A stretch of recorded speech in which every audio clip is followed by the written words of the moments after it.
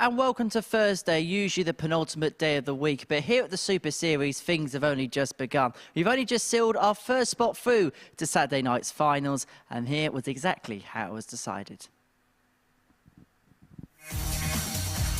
Well, as for Jamie Dowen, the Teesside ace, well, he had some moments of glory, but Wednesday wasn't quite his day. As for Benito van der Paas, first time but here at the Super Series, first time back on a big televised stage, around about 3 years. And again, we're seeing glimpses from the Dutchman. As for Chris Quantock, similar position actually to Benito, back on the big stage after a little while. He had glimpses on Wednesday. Meanwhile, for Jim McKeown, well, he was the player on Wednesday. He won every single match to put him into third spot, and we'll see him in Group B later on this evening, including finishes like this 151. As for Andreas Harrison, well, he was the only real competitor for the Group A title. He nailed this 138, but just missed out on going through to Saturday night. That was because Mr. P was the MVP, Darrell Pilgrim, making his way through to Saturday night's finale with an exhibition of finishing and some fine play. Well, we saw a fantastic first 3 days in Group A at the MODUS Super Series. Joining us for the rest of the week, I'm happy to say the asset is in the house, Paul Nicholson. First of all, Paul, what was your reflections on what we saw in Group A?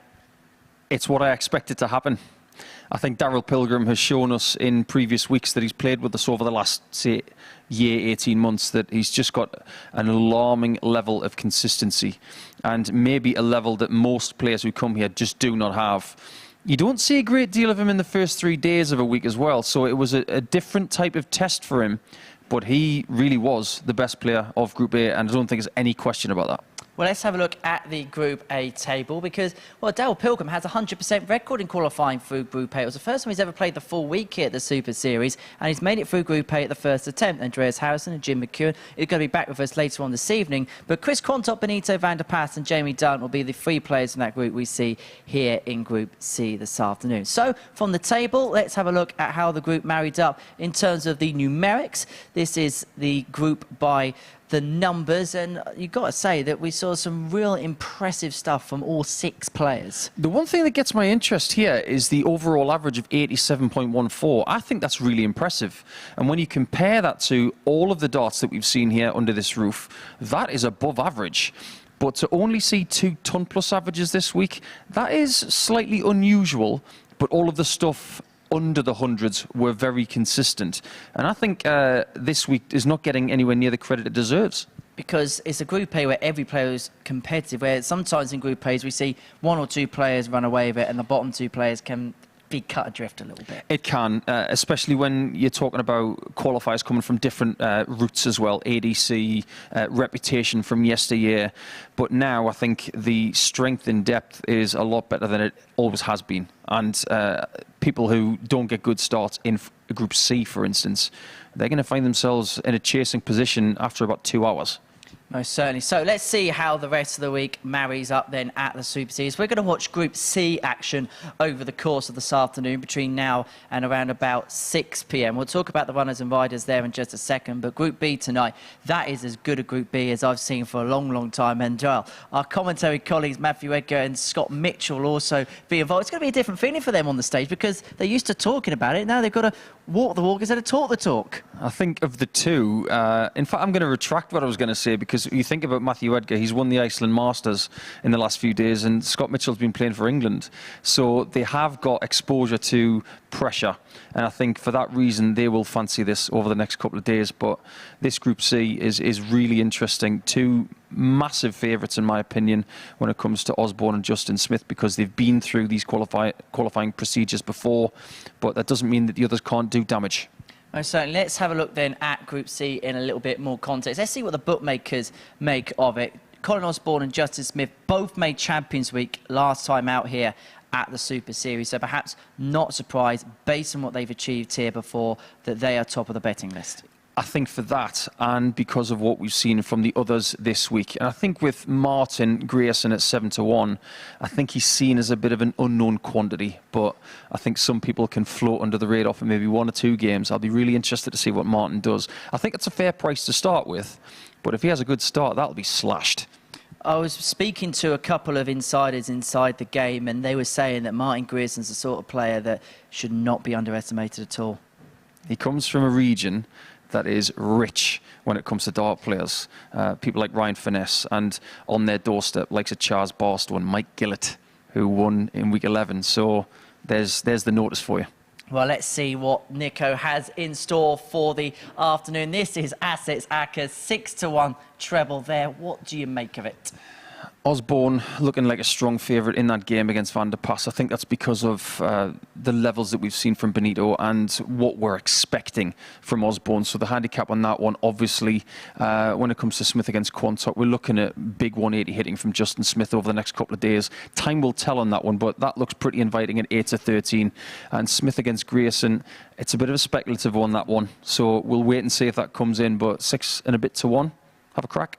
It's always worth a little bit of fun, but remember, do so responsibly. Right, game 1 of our session sees a debut for Martin Grierson in this competition. He takes on Jamie Durrant, and well, it's going to be very much a northeastern theme in this group, it has to be said. You've got 2 players from Middlesbrough, a man from Newcastle, and the 3-time Lakeside champ Glenn Durrant is going to be watching on as well. Why aye? Henry, did you really go why aye? That's the worst word you can say to a smuggy. But I've sat here for the past 3 days, very, very proud about the guy coming up in your picture, Jamie Durrant. That's my nephew, absolutely loving the experience here at the MODUS Super Series. Up against someone I've had to do a little bit of digging regarding Martin Grierson. He's been very, very generous with information, and he's so excited to be here. And big friends with Ryan Finesse, and has sat back and watched his progress, but realised that now it's his time. And for Jamie, he's thinking, have I got Martin Grierson at the right time? Is the nerves going to be kicking in for him? So it's going to be a very, very intriguing game. And also my other assessment is that the 2 big favourites are the guys who are fresh coming into the competition. The guy who's been there, seen it and done it in Colin Osborne, and the guy, both myself and the asset, really fancy this. So in this group C, Justin Smith, I'm really looking forward to seeing him play. So sit back, enjoy, and may the best man win.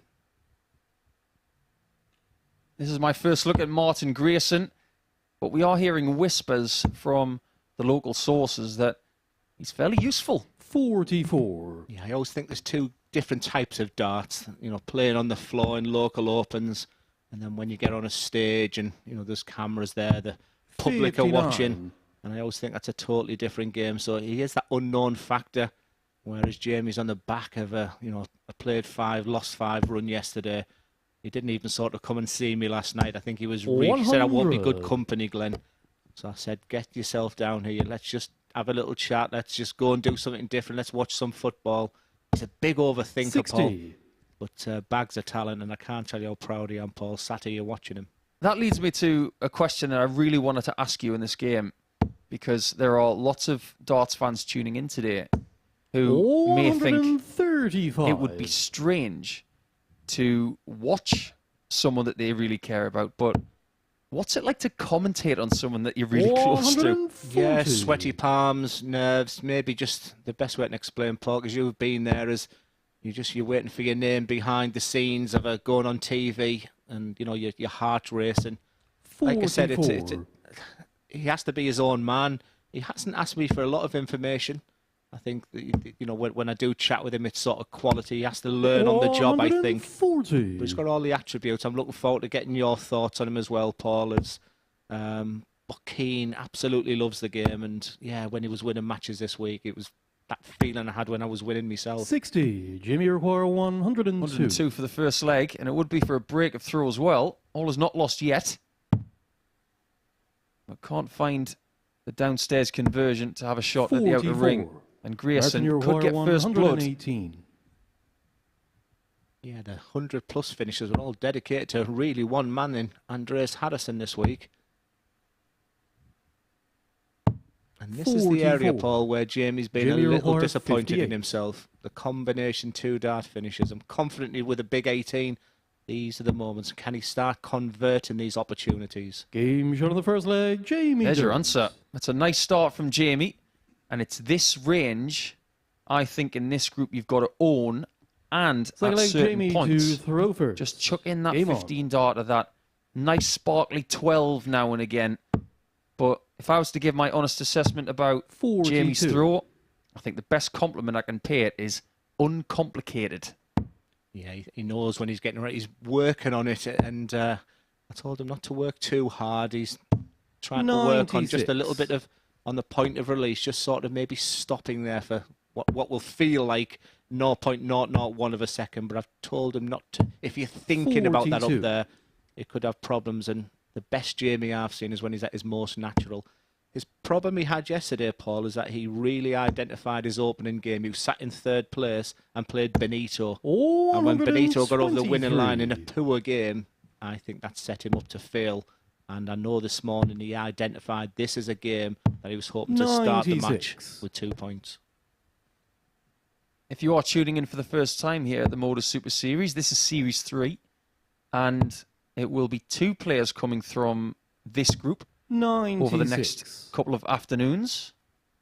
And then we do have some more darts for you later on tonight in Group B, where there will be 3 players qualifying for Saturday over the next couple of nights. And then we've got the lovely 95. finals night in Week 12 come Saturday night from 7:30. Yes, come and join us on Saturday night. What a fantastic crowd we had last week. It was absolutely 85. sensational.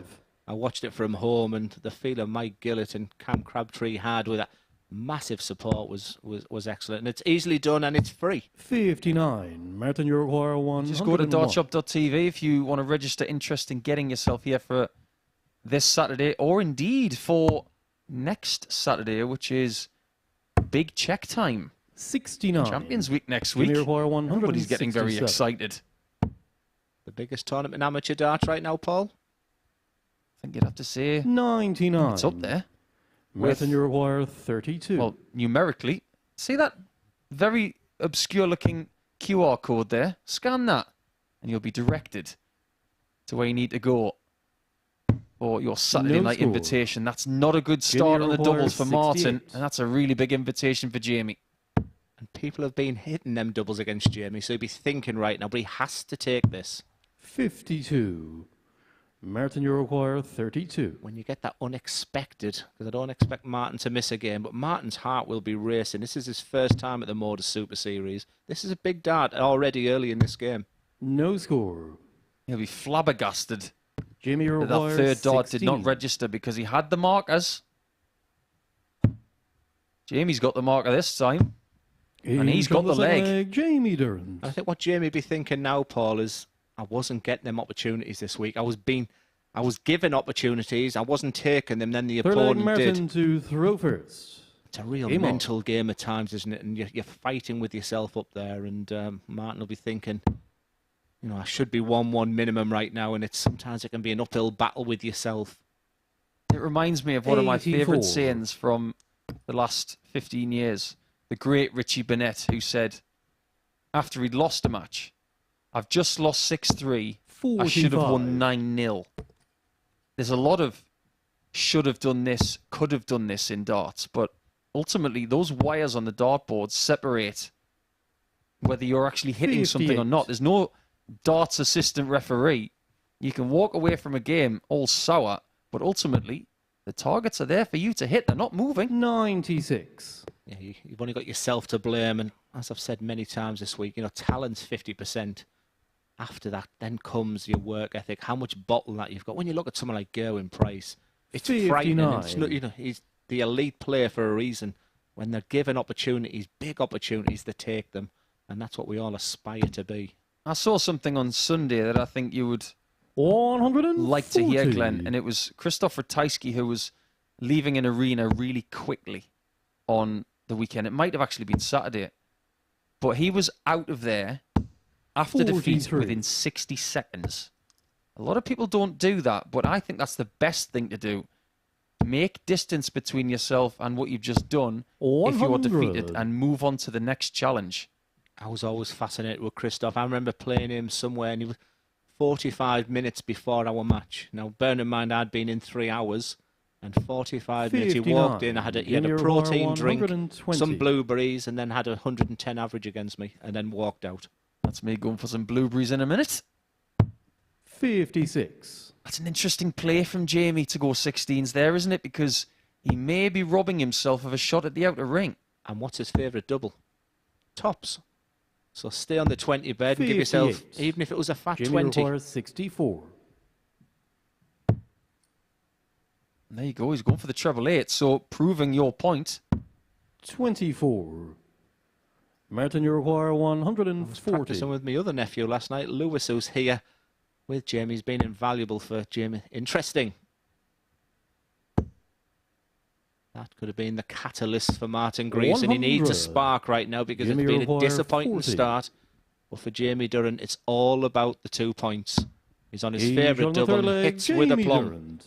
And you can just see that extra bounce in his steps because I've watched him this week when people have hurt him. He's lost games he should have won. Fourth He leg, does have this Jamie real to obsession throw with first. averages. Game on. And they're the kind of things I'm just trying to say. If you play well, you hit your doubles, you'll look at your average and say, oh, I didn't think I played that well. 100. It's these modern players now where averages, so many inquiries I get with, I'm averaging 50, how can I get to 60? Madness. I agree. Averages are for people like us sitting in these 134. chairs. People who are sitting in chairs watching. When you're on that stage, the last thing you want to be thinking about are statistics. 96. You want to be thinking about the moment, and you want to be thinking about your rhythm and just doing what you need to do to get the win. And so far, so good for Jamie. This couldn't really have gone much better.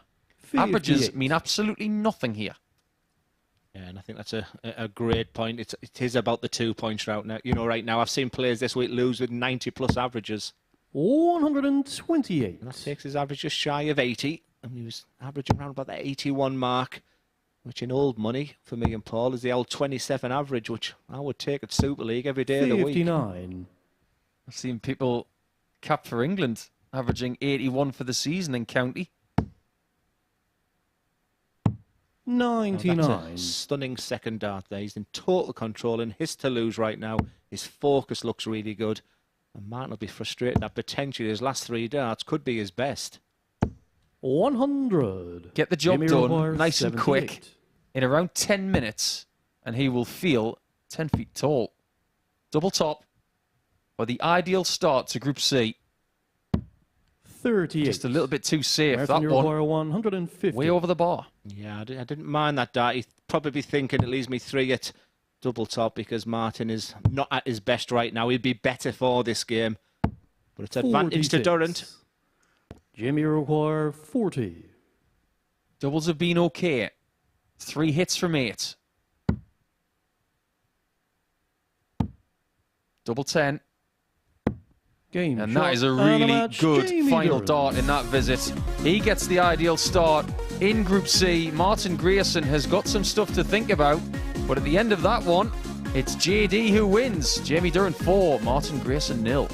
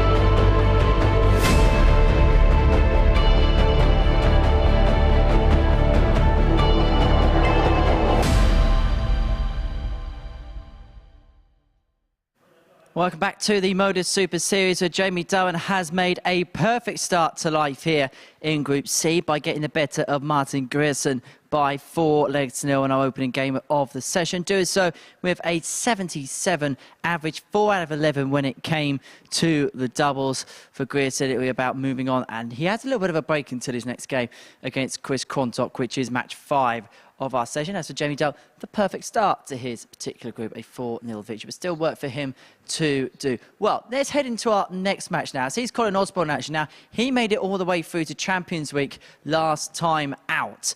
Now, he won week 4 the previous week. He's actually beat a player who now holds a PDC Tour card in Aaron Monk in that particular final. So he made it through the Champions League last time out. He takes on Benito van der Pas. It's a debut week for him here at the Live Lounge in Portsmouth. The Dutchman looking to make it through to Saturday night on debut. We're seeing a lot of positive signs from him and getting better as the days go along. And watching this one in the commentary box. Glenn and Paul. Yeah, thank you so much, Henry. Yeah, it's been intriguing watching Benito. Just sort of telling Paul off air, just his whole demeanour's been good. I mean, he won't be delighted with the way his scoring power's been. His doubles are there. And if I was in Benito's corner overnight, I would have said, look, everybody starts on 0 points right now. He looks happy in himself. He's one of them types of players. He's young enough, fit enough where he could play himself into some form this week.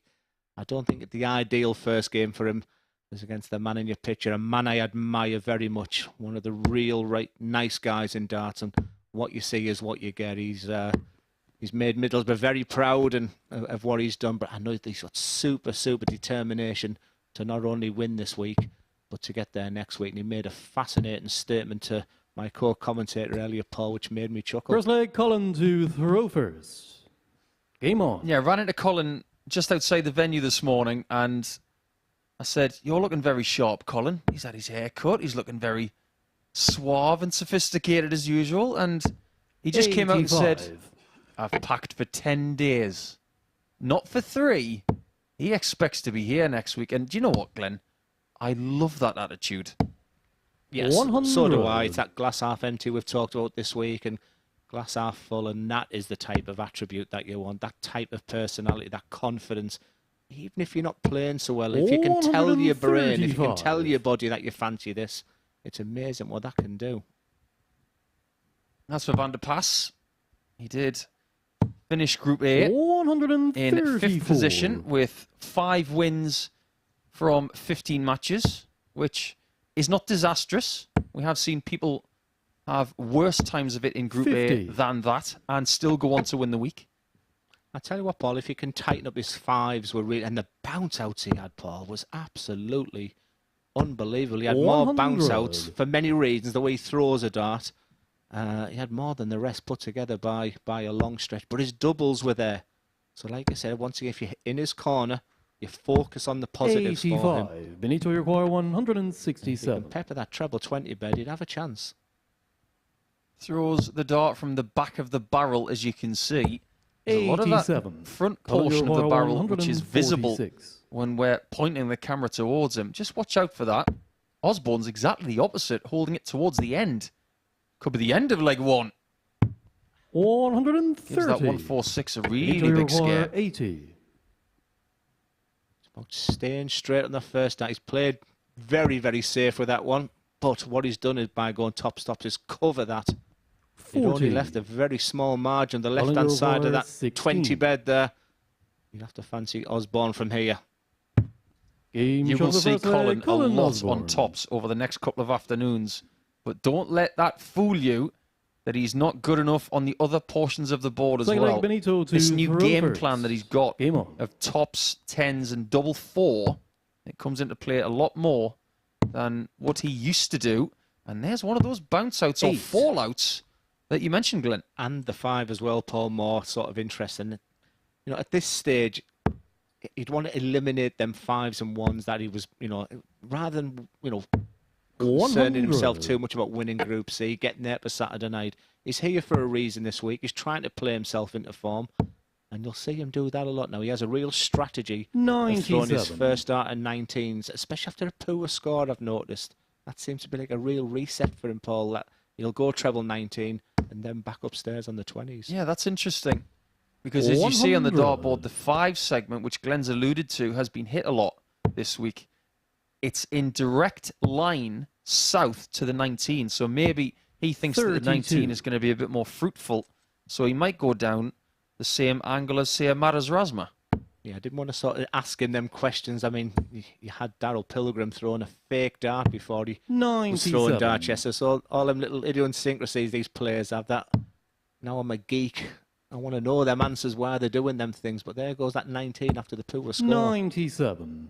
You wouldn't be the only geek in the commentary box, Glenn. We are self-confessed darts dorks, and we like it. Oh, dog. That is one of my favourite words. 60. Osborne taking full control of this game at the expense of Big Ben, as he's known. 58. Colin, you require 144. Yeah, he was wearing contacts this week, or certainly wasn't wearing glasses for just well over 2 days, but he started putting them glasses on again yesterday. That's how we all remember Benito. 104. To remember about Colin Osborne is his strength of scoring and his ability. He stayed there this time. Oh, and 57 on the floor. That was a risk, 40. because one of those darts was very precarious. Colin needs 10s. It's a decent marker. 20. Gets closer, but not close enough. And Benito, Van you der Pas require 95. now has the option of going 19s again. I've barely seen anyone go for bull first dart this week. You know, the old school way of going. Used to be the new school. It's double 16. Games on the Like second I leg. said, Benito Van der The Pas. trends continue in the 5s, the bounce out, but give him a dart or a double, and that trend continues also. His doubling has been Colin absolutely to superb Throfers. at times this week. Game on. That's his saving grace right now. I'm not going to lie, Glenn. I've played Benito at a World Championship, and looking at that shirt, which is the same colour that he wore that day, it's given me post-traumatic stress. He beat me by 3 sets to 2, and I walked backstage after having the opportunity 91. to throw for that match. And I've never beaten Van der Pas in a few attempts. He's one of my bogey players. Yeah, especially it's tough, 100. especially when you have that last out. We've talked about this week when it goes to a decider. Your brain's telling you, just give me a 15 dart and make me opponent into 12. So when you get them opportunities. 60. But I was with Phil in Germany this week, Paul. We were talking about that. We were in Hamburg. Was that the famous Australia-England game, Hamburg? Because he said yes, but I wasn't sure if it was. Hamburg 55. was definitely where we had that final. Well, he showed me the hotel where he used to walk as we were driving to Hamburg airport. That was cold. And I mean really cold. When it gets cold in Hamburg, it is 137. frightening. Especially with a little bit of wind coming from the Baltic Sea. Well, the traffic was horrendous and we nearly missed our flight, but that's another story right now. 85. It's about these two players in your picture. Benito Van der Pas, a player who had the world at his feet. Was he the next big Dutch thing? And now for the last 3 years, he's just been 96. riddled with non-playing, Colin losing his card, 121. injuries. But will he moan and sulk about it? Definitely not. Absolutely right. Bullseye for Osborne. 96. Delicious Benito, you line. require 117. This would hurt. And it would be for a break of throw as well. Double top. Having to move. 77. And he misses Colin, vastly you high require to 25. give Osborne the chance of defending his throw here in leg 3 of game number 2. It's the most common finish I practiced on.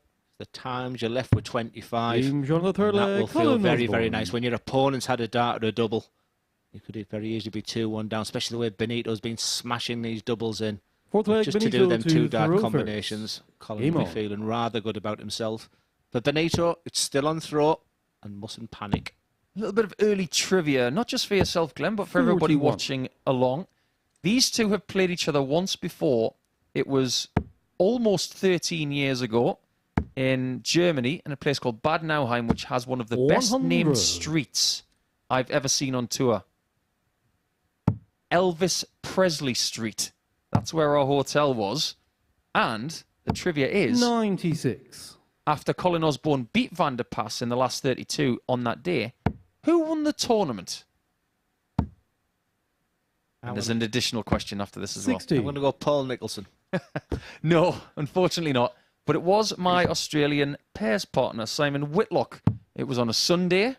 And just for all of you stackers out there, the day before in Bad Nauheim, the person who lost on the Sunday final, Richie Burnett, also lost in the final on the Saturday to someone who won his only 100. ever PDC title on that Saturday. Who was that player? Whoever it was, I bet he was all shook up. 58. I will reveal the answer in the next leg. The only time he won a PDC. And I'll give you a hint. One PDC title, 125. and he's played in the Premier League. Surely not Andy Hamilton. No. 134. Osborne for 3-1. On your wire, 116. Will look to leave tops again. And should. And does. 86. And leaves double 15 as well. Benito, your wire, That was a big wide from the Wizard. Length was good. Line was out, but that's a bit dodgy, especially being so prolific on that treble 19 there.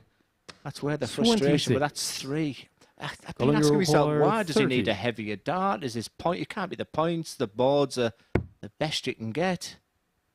Strange one for Benito, but he needs to sort it out. But that one's just a bit lackadaisical, just a little bit lazy from Colin. Yeah, let's keep the line here, Benito. That's what he'll be saying to himself. Big 18 for a shot at bull. Very safe. 63. And almost taking it as well. A really fine effort from Big Ben. Yes, I think when that left his hand, he thought that was close, but that's much better. You can just see the grit of the teeth from Colin Osborne. It's usually a sign for me that he's feeling good. Some people have that little bounce in the step as they collect the dart. I've seen people talk to dartboards. Mark Webster? Yes. Really? Yeah, Mark Webster is the answer. One PDC title. He beat Richie Burnett that day. 140. And he was extremely happy. And it's one of those strange situations where a great player like Webster, former Lakeside champion, only got that one PDC title. Maybe should have had plenty more. Yes, he's doing rather well right now, travelling the world. 100. Still throws a very good dart too. Does he? Yeah. He told me he's playing quite well, actually. Also, one of the funniest people that I've ever met. He is 99. genuinely crazy in a good way. Well, his last joke was absolutely had me in stitches, but unfortunately, I can't tell it right now. You can tell me later. 140. Just goes to show the longevity that Osborne has. He's still playing at this level and a very high level as well. As we get a 180 from Van der Pas. That's the first one of the contest. But Osborne is still kicking as he gets ever closer to that magical 50 mark. And he's on 84, so he's just thinking. Quick look at Benito. He's got options of treble 20 or treble 16. Maybe that's just that delay. Sometimes it works, sometimes it doesn't.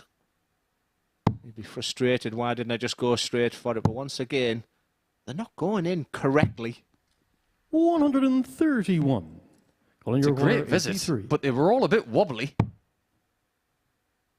There's 3. Needs 2 double tops, and Van der Pas 63. is getting a look at 32 after that fabulous approach. 32. And one thing I am confident with Benito this week is when he's had a chance at a double. It's not looking good here, though. 16. For the one time I really fancied him to do something there. 20. And you can see how angry he is because that's been the part of his game he's enjoyed, thinking, well, that hasn't left me just yet. And you don't give this man a second opportunity. And what an outstanding win for Colin Osborne. It's 2 from 2 from the Teesiders. Colin Osborne beats Benito Van der Pas 4-1. Next up, Justin Smith versus Chris Quantock. This is the MODUS Super Series.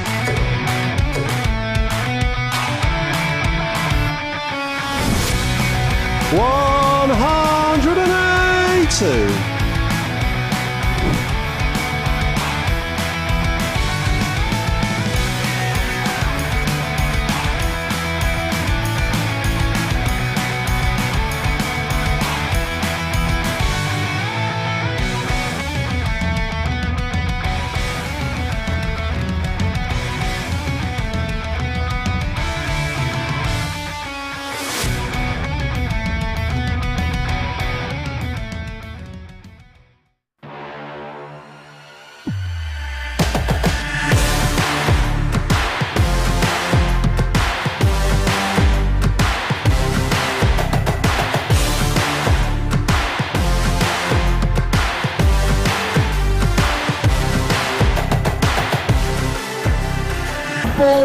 Joe Taylor, Garrett Tilley, and board 2, Craig Nixon, Robin Young.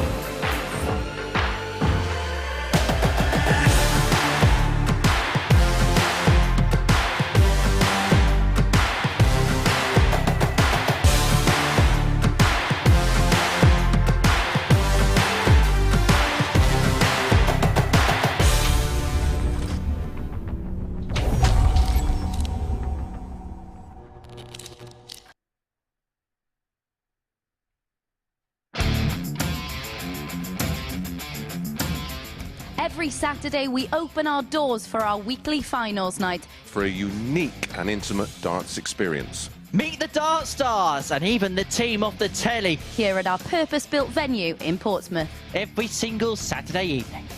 Tickets can be booked via this QR code. Or at www.dartshop.tv for a very small booking fee. Follow us at MSS Darts on Twitter, Facebook, Instagram and TikTok. For all the latest ticketing news. All you need to do, log on, book, turn up, and the action gets underway from 7:30 p.m. So what are you waiting for? Get your tickets to the darts. We look forward to welcoming you to the MODUS Super Series very soon.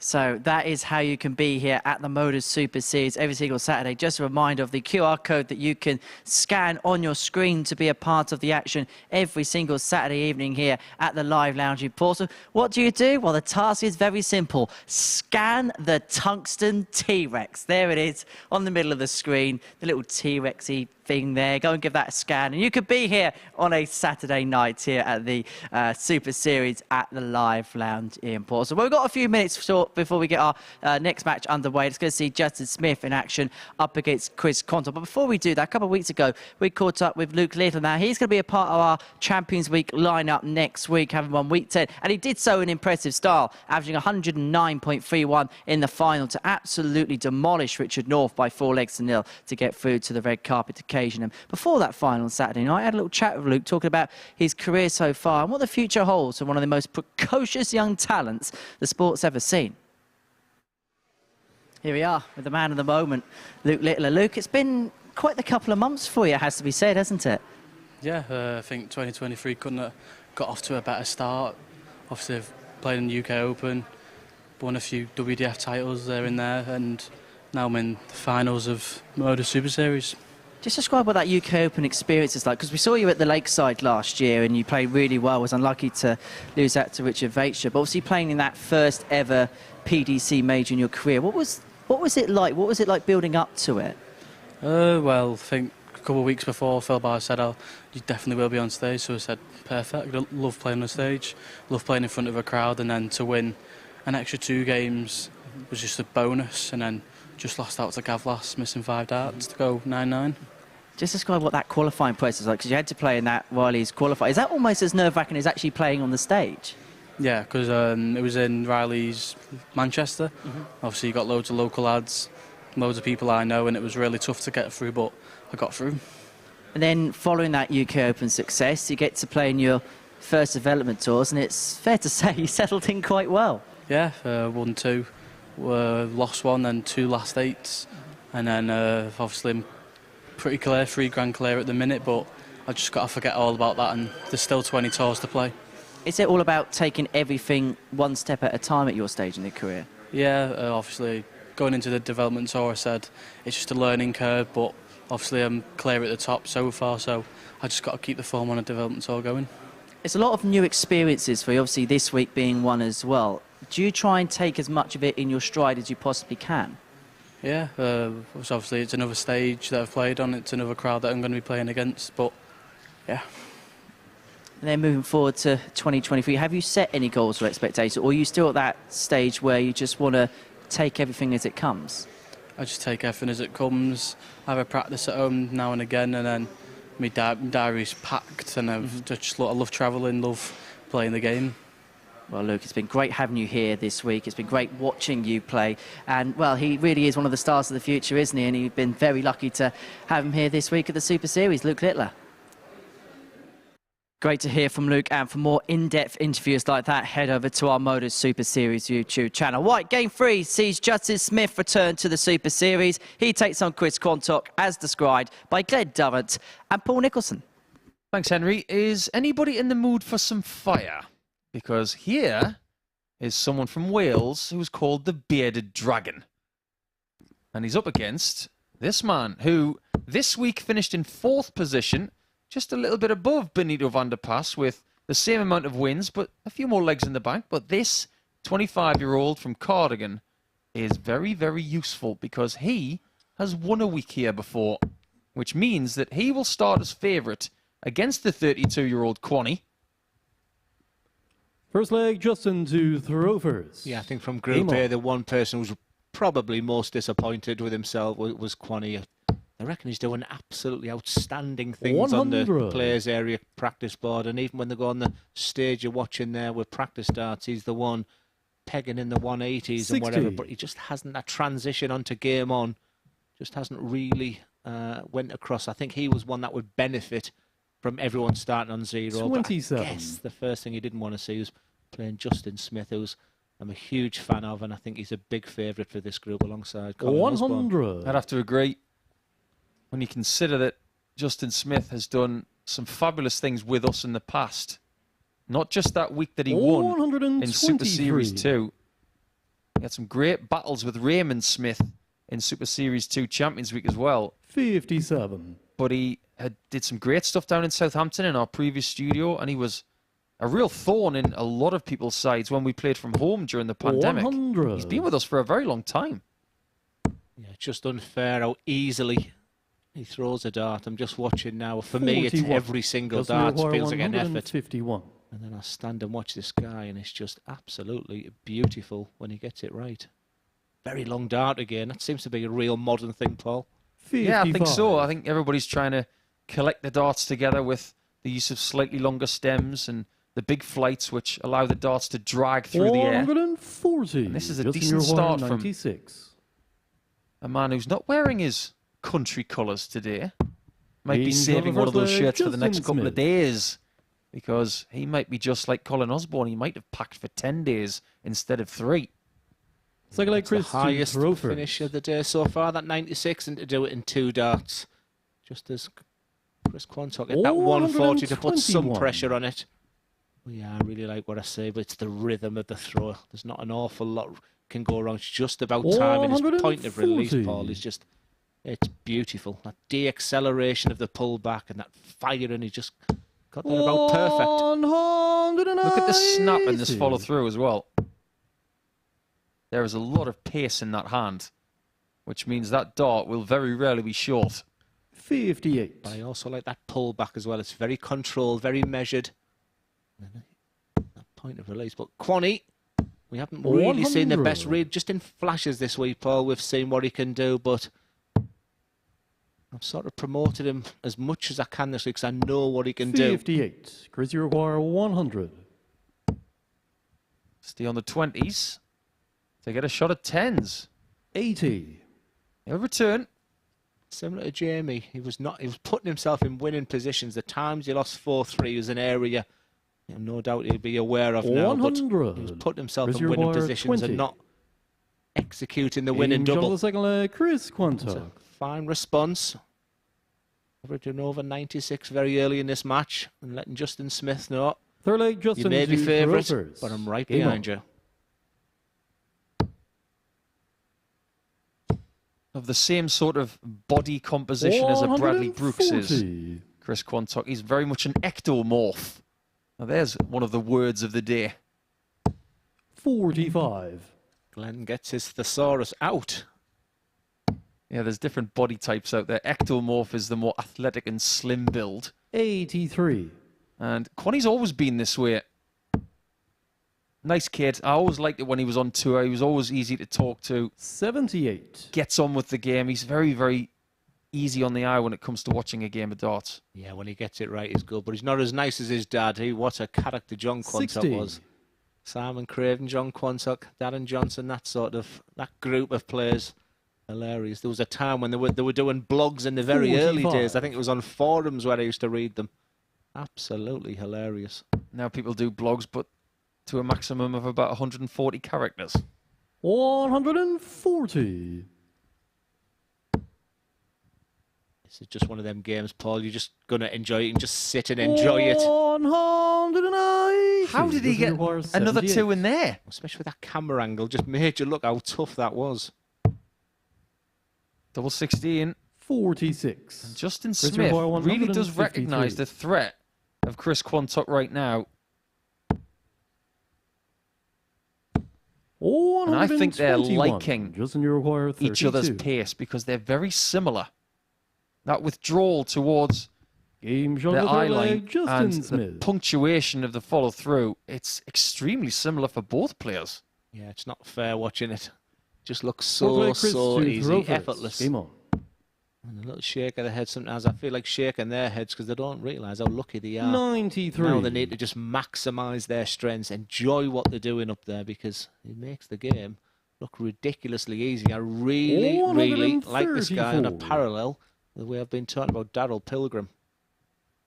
Yeah, congratulations to Mr. P this week. I know he's going to be watching along. 140. Not surprised to see him qualify for Saturday night throughout the first 3 days. Just a marvellous player.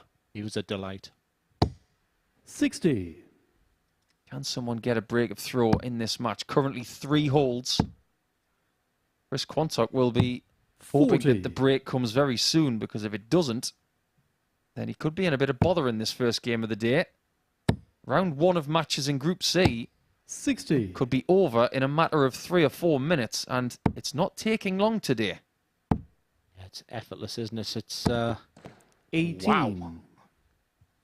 That's quite a bulky dart that Quani's got. I think it's a 26-gram Nathan Aspinall style dart, and when they collide, there's a little bit of energy there, 93. and that is what you saw with both on the floor. Yeah, he's fluctuated with darts this week, Paul. He's using the Ricky Evans dart as well, the straighter barrel. 60. For me, Justin, this you was the require dart he should stay with. 154. It's advantage Smith now. 94. Chris, you require 150. A lot of people like the 19s on this these days, as did Quani. And Smith, 94. with this single, Justin, would you like it to require be 60. right of centre. It's not ideal. This is why, because he's covered a lot of the bed with the flight. Oh, Game that's shot of the full surgical. flag, Justin Smith. What a shot from Smith to get that 3-1 lead and that break of throw. He's very talented, and if you needed proof, that was it. Fifth leg, Justin Yeah, that was through the eye of a Throw needle, that Game dart. on. Expertly said there by Paul. It was just the way he moved across there. 137. Sliced his way through the top. So you're feeling good because it's going to take something special to break one of the throws the way I think they're both feeling rather good today. 99. But Smith just for me has that little bit of X factor. By the way, I just love what you said. Sliced his way to tops. It's as if he took a 59. samurai sword and chopped the flight off from that dart and said, it doesn't matter what is in the way, I'm going to get this shot. 140. Yeah, the beauty with these two is there's not a lot of thinking. That's one of their strong attributes. It's just all about rhythm and time, and it's a joy to watch. The only thing I don't like, as you've heard me say a lot this week, is the head shaking, because 123. all I'm seeing is positivity from both players. A little bit of a pointing to the temple 92. of the bearded dragon there. Not too much to think about. In every likelihood, he's going to get 6 darts from 182. The last time he was here, in the first couple of days when he played in Group A in Champions Week, 65. he Chris struggled Require with gripping the dart 170. well, but it was a lot colder then. Hasn't got this problem here this week. The only 60. problem he has Justin, is you require how 117. does he get the win as quickly as possible? It could be just this 117. He needs treble 19, Paul, if he's going to do it. Not on this occasion. Connie needs something special. He had the opportunity there with that 170. Chris Require But 110. you do feel this has to go. It's not going to. And Smith on 74 has got the dartboard 54. That Justin, is you require mercy. 74. to stay in touch with Durrant and Osborne at the top. It's the bullseye. 49. Chris, you require 56. Quickly the hockey. The 2 darted tops. Game shot of the fifth leg. Very, Chris very nice. A Quantock. nice quality game. Not an awful lot between them. There was only going to be small margins that were going to make the big difference here. And that was a little breaker throw. That was unnecessary there for Chris. And the strategy is simple. Hold your own and then break in the final leg. They haven't met before, these two, which I found quite surprising. 81. They have followed each other a little bit throughout their careers, but no recorded meetings. But now we can change that because they're playing each other now. 57. Yeah, both went through the development tour, World Youth Championships and Challenge Tours, Q School. 93. Also played in some Players Championships. In fact, Chris Quantock actually had a tour card where Justin has played in the Players Championships 3 times, winning twice, 2 last 64s. I really like what I see with him. I think it's just a little bit of belief and composure at times. I think the game's ridiculously easy for him. So he has to learn to love what he hates to do, and that's, for me, just being just a little bit more structured, because that is poetry in motion. 100. Chris has done really, really well to get back into this match. He could have been walking off the stage about a minute ago. 58. Firmly back in the match now, but that trebleless visit just invites Smith back in. Yeah, like I said, Chris has been 60. putting himself in winning positions this week. I don't hold a lot of confidence if he goes to 3 each, because he just wasn't seeing out games. So it's a new day. But he'd be disappointed for with them last 6 starts. He will be. The only bright side, really, is that he's on a finish. He may have a bigger problem. 140. And that problem is that Justin is on something a lot more gettable. Almost got himself the get out of jail free card there, Quanny. Justin, you require 86. But Smith, another chance to win the match. You look at 18s. That's just a little lazy and very quick on the bull. And like 26. I said, if I was having a chat with just a bit of composure. And there's the perfect dart on 65 for double 10. 45. I felt that was a must hit, because Justin's already checked 60. out in this 60 already. This one's right of centre. It's double 10. 40. And he is in despair at the fact the game could go to 7 legs. Yeah, I was ready to put my mic down there. I fancy that much, but there's the issue that's haunted Chris Quantock this week. You require 20. A second chance, and he doesn't need any more. And the match, Justin Smith overall was the best player in that match, but he did dodge a couple of bullets. Quantock tried to get back into the match, but couldn't. And it's Smith who wins by 4 legs to 2.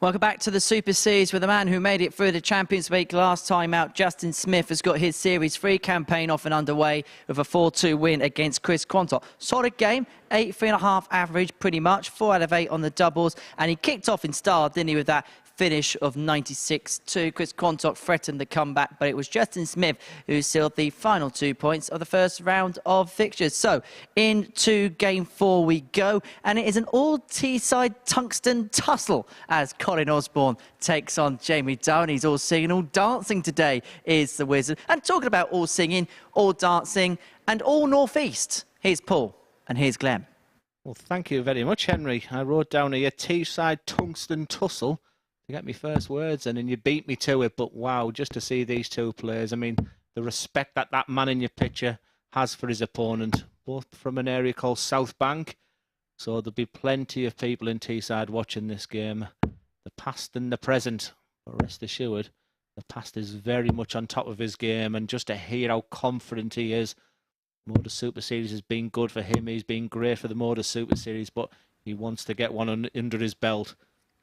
I've played at Southampton previously, and Colin Osborne's been a big, big victor over Jamie, and you know Jamie realised that. But I think this is an opportunity for Jamie to be the big underdog and just to enjoy and play the best. But for Colin, a real legend of where I live, I'm just going to really, really enjoy this game, Paul.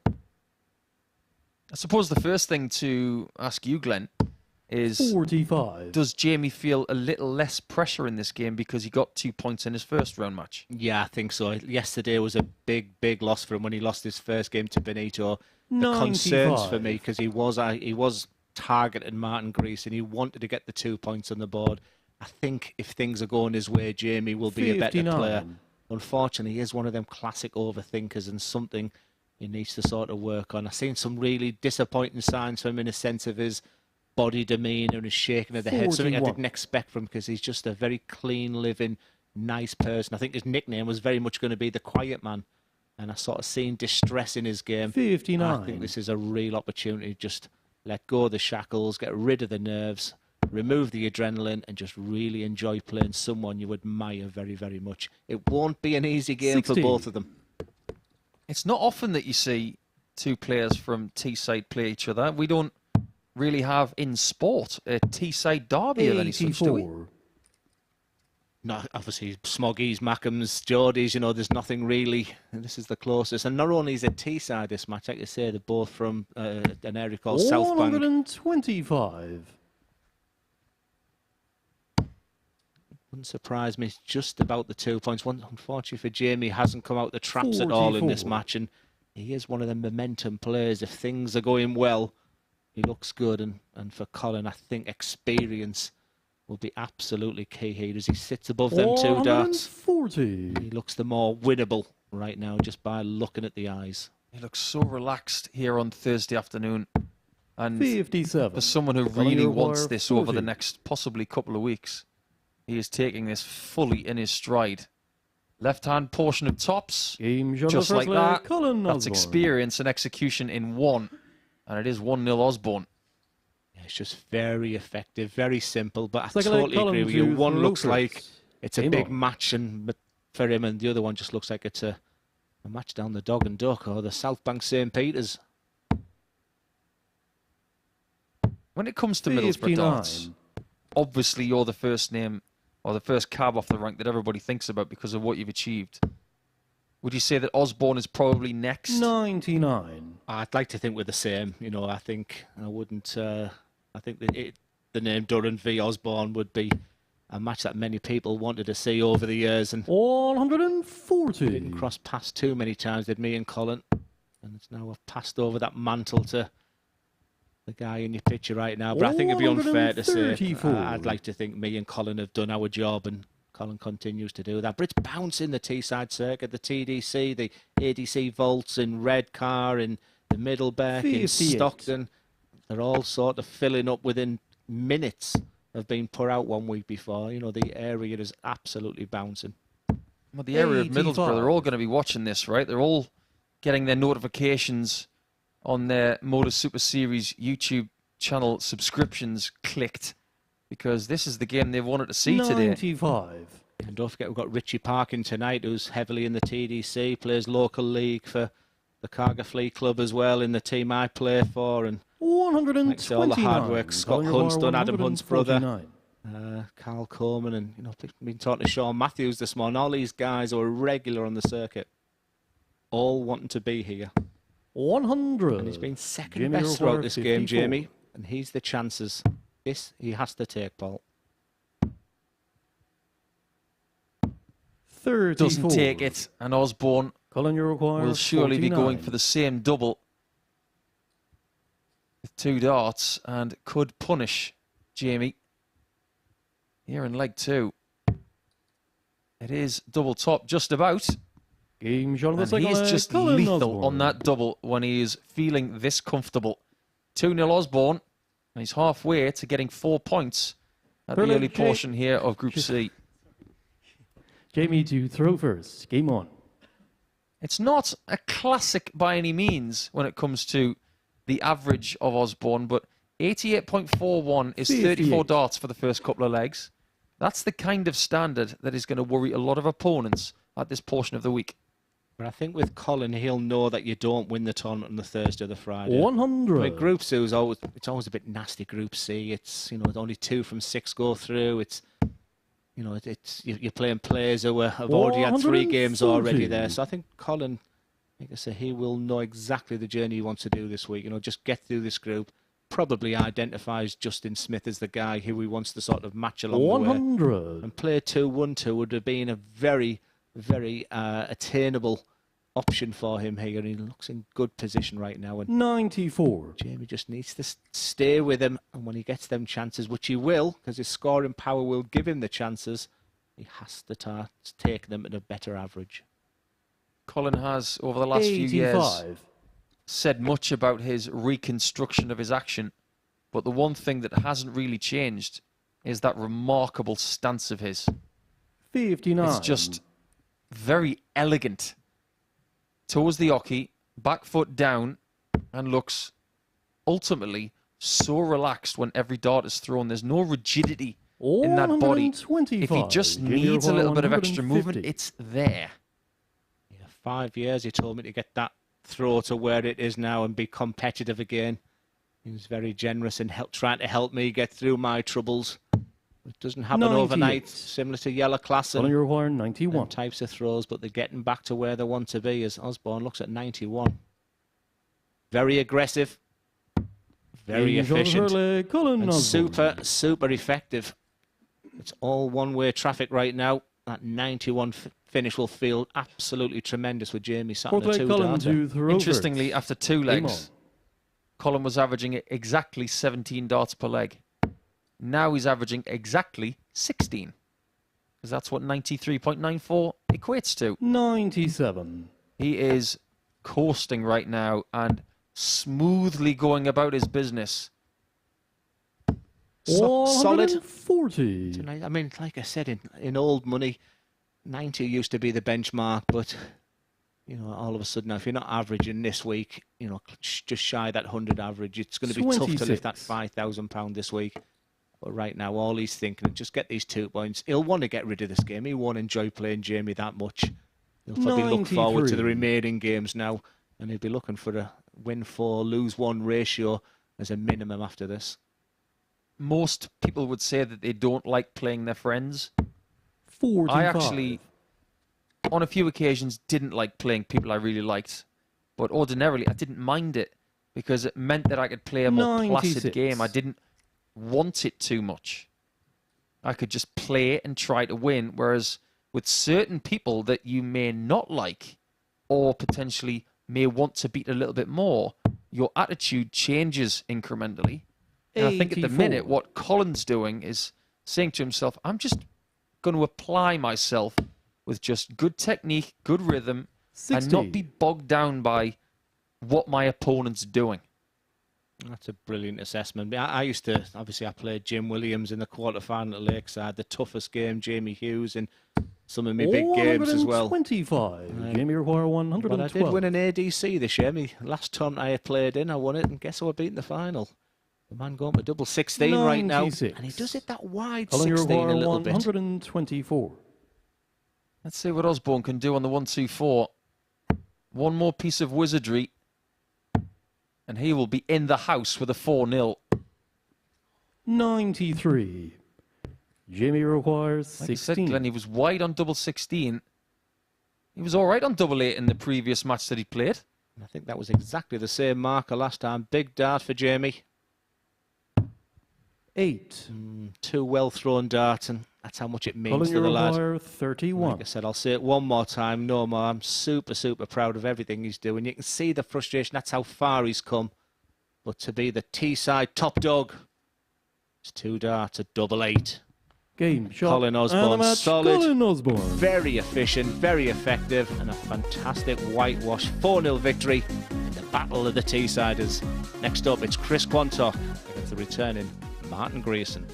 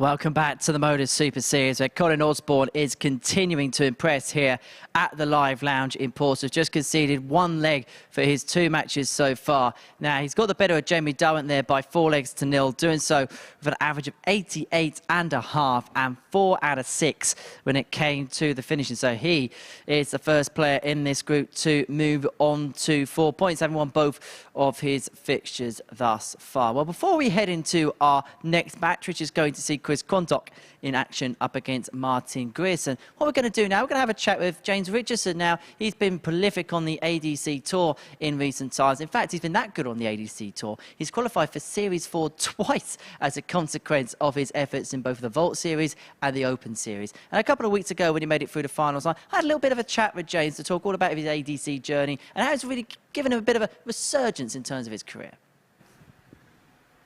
Here we are with the ADC European champ, James Richardson. It's been a good 6-8 months for yourself in terms of winning titles, hasn't it? Yeah, I'm enjoying myself at the minute. Yeah, winning titles, and it's a bit of form coming back. Yeah, could it be Josh doing it to me? You know, we're getting bragging rights in the house at the minute, and he keeps winning them, so I can't not win things and let him win things. How important has things like the ADC been for you to try and find those wins, try and find something and kind of give yourself another win in your career? Yeah, them ADCs are brilliant. I'm going in them purely because you get these opportunities, and you know, and you can't buy this practice and these games on this stage against these quality players that MODUS bring in. It's brilliant. If I was to ask you where James Richardson is in terms of his starting career, where would you say it'd be at? Well, there's still more there. You know, in fact, I'm still learning. Everybody still learns, but still learning about the game. You know, you got these young talents coming in, and you got to control your, I don't know what the word is, against these youngsters that are really battering the boards. And I mean, the old fellas now, we're still producing. You got the seniors, these old fellas in there. I might be there next year. You know, I'm not there yet. I've got 1 more year to go, but yeah, that's it. Yeah. Obviously, we've seen you this year have that PDC Pro Tour call-up. How much was that a nice thing for you to have this year? That was brilliant. It was unexpected. We rushed around in the morning, but I got to the venue. I weren't even nervous. I just felt like I was back at home, and took it all in and played well when my first game. But actually got a call up yesterday to play today. Unfortunately, I'm here. I had to refuse it. But yeah, it's good.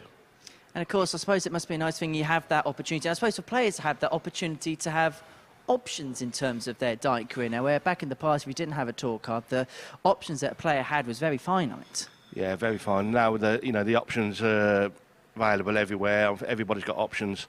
What am I doing? Oh, next week I'm playing for England. So there's another option for me. Me and my son are playing for England, the internationals.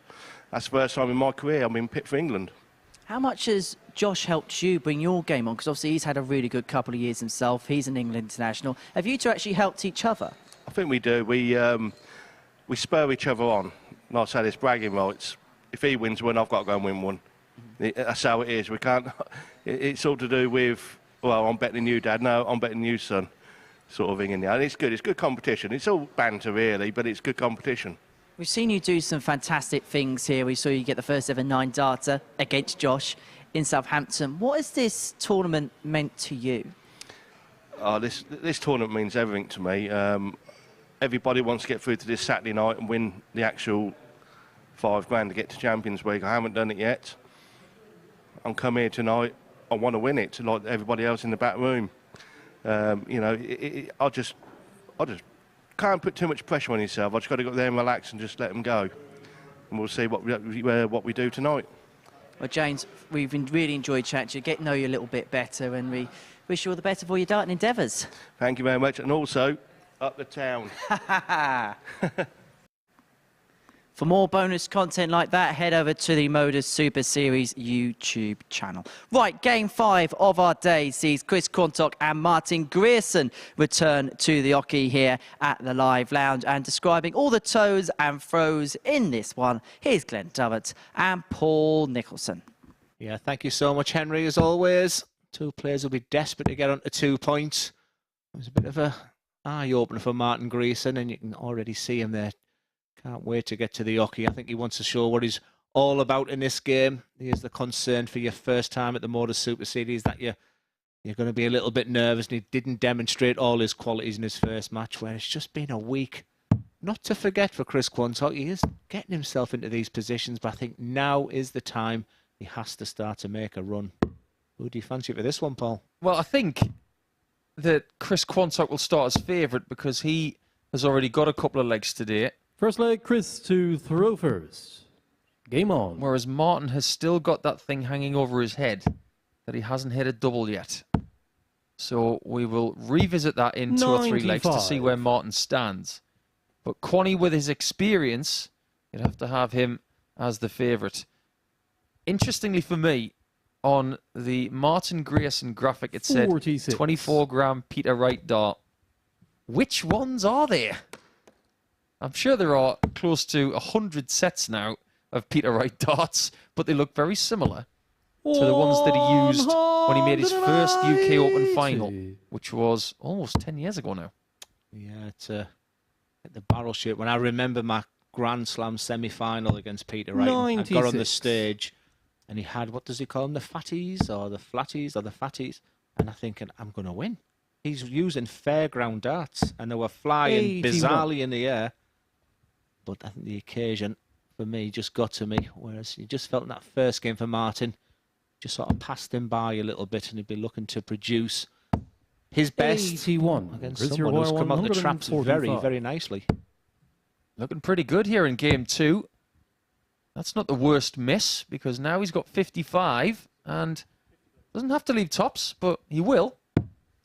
105. Some people might have gone for the 19, for example, to leave double 18, but that was the right play from Chris. I get the feeling that Martin's just trying to throw those darts just a little bit harder here in his second game of the day. First leg is over, and that 13 darter is a little bit of a statement from Quanny to say that he's not going to go quietly into the night. To throw first. Game on. Or should I say, later part of the afternoon.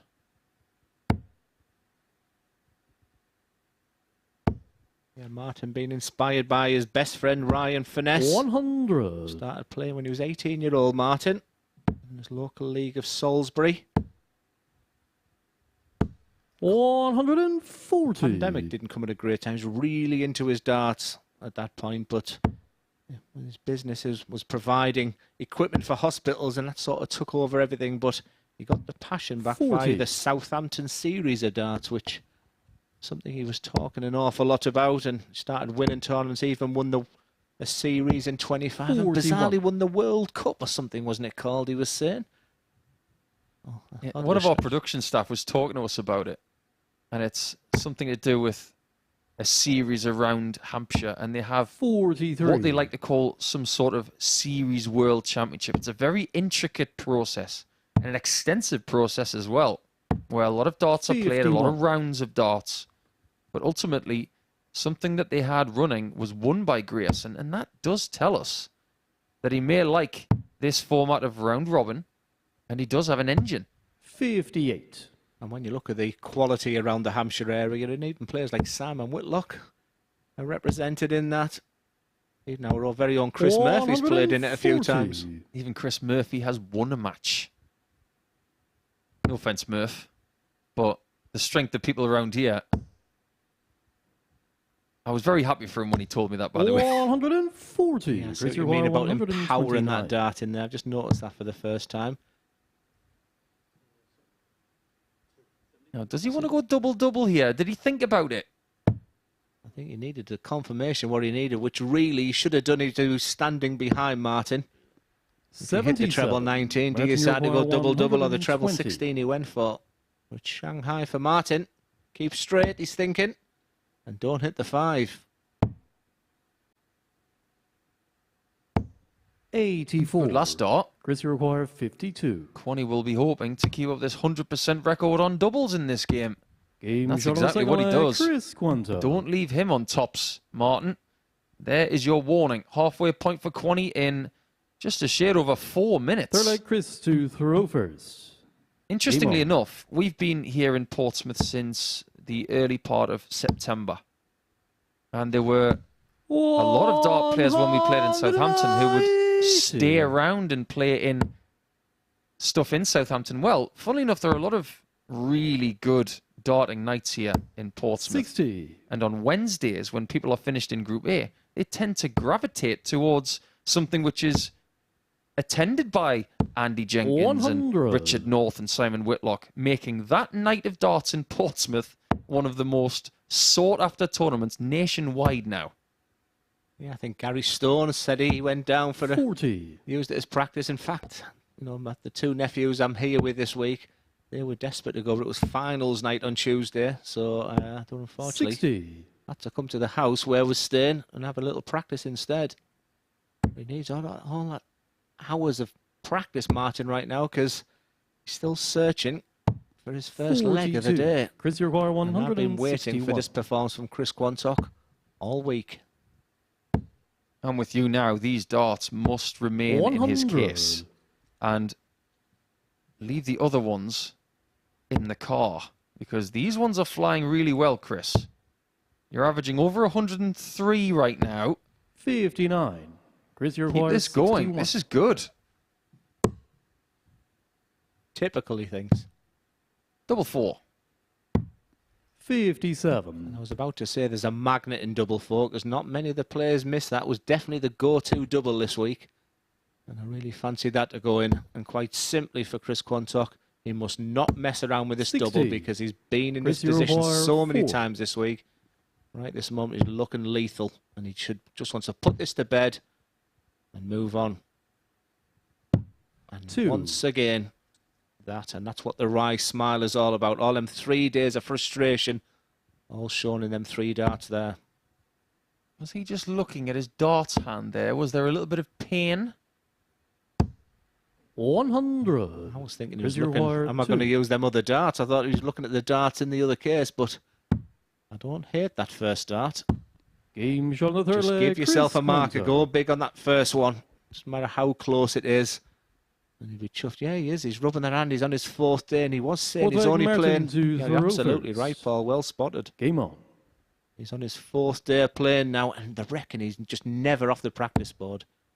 I was talking to Jamie, and he said he walks in from the game and then will practice until his next one. Is it taking its toll? When you do get any sort of 140. discomfort after playing a lot of games, there is something you can buy, and I hope you watch this back, Chris. I might even come and have a chat with you about it 100. later in the session. There are these things you can get which have got cold and hot beads inside them, and you wrap them around a portion of your body, and you take them straight from the freezer, and you wrap it around, say, a wrist or an elbow. They are brilliant. How has that stayed in the board? That is a Johnny Clayton special, that one. Benito's now, I can hear him saying that's not fair. 100. What kind of points is Martin Grayson using? Has he got super glue on the end? You can just see just a little bit of shoulder coming into that one. I 58. think we're all wanting him to win this leg. Just get him underway. He's absolutely over the moon to be given the opportunity from the Modus Super Series. He said he's looking for experience 41. this week. Martin Uruguay, He wants that experience 123. to be positive as he looks at treble 19. That's okay, as long as you can leave yourself on tops. 83. That's a great last start. Just bypasses that flat blocker and just sails his way towards what could be his first 140. leg of the day. Martin Uruguay, 40. I'll try and put you in the mind of Chris Quantock if Martin hits this tops. Game shot on the 4th It's leg. his first leg Martin of the day, Grierson. and no one will begrudge him of that. And you can just see that extra bounce in the step. And as Paul alluded to there, that just Fifth little leg, bit Chris of to throw wrist first. strain. Chris Game on. Quantock. And the biggest problem that he has right now is that when you're pulling that dart back, when is the pain going to kick in? 40. And all of a sudden you forget you're playing darts and you're more thinking of the wrist. It's mind over matter at times right now for him. Predominantly, I do not 58. see any dart players warm up their wrists before they play. I've done a lot of 96. work recently about trying to find out the best sort of fitness elements that dart players could use to better their engine and to stop them from getting injuries. And looking at some of the things 59. that people do prior to high-intensity interval training or resistance training. And everybody is warming up the wrists by circling them and putting them in different directions to make sure that the little intricacies in the hand department are warmed up properly. And no dart player does that.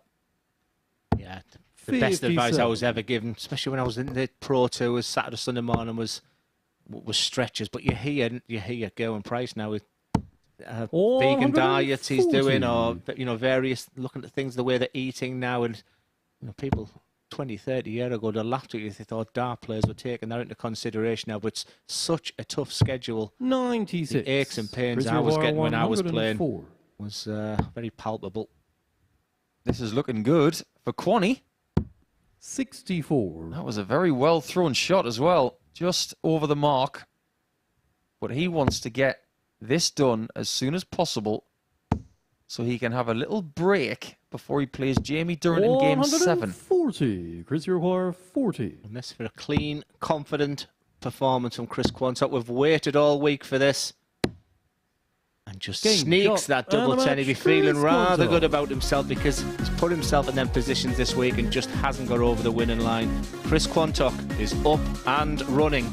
Next up, it's Benito van der Pas against the very impressive Justin Smith.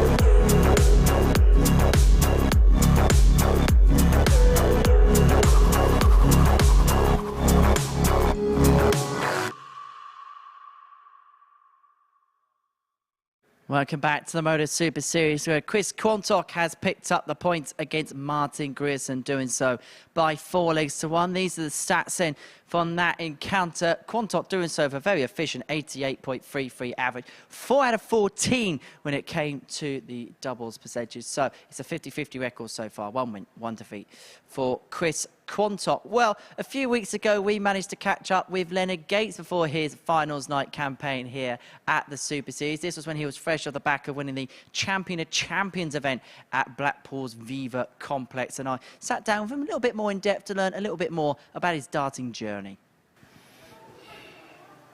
Well, Leonard Gates is here. It's been quite the few days, hasn't it, for you, beginning in Blackpool with that Champion of Champions win? Oh, yeah. It's been a lovely week and a half, lovely 2 weeks, however you want to put it. But being here in Blackpool and then coming to Portsmouth to the Super Series of MODUS, it's a great adventure of darts right now. I'm feeling great right now. Fantastic.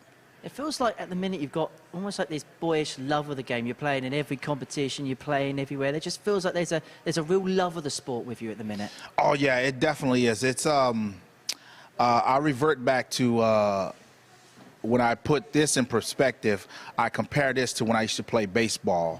I go to practice and I just want to be out there and I want to throw the ball all practice. I want to hit the ball, just being everything within the baseball. So when I come to darts, it's kind of the same thing. Okay, there's a board, there's a line. Let's throw darts, let's play games. You make up a game, we do a game, you put it all together and let's just throw until it's just like, you know what? Everybody else is left, and I'm the last one there. That's the same thing I used to do in baseball. As you say, you come from that baseball background. Is there certain bits, maybe on the mental side of the sport, that you could have taken from baseball into the sport of darts? Oh yeah, definitely. It's kind of hard to explain that if you haven't played baseball, but you say, for instance, you're an outfielder, right?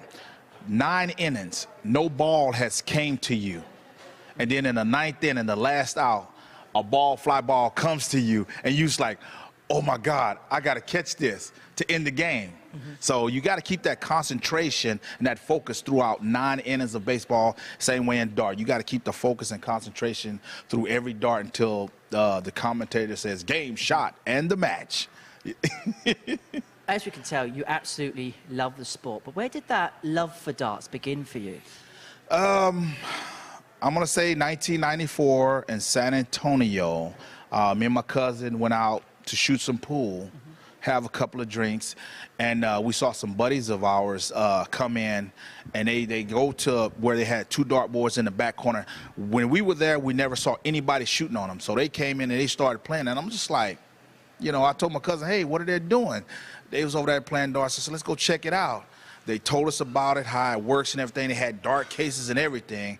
And when I threw that first dart, it was something in me that says, you know, that dart wasn't good. Let me throw another one.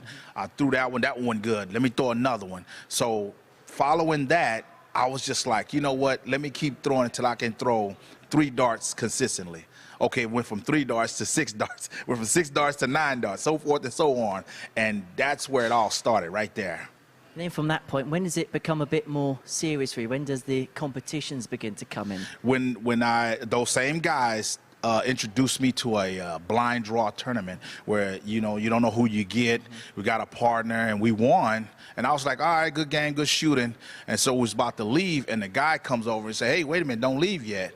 And I was like, what's up? I mean, the tournament's over. He was like, no, you won some money. I was like, what? Wait a minute, you can make money doing this? And I was hooked. I was like, oh, yeah, I'm definitely playing darts from, yeah.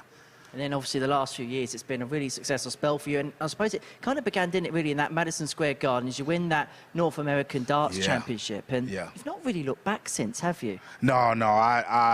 From that point on, I went back to the room, kind of celebrated, sat down and let it soak in and told myself, you know what?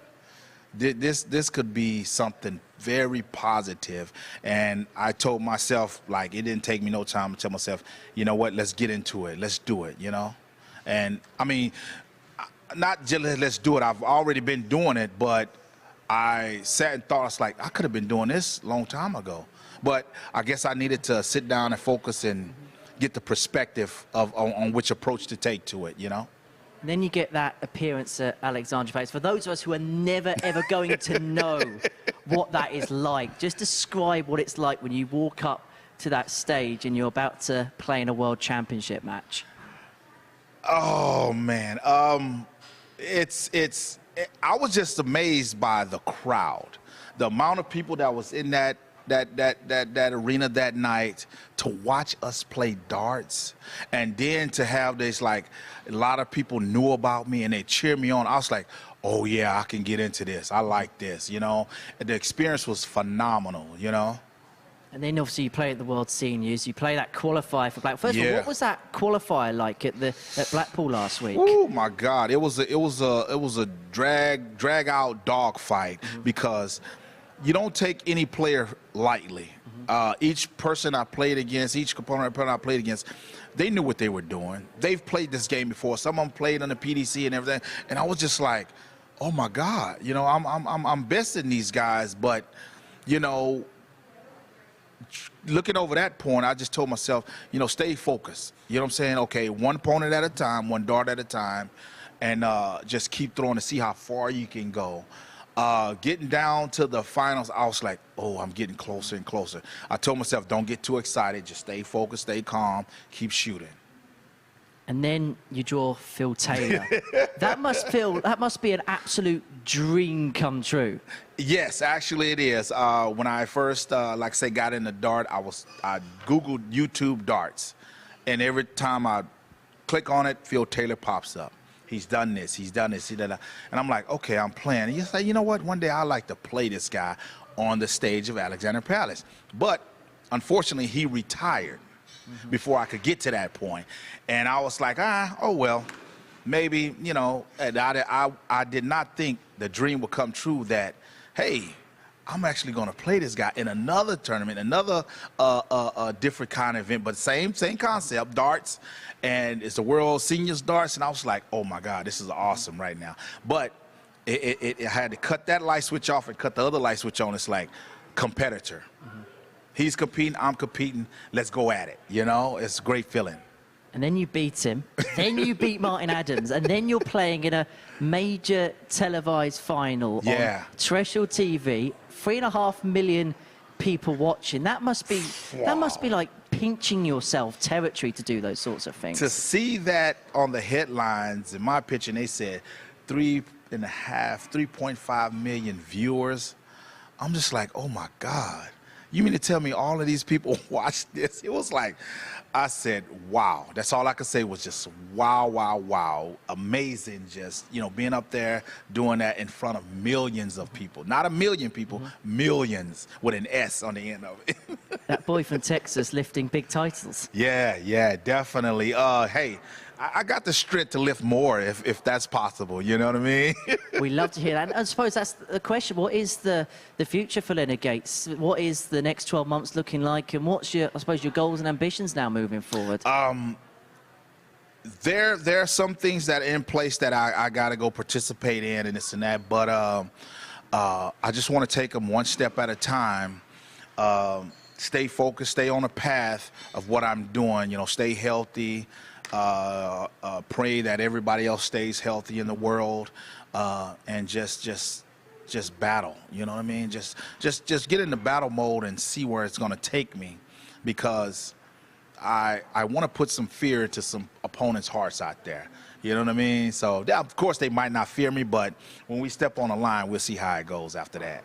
Well, we've most certainly enjoyed watching you play here at the Super Series and elsewhere over the coming months, and we really do look forward to seeing what the future for Leonard Gates holds. Thank you so much for your time. Oh, thank you so much. Thanks for having me, man. I'm loving it. I'm being here, and it's an awesome feeling. That's all I can say right now. It's just an awesome feeling, and darts. Darts. Great to hear from Leonard Gates there, and you'll be able to see that again on the MODUS Super Series YouTube channel in due course. Well, this is our final game before we join our friends at Sporty Stuff TV. Sees Justin Smith in action, who I've been reliably informed in the practice room actually missed a 9-darter before heading onto stage in this one. He takes on Benito van der Pas, watching this one in the commentary box. Here's Glenn and here's Paul. Thanks, Henry. It doesn't matter what they do in the practice room, but like Leonard said, it is darts. And so far, not too bad for Justin Smith, winning his first game, and will come into this one as a big favourite, considering what we saw from Benito in Game 2, where he was pretty much dispatched by Colin Osborne quite easily. But maybe the bearded dragon is shouldering the pressure in this one. Benito to throw first. Game on. Danny McNamara has been absolutely fantastic this week.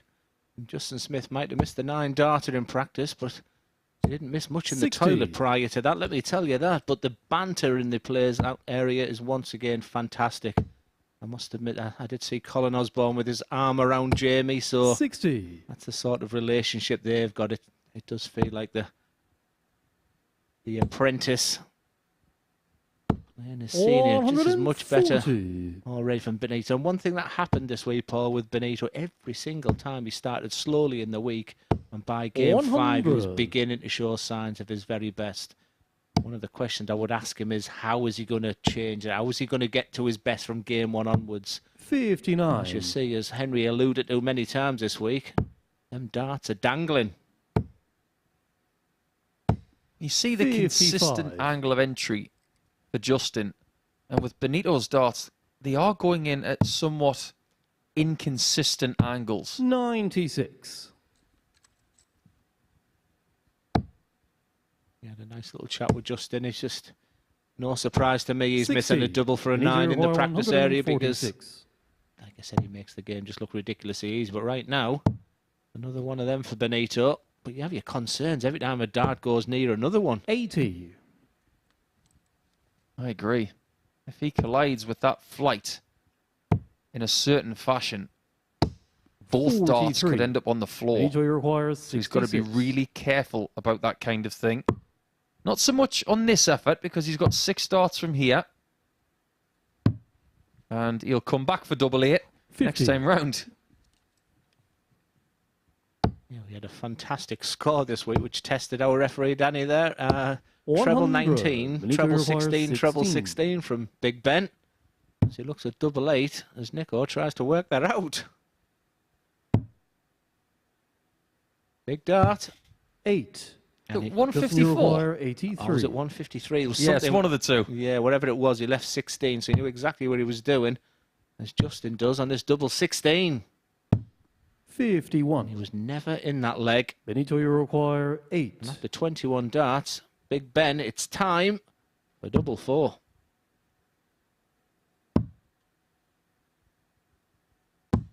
It's there. Game shot on the first leg. Benito Only Vanderpas. just, and this time he gets a very kind deflection.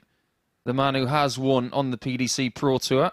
Second leg, Not Justin once, to throw first. not Game twice, but 3 times, all in 2016. He won Players' Championship 4, 9 and 20. 96. And when you consider players who have won 3 times in a season, we're talking about some great players. And Dirk van Dijvenbode has won 3 times this year 97. already. And we're lauding him. That's how good Big Ben was 7 years ago. 60.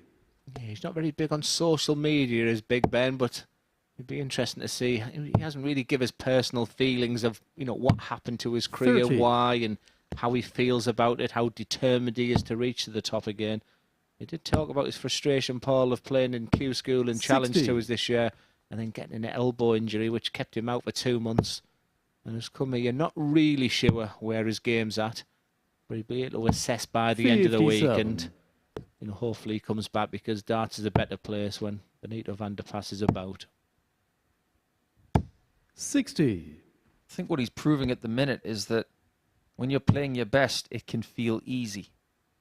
But if one little thing isn't clicking, or if 59. one little thing happens, albeit an injury or some sort of bad habit creeps into your game, it could have a monstrous effect on everything to do with your efforts on the 105. dartboard. Yeah, people ask, you know, what happened to my game, and the truth, I don't know the exact reason, but the analogy, like a golfer, you just feel all of a 43. sudden when you Justin put in, it's 120. easy. But if you get the yips and it's not so comfortable, your rhythm's out, all of a sudden again can be 60. very, very difficult. So I don't know if that was the occasion. He's unorthodox the way he throws a dart. Bizarrely starts at 6'3", and as he bends right down there, he's down to about 5'11". 57. Where Justin I'd like him to requires maximise 60. that height. Speaking of height, Game shot on the second that's right at the leg, top. Justin And Smith. Justin Smith equalises. You might get really, really tired of me by the end of the weekend, Glenn, because I'm going to test your knowledge Third again. leg, Benito to throw We're going to look first. back to 2012 when Benito Game on. Vanderpas was in the WDF Netherlands squad that won the Europe Cup that year. 58. I'd like you to try and name his 3 teammates. 2012. That is the biggest clue I can give you. Well, I think 2012 was when I 100. played for England as well, so it was around about the time of Wesley Harms. 1. What was his partner called? He moved 100. to Sweden. Jeffrey de Graaf. I'm going to give you an X on that one. Really? 60. So you have Wesley Harms, you have Benito Vanderpas. There are 2 other members of that Europe Cup winning squad. Jan Dekker? There's another, and you have 1 left, and I thought it would be the 125. first name you'd get. 2012 being a very big clue. 121. Tried it when Christian Kist won it. There it is. Well done, Glenn. All 4 members of the Netherlands squad from 2012 28. in less than a minute. Just one of those achievements that maybe Vanderpas doesn't get any credit for. 83. Something special when you do play. I noticed this week Scott Mitchell's here tonight, fresh from a man of the match performance, representing England again. Must have been bizarre after captaining the country for 79. so long. Justin require Going up the 137. PDC, and then due to his fantastic stats with Dorset, he was back representing England again. So hopefully we get a chance to have a chat with Scotty Boy later.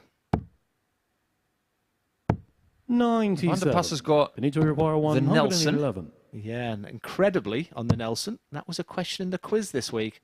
Another question in the quiz. Incredibly, a word I've never heard of before. 87. Chat Justin, with him you're earlier required with Paul, 40. and he brought that word up again. Parking. We'll Game talk about that on the later when leg, Richie's Justin playing, Smith. but Smith is 2-1 up. He's shaking his head, but things have gone his way since he lost the first leg of the contest. Sometimes Fourth leg, Justin to throw is a first. little bit hard to please. Game on. He's almost looking for perfection. All you've got to do in these matches is beat the person in front of you. You can be displeased with how you 140. play, but as long as you win, you're still trending in the right direction. Amen. And what's very interesting, if Justin Smith does win that game, you know, the two names we alluded to as being the guys who are probably going to take control of this Group C will be heading to first and second as well. Osborne and Smith are on the charge. It's really become a thing, this Van der Pas start on 19s.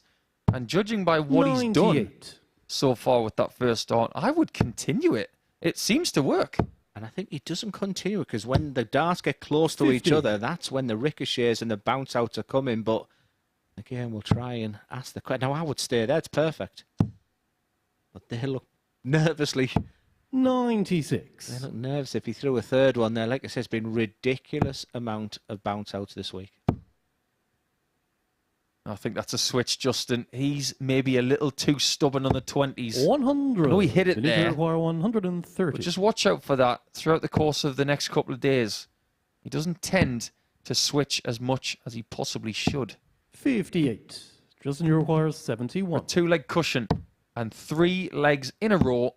He needs tops. 51. Yes, he does like that tops and looks very proficient on that area. But the shaking of the head continues. And for Benito Van der Pas, he had a big win against Darrell Pilgrim this week. Double top. It's a fabulous finish when you consider he went for 2 double 18s to click it in 2 darts. Has he been practicing with Jose de Souza by any chance? Fifth leg, Benito to Jose would have got a double 19 last start. Game on. Nice to see Jose playing a lot better again. Oh, wow. This mirror image. But he's not showing the frustration there, but I would be going, absolutely, I would be doing something. I honestly think, I think Paul thinks differently as well, maybe to me. Just a touch heavier dart or 94. A smaller point. I'll be fascinated to see, because we talked about this off air.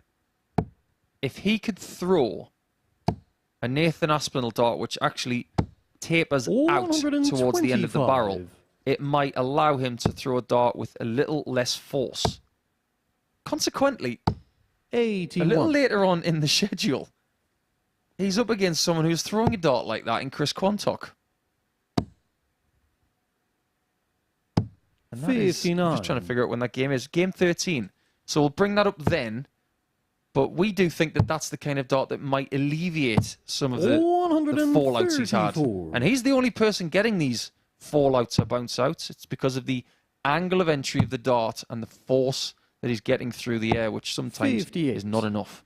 Yeah, I think my favourite moment in MODUS Super Series so far regarding darts was Tony Newell, who was throwing a very straight dart and then borrowed a dart from, I think it was Richard Veenstra or Chris Lamb. It was a Dutch player. He started using their dart to be interested out, and then he had about 105 average and kept the darts. 84. Tony, are you still using them? Require 52. I think he won a tournament at the weekend, so maybe he is. This is difficult. 20. Try to go over the top, and Van der Pas has got a very difficult out, admittedly, but it is a chance for 3-2. I don't mind that route. 2 treble 16s for tops. Maybe not used as much as it should be. Yeah, his board management is different. You know, we've tried to preempt some of his finishes. We don't need to win this occasion. He'll be straight for double 8 now. Big moment in this match. It's a sign of quality when you can do that. I'd like to see a bit more focus. I'd like to see a bit more tenacity. I'd like for him to reduce and eliminate the shaking of the head and the negative body language. Game on. He's a guy who, you know, he can win it this week, Justin Smith. And I've been given all the questions so far from the asset. I'm going to put him on the spot. 140. Who picks up the $5 check this week? Wow, that is a really, really good one. But I'm going to put my neck on the line. 99. And I am going to say Darrell Pilgrim. I just get the feeling that it's about time. 140. Once again, he's down to 2-2-1 in record quick time. And when he's good, he's very good as Justin Smith has. The beauty of sat here and seeing these players now. I talk so highly of Darrell Pilgrim this week, but this guy is a worthy opponent in my eyes, and the game between him and versus Colin Osborne could determine overnight. Who goes top of the table for Benito?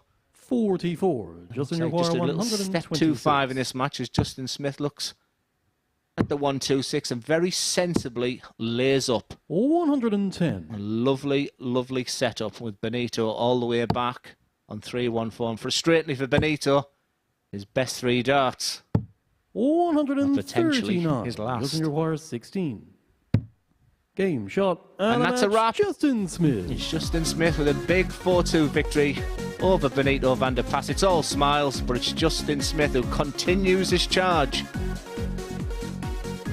Benito 4-2 down, and next up would be Jamie Durrant versus Chris Quantock. This is the MODUS Super Series.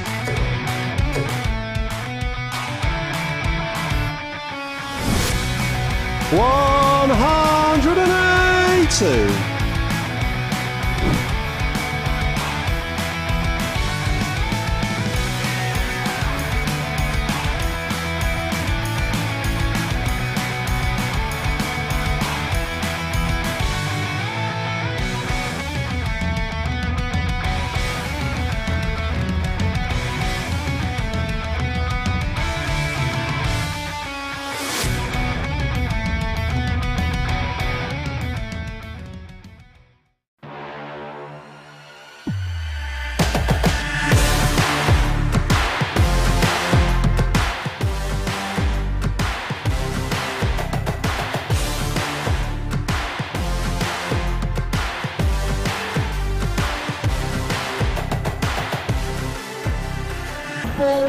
Joe Taylor, Garrett Tilly, and 4-2, Craig Nixon, Robert Young.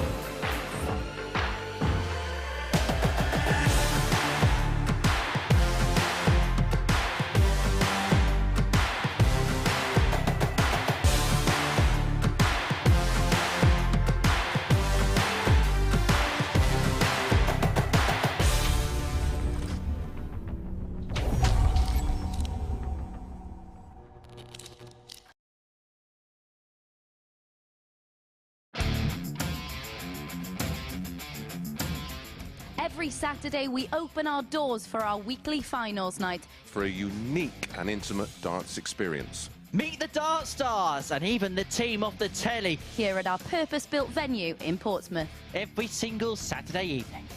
Tickets can be booked via this QR code. Or at www.dartshop.tv for a very small booking fee. Follow us at MSS Darts on Twitter, Facebook, Instagram and TikTok. For all the latest ticketing news. All you need to do, log on, book, turn up, and the action gets underway from 7:30 p.m. So what are you waiting for? Get your tickets to the darts. We look forward to welcoming you to the MODUS Super Series very soon.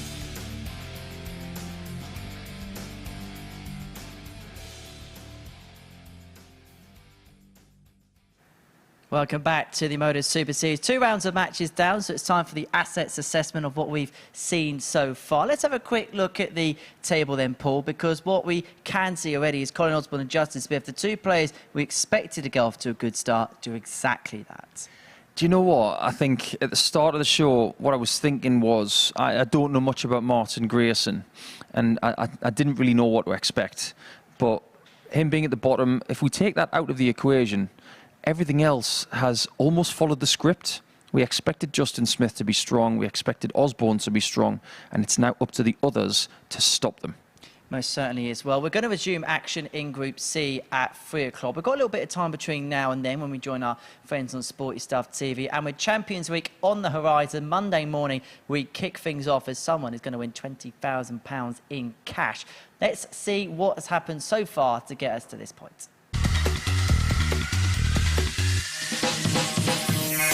Feels a long time ago, doesn't it, February? But John Worsley was our first weekly winner. He got the better of Andy Hamilton in a last leg decider to seal the first spot here at Finals Night Champions Week at the Live Lounge.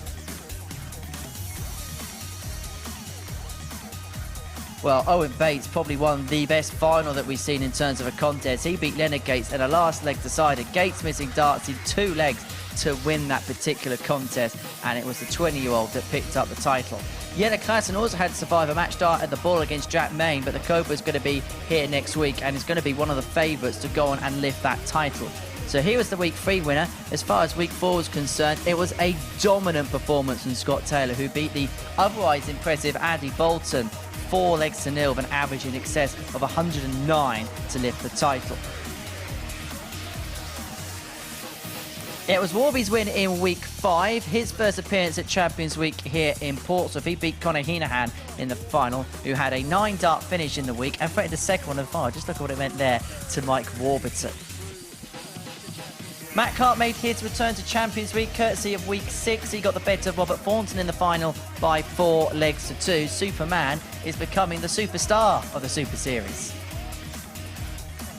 Steve West was our week 7 winner. Well, it was just simply his title, wasn't it? He got the better of Fallon Sherrick in the final, and a high quality contest to boot.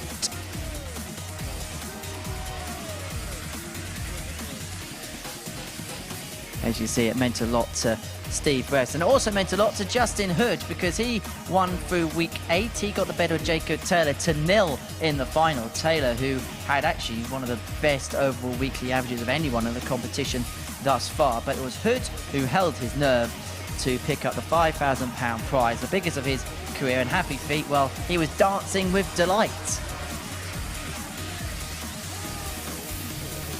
Lucas Venig got the better of John Henderson in week 9. A fantastic final, a fantastic quality week as well from both of those players involved. We love seeing Hender at the Super Series, don't we?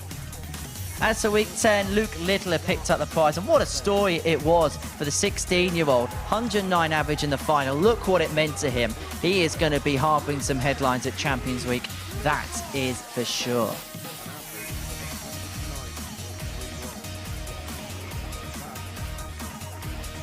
And last week, it was Mike Gillett who finished the week off as the winner. He got the better of Cam Crabtree by 4 legs to 3 in a decider. What a final it was. What a story it is for Mike Gillett as he beat, again, one of the finest young talents on the circuit to progress his way through to Champions Week.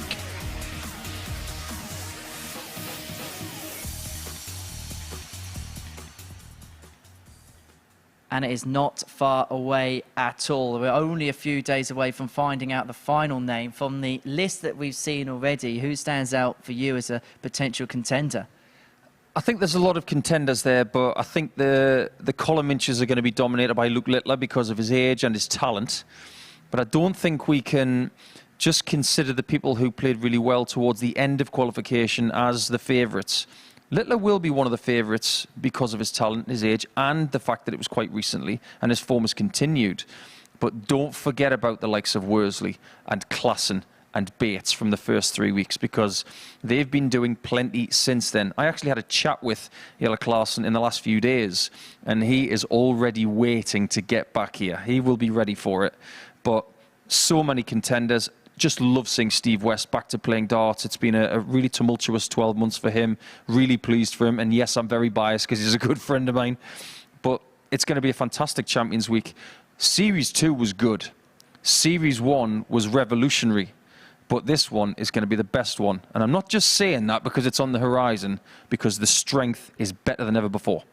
There's the thoughts of the asset, and we cannot wait for Champions League. Remember, our coverage begins on Monday morning, 9:30 we kick off here on the MODUS Super Series YouTube channel and on Sporty Stuff TV as well. The final, Saturday the 6th of May. Tickets are still available for that. If you want to come here to Portsmouth and the South Coast, dartshop.tv is the place to be for that, for a small remuneration in terms of a booking fee. Well, me and Paul, we're going to take a short break before we join our friends on Sporty Stuff TV from 3 o'clock. We're going to continue the action in Group C. And what we've seen so far is Colin Osborne and Justin Smith come out of the traps and come out of the traps impressively. 9 more games to bring you on the other side of this short break here at the MODUS Super Series. So myself and Paul, we're going to get ready to join our friends on Sporty Stuff TV. Tuning in to us on the MODUS Super Series YouTube channel. You can stay with us, but we'll see you in a couple of seconds' time for Game 7 of our day.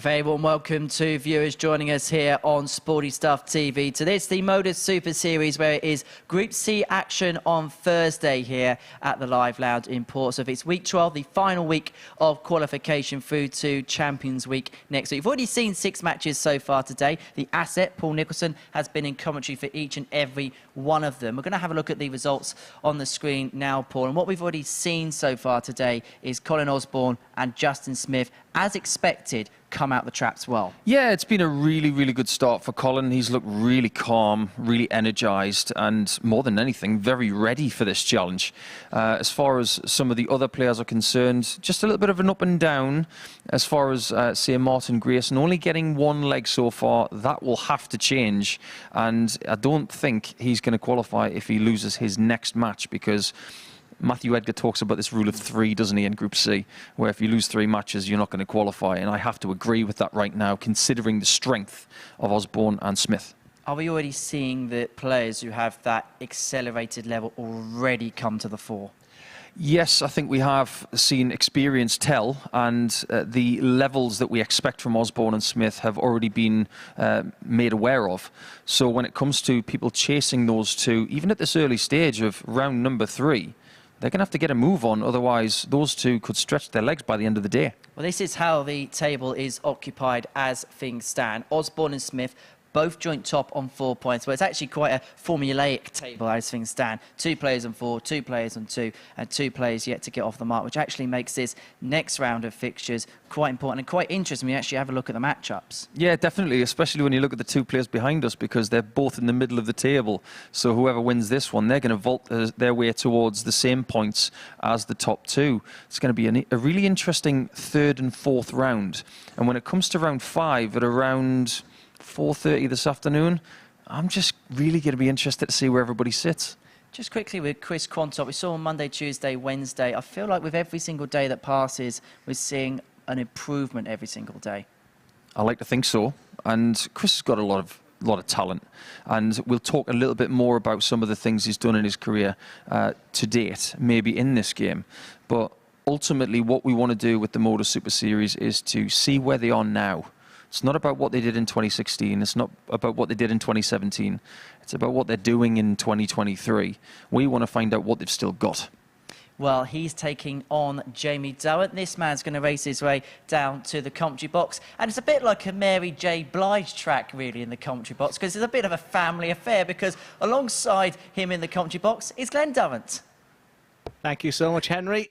Oh, my Mary J. Blige impressions aren't very good. But right in your picture there is my nephew, Jamie Durrant, as we welcome the viewers and friends at Sporty Stuff TV. And this will be the 4th occasion this week that these 2 guys have played each other, with Chris Quantock winning 2 of them, and the man in your picture, Jamie Durrant, one of them. Big game. I thought it was very interesting to listen to the guys there, because this is a proper mid-table clash. But the winner of this game will go on that 4 points to join the big hitters, the big heavyweights of Colin Osborne and Justin Smith. And one thing you don't want to do is miss the next game of Osborne v Smith. But these guys have got a job to do. Very, very important game, and a great start out the traps for Jamie Durrant. Yeah, it's a fascinating fixture, isn't it? 100. When you consider they've won 1 game and lost 1 game.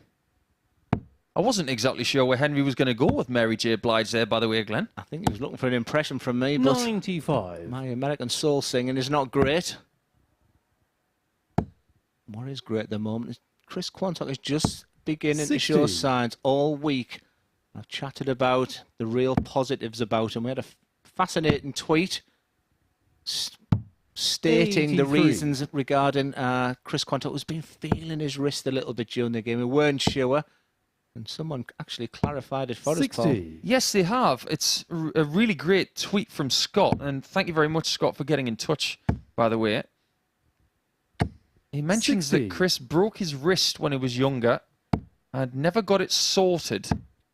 So it actually healed 121. broken, which sounds a bit like bone fusion, which, when that happens, I do believe that it's very difficult to be corrected 91. after that, if at all. Reservoir 160. So maybe one of the reasons why he's in a certain locked position with his wrist on the left side is because of that previous injury, which does explain a lot to me. Jamie 32.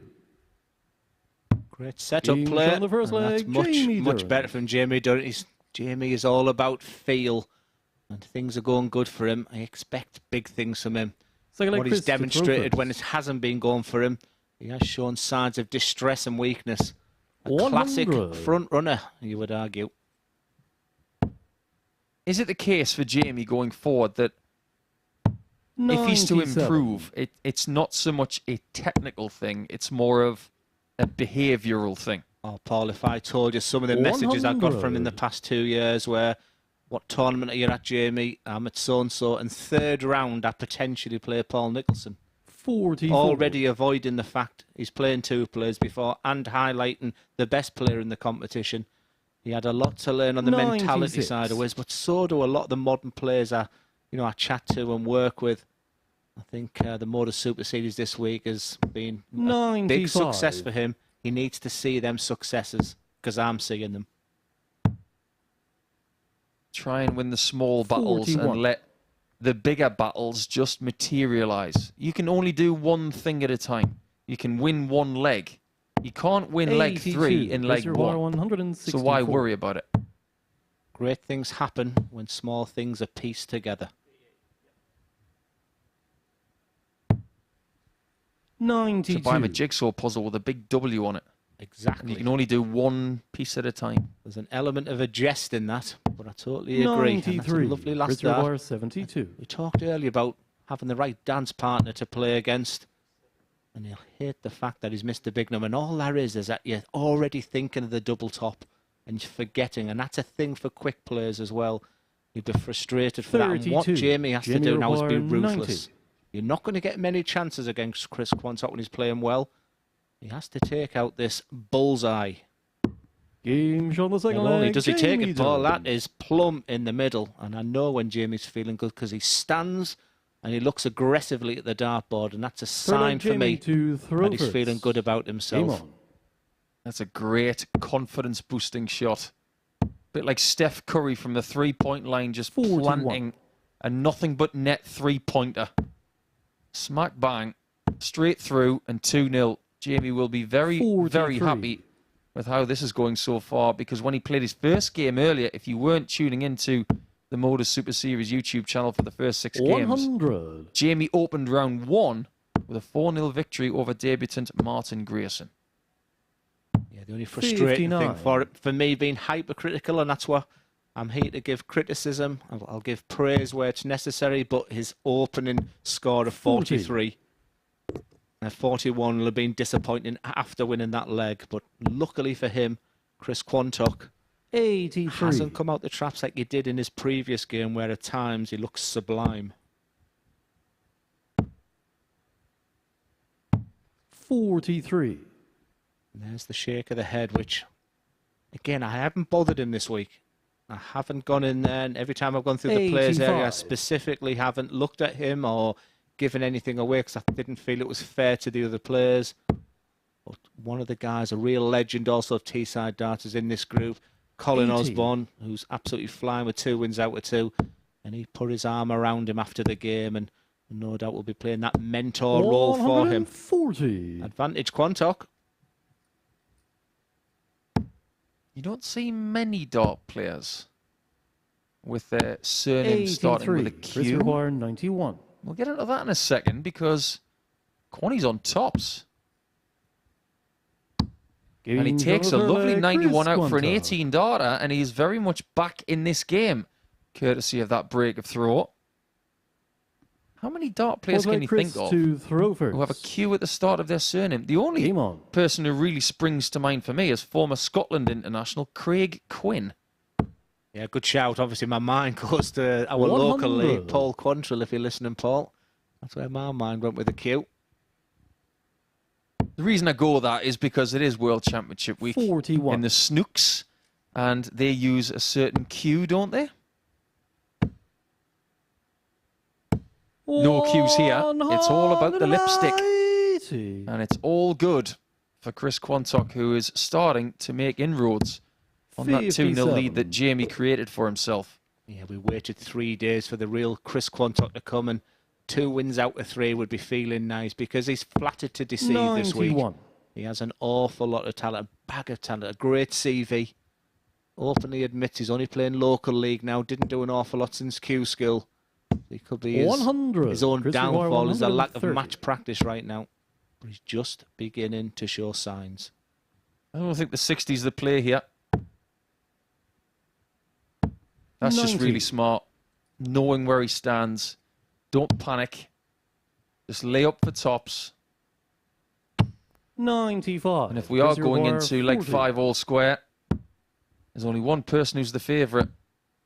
And that'll be Quanny because he'll have the 20. momentum. But it's not at that point yet. And what I would say to Jamie is Quanny has put himself into these winning positions and hasn't executed the winning double. 98. It's Chris not an Reservoir, awful lot 20. of pressure. But you suddenly feel this has to go. Game shot And of go over it does. Chris Quantock. It's parity here between the 2 good friends and really enjoy the pace of each other. I'm sure they're practicing together. To play Jamie to throw first. Game on. Both from sort of the guy in your picture is from Middlesbrough and Quantock is from York, so they'll have come across each other in a lot of the northern competitions as well. They've played each other 3 times this week already. Oh, Quantock has won 2 of them by the same 123. scoreline, which is 4-2. That's what he's hoping for again. Durham did 100. win by 4 legs to 1 on Tuesday. He's not going to replicate that, but he'd love to even 58. the playing field going into Friday, that's for sure.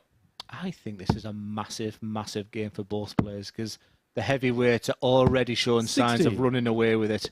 And you just need to hang on to the shirt tails. And as you alluded to upstairs on the balcony, if you start looking at 2 losses, 40. really potentially, you're only looking at 1 potential loss after that over the next day and a half. And you would think there's only 1 winner right now when you look at each other. It's a good 81. response there from Jamie.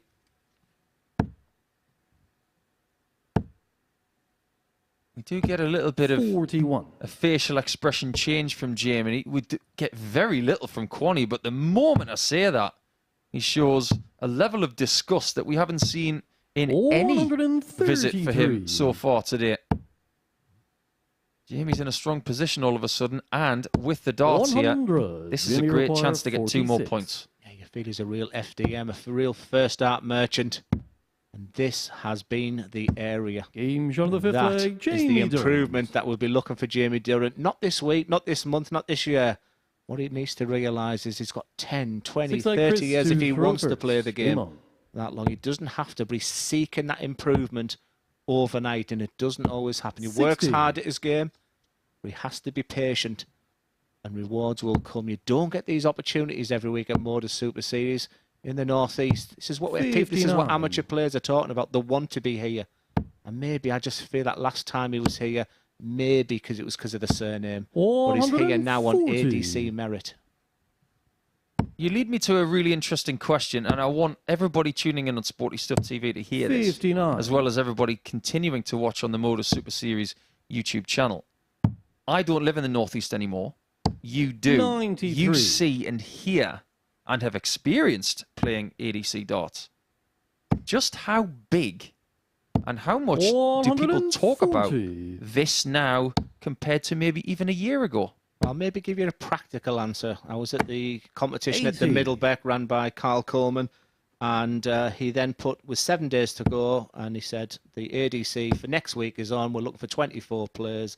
2 minutes later, he shouted, now sold out. 140. And Reservoir 128. Redcar, Stockton, you know, they're on most nights there.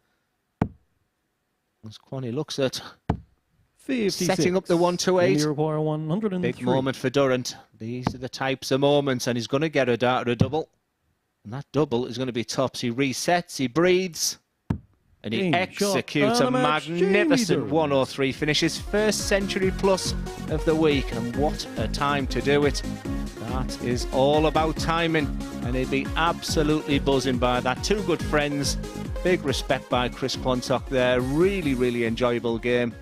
Jamie Durrant with an 83.46. 4 from 5 on the outer ring. An outstanding performance and a big, big win. But what a game coming up next. The two big heavyweights, Colin Osborne versus Justin Smith. I can't wait for that one. Back after the short break.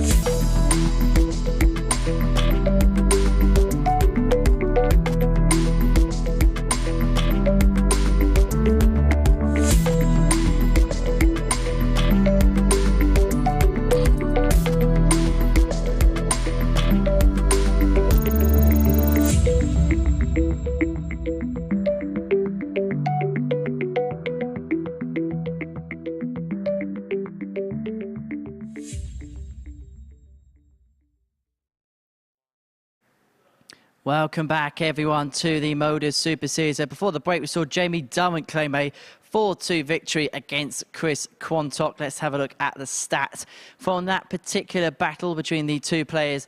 In mid-table heading into this one, it was a pair of 83 averages, 4 out of 5 on the checkout. So Jamie Darwin was really impressive in finishing off the legs, including that high checkout of 103. 5 missed darts at double with Chris Quantock, and that came back to cost him. So that is the first game of our third cycle of matches here, but a big one coming up next because it sees the two players at the top of the table go toe-to-toe. It sees Colin Osborne in action. He takes on Justin Smith. Both players, as I say, the only two to have 100% records in this table so far, but one of those O's has got to go. But whose will it have to be? So let's head down to the commentary box to enjoy this in the company of Glenn and Paul. Thank you, Henry. Yes, I think this is the game that everybody was looking forward to when they looked at the schedule. I thought that Osborne and Smith would be the two to beat. So far, it has proven to be the case. 47-year-old from the Borough, and up against a man who is, sorry Colin, almost half your age. But age is no barrier in darts these days, and the bearded dragon will probably not be too pleased with the way he's played so far, but he will be ecstatic at the fact that he's got 4 points from a possible 4. Beating Chris Quantock by 4 legs to 2, and also Benito van der Pas by 4 legs to 2. First leg, Colin to throw first.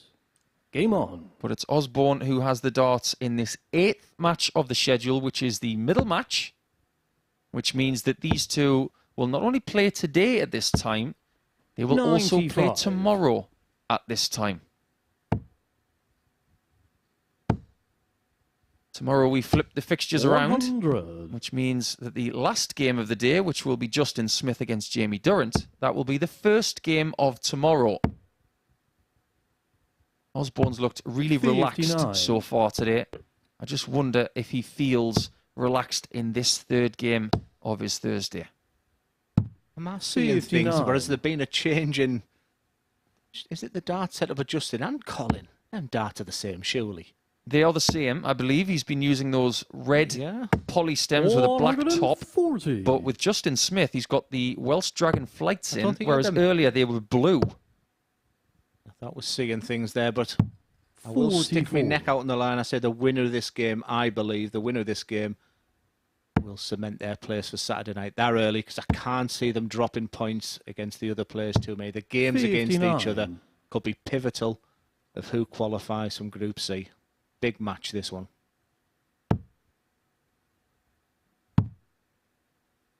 They've played each other 57. here at the MODUS Super Colin, Series you're before, and indeed 148. at the Challenge Tour as well. On that one occasion, it was won by Colin Osborne by 5 legs to 3. Slightly longer format. This one is, as ever, 60. best of 7 legs. And a better start from the man who threw first here in leg 1, that being Osborne. 60. Colin, you require 88. Does mean with that return there that Colin doesn't need to consider the bull here. The worst thing he can do now is lay it up. As a golfer, he can see the green, 48. but he decides he just needs the sand wedge out now. So he doesn't do a tin cup. Give me the 3-wood. You ever seen that movie? Kevin Costner saying, give me the 3-wood, and he keeps putting it in the water. 40. I'll tell you a little secret in a second. Game That on the is first clinical. leg. Colin Osborne just looks like he's got the eye of the tiger right now. For Justin Smith, he's got more talent, I believe, than the other 5 players against Second him leg, this week. Justin to throw I first. just think he could just Game on. put a little bit of composure, a little bit of grit your teeth right now, because he makes the game ridiculously easy. 100. Just the other part of... But I've never watched a film.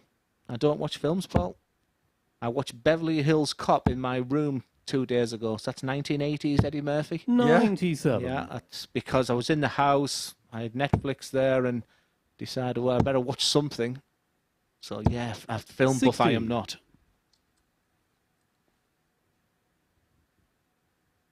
I won't ask you any on films, but I might ask you at some point about the history of Middlesbrough Football Club 60. or something like that. Well, that'd be good for our bingo book anyway, won't it? I'm trying my best. Try not to use the word wax lyrical. You just have. 100. Good point. Here you are. It's Colin Osborne who's in control now, albeit being 100 behind in this leg. It hasn't had the fireworks I expected. 60. In fact, there just feels like an awful lot of tension in this group today. I'll tell you what there will be. This will be some big 41. scores, incredible finishing, and massive averages in Group B tonight. It is mouth-watering. And if you aren't aware of who's in Group B tonight, get your, as we would say up north, get 60. your gish around this. Richie Parkin, yes, one of the only men to have played darts who sounds like 60. the kind of treat you have with a cup of tea in the afternoon. That's a northern thing. You like a bit of Parkin and tea. Scott Mitchell, former England captain. Matthew Edgar, the Iceland Masters champion. Dirty 100. Harrison is back tonight. Andreas will be with us. And a little-known Chucky in Jim McEwen, who might be looking to upset the apple cart a little bit later. 58. If he plays anything like Colin he did O'Hara, yesterday, then he will. We all 124. know how good he is. And he's set some amazing records at the Super Series. And one of the best players is your man in your picture, Colin Osborne, who's looking at Bull for a 2-0 lead. 99. Justin, your Everything line and 82. length was nearly absolutely perfect. And Justin Smith will be disappointed with that. So 77. So options, probably treble 19, but there's other areas he can go for double 16. 66. Colin Osborne didn't look at any of those Colin, darts. you He is require just in a 25. zone, which I tried to say to people, just try and find, so it's just you, the dartboard, and nothing else. 2 4s. Not 17. 2-0. Justin, you require 16. Justin is very fortunate to be coming back. Here's the score level. He doesn't like that shot at all. I don't blame him. It's wide by at least an inch. Now you can see how much he can see. Not a great deal. This is going to have to be a wonder dart.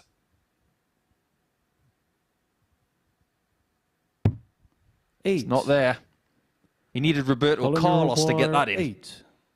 You had the bend on. And double 4, a double. Those dart players really like good height. Wowza. Game I think shot that on hit the his second own leg, flight. Colin Osborne. And maybe it was a good thing that it fell on the floor because it meant there was nothing extra in the way. And it is 2-0 Osborne eventually.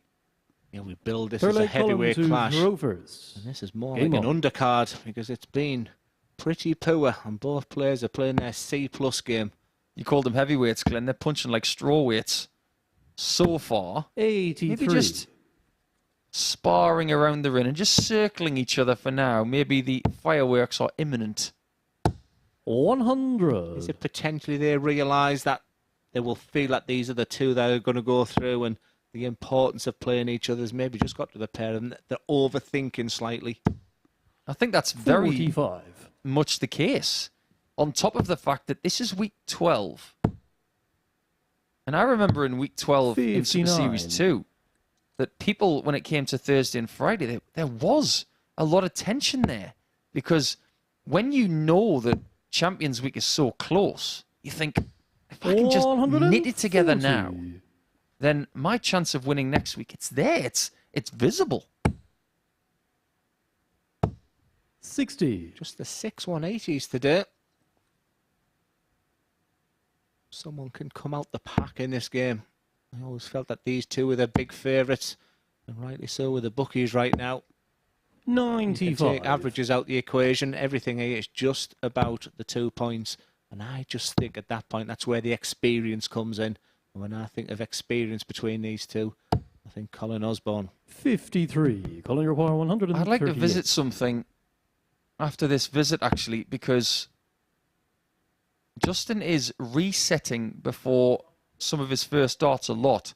I just wonder if he's struggling with his grip again.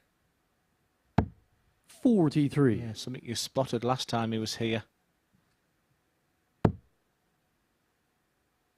And that's happening a lot. He's finding that small 20 and staying on that 20. 59. He had to move there. That was a good play from Justin. But ultimately, being a little bit too stubborn on that 20 is starting to cost him a little bit. For Colin Osborne, it's 88. 79. Maybe thinking he'd come across Jamie Justin, Durrant where the occasion just got 170. to him in that T-side clash, and he won't believe his luck right now, the way Justin Smith is playing. Or is this the moment? 139. Great attempt. But Osborne is in 16. a much more advantageous situation here. With 3 darts at double 8. He's had plenty of darts at a double already in this match. He's had 9 darts at double. And it's his 10th that gives him a 3-0 lead. Averaging short of 72. Now we're talking about a player who is playing on the same day Justin to as someone who he holds a record with. In Group A campaigns over the last 2 and a bit years, nobody has ever won 30 points and won 15 games from 15. But 2 players have won 14. 85. Osborne is one of them. The other one is McEwen. He plays tonight. And he had a dart to win the 30 points against Josh Payne and missed it. Yeah, that's the one. I don't remember the Osborne one, considering I'm a massive Osborne fan. I do remember that Group A campaign of Jim McEwen. And 60. I was talking. I tried to talk to a lot of the players before the week, and every one of them has been really kind and generous. And Jim McEwen was talking to me about he wasn't 57. really sure where his throw and everything was at. So I think he'll have been delighted that, albeit it took him a couple of days to really get that belief, but he showed signs yesterday that he could be the 12th player in Champions Week. It's just 60. really beginning to warm. I don't know about you, Paul, but when it gets to Thursday, we've had a great Group A. So we'll look at these Group Bs and Cs. 134. I can't wait for Saturday night. So please come and join us here at the Live Lounge here in Portsmouth. You made it very, very special last Saturday. And it's very simple to do. Dartshop.tv. 97. Justin, you require 155. Free. Starting to use the 19s as a first port of call a bit more. 99. Very similar to that of Benito van der Pas, who's done that here a little bit earlier today. And Osborne from 199 is not going to finish that, obviously, but he can pressurise in the knowledge 95. that Justin Smith, in 5 attempts in this match, has not hit a double. Barely took his dart out there, Colin.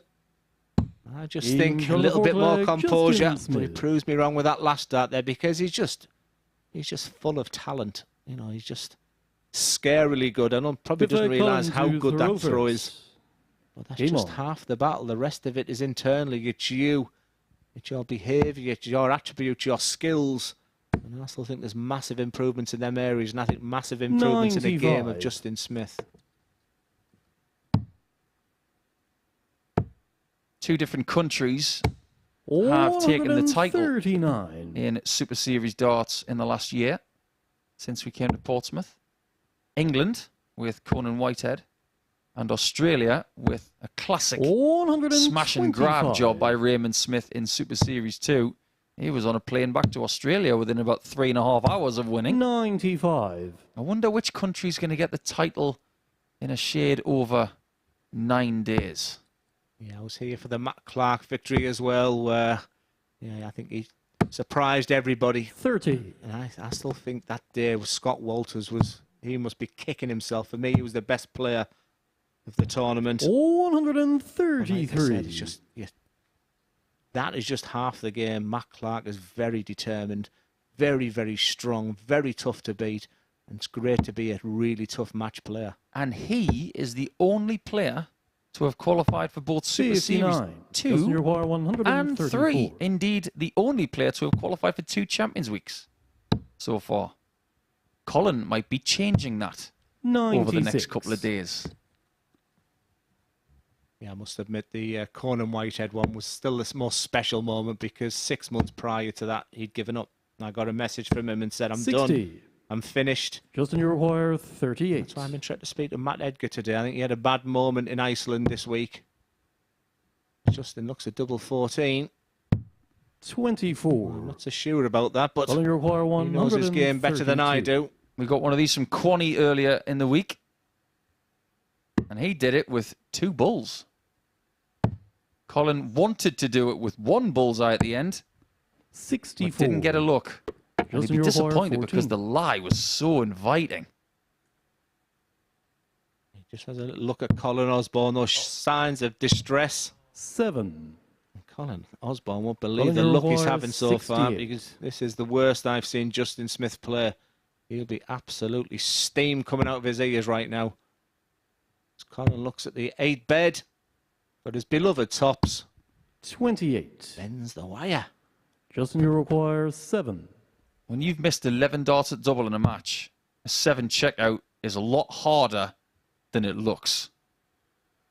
In fact, that straight 3 is tougher than sometimes you think. Game shot of the 5th and he'd be leg, thinking, Justin how on Smith. earth am I still in this match?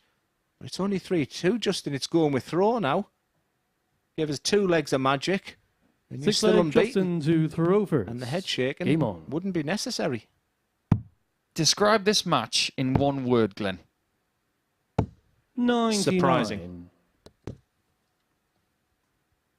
I can't think of anything better than that.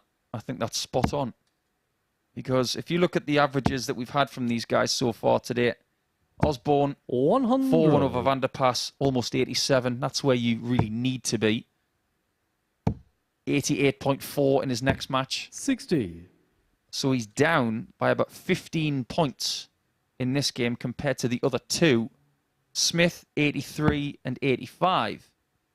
Even though they're nowhere near his best, 100. he's still reduced his output by over 10 points. Yeah, we build it as this heavyweight clash because the commentators here today 45. both respect these 2 players as much as anybody, and potentially the reason is they're realising the impact of this game. They're both on 4 points. Probably the winner of this game goes on and goes unbeaten for the day. But maybe it's a little bit of mind over matter. 85. And like I said, if it was an athlete, just run your own race. You make a good point, Glenn, actually, because Osborne's got Quantock to come in round 99. 4 and then Grayson in match 14. We can't really grade Martin Grayson as of yet because we've only had 2 matches from him, but he's only got 1 leg. So if we go on that evidence, it looks like a very 140. winnable game. But Martin's probably thinking, I hope Colin plays like this against me in match 14. Yeah, it could be a strange one where the top of the table clash is flattered to deceive, and the 2 guys on 0 points, Grayson versus Benito van der Pass next. 80. Potentially could be a Colin classic. requires 76. He just wants to get this done, that's for sure. And he will get it done if he hits double 8. Not 68. quite. And double 8 has not really been Justin that kind to him. 118. He's found himself on double 4 a lot in this game. And considering he's a tops man, he surprisingly left that side of the board, but he's going to get another chance. And for me, he's just doing that reset nicely. He looks calm 52. and collected. Over to you, Ozzy. Looked like a snooker player in the background there, just having a little sip of water in the corner. All he needs is the green. Game shot. Pots and it a match. and Colin gets a Osborne. very valuable 2 points. They both acknowledge that they didn't really play that well. But ultimately, this game and this format, it's all about getting 2 points. The Wizard now has 6 in the table, and Justin Smith will remain on 4. So the final result in that one, It's Osborne 4, Justin Smith 2.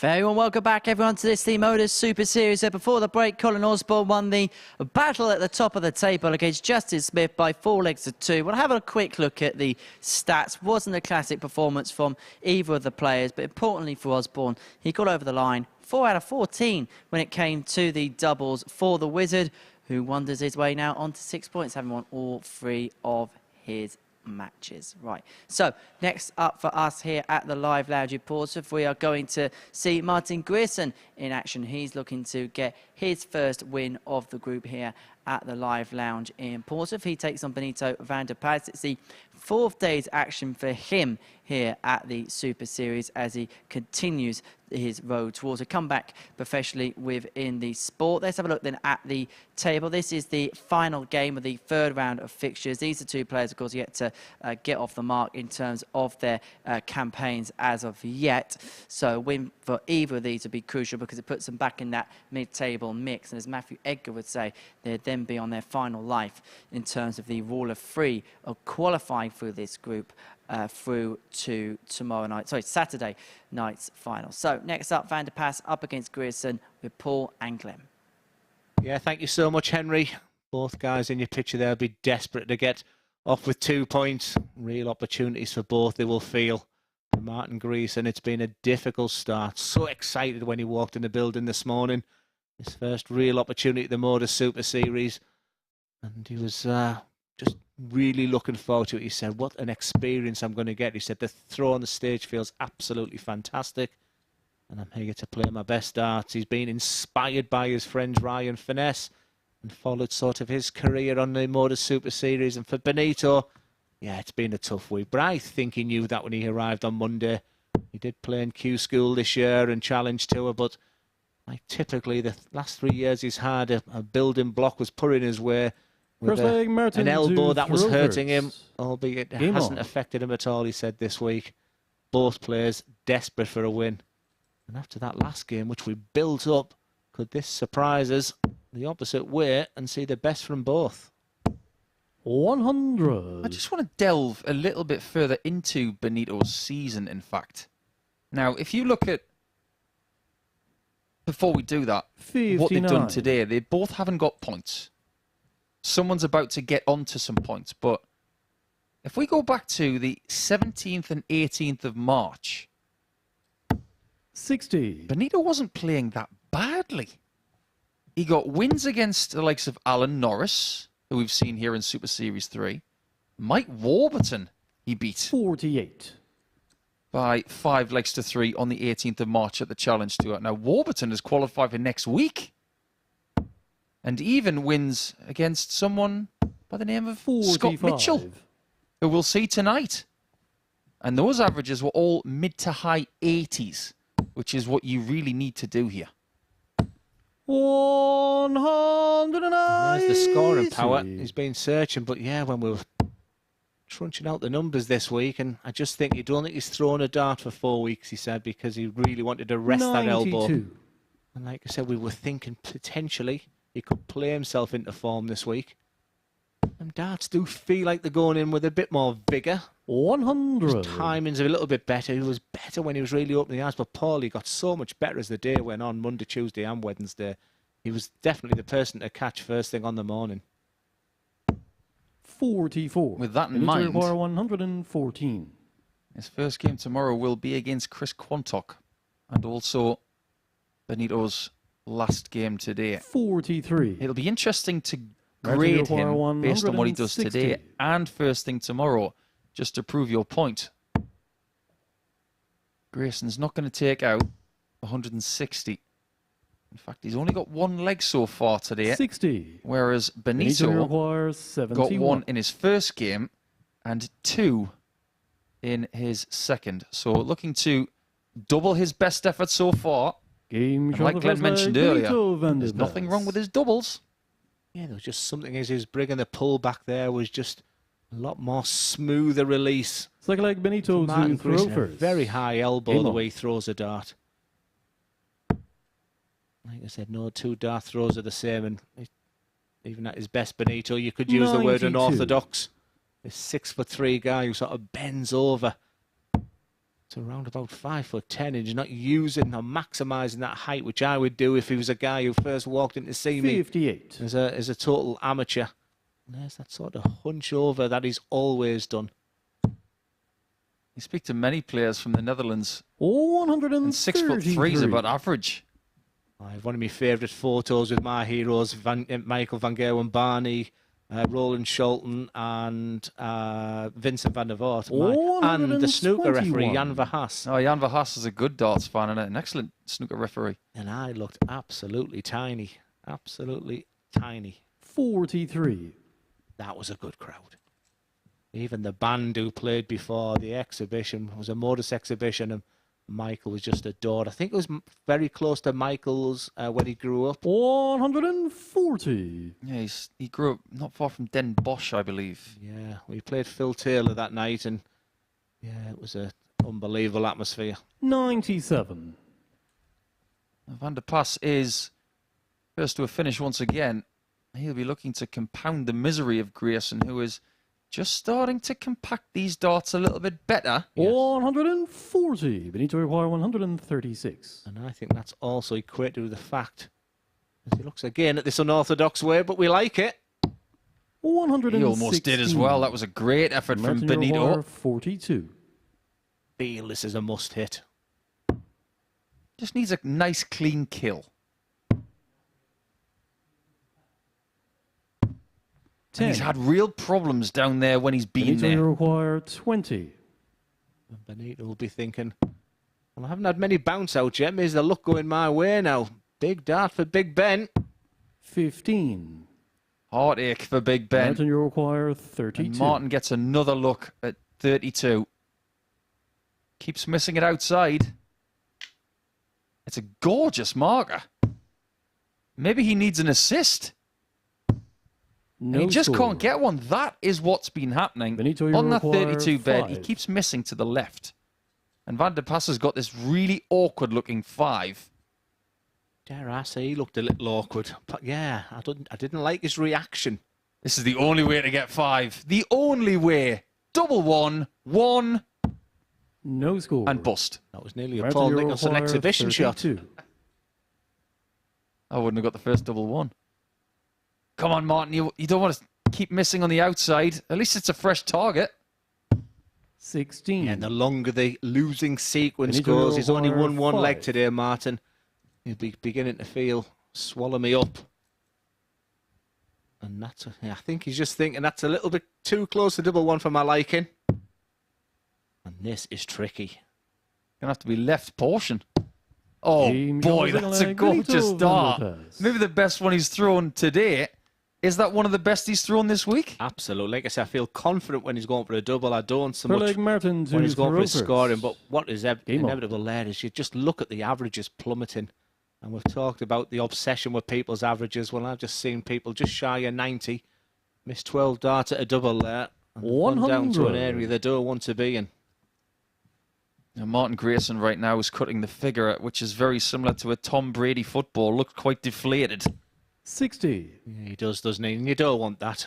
It's a lonely place up there when you're playing not to your top ability and when things aren't going right for you. Yeah, it can be a horrible, and what was meant to be a wonderful 100. experience for him. He's probably learning more about himself right now than anything. Now he has to show fighting qualities. Now he has to show that grit, that tenacity.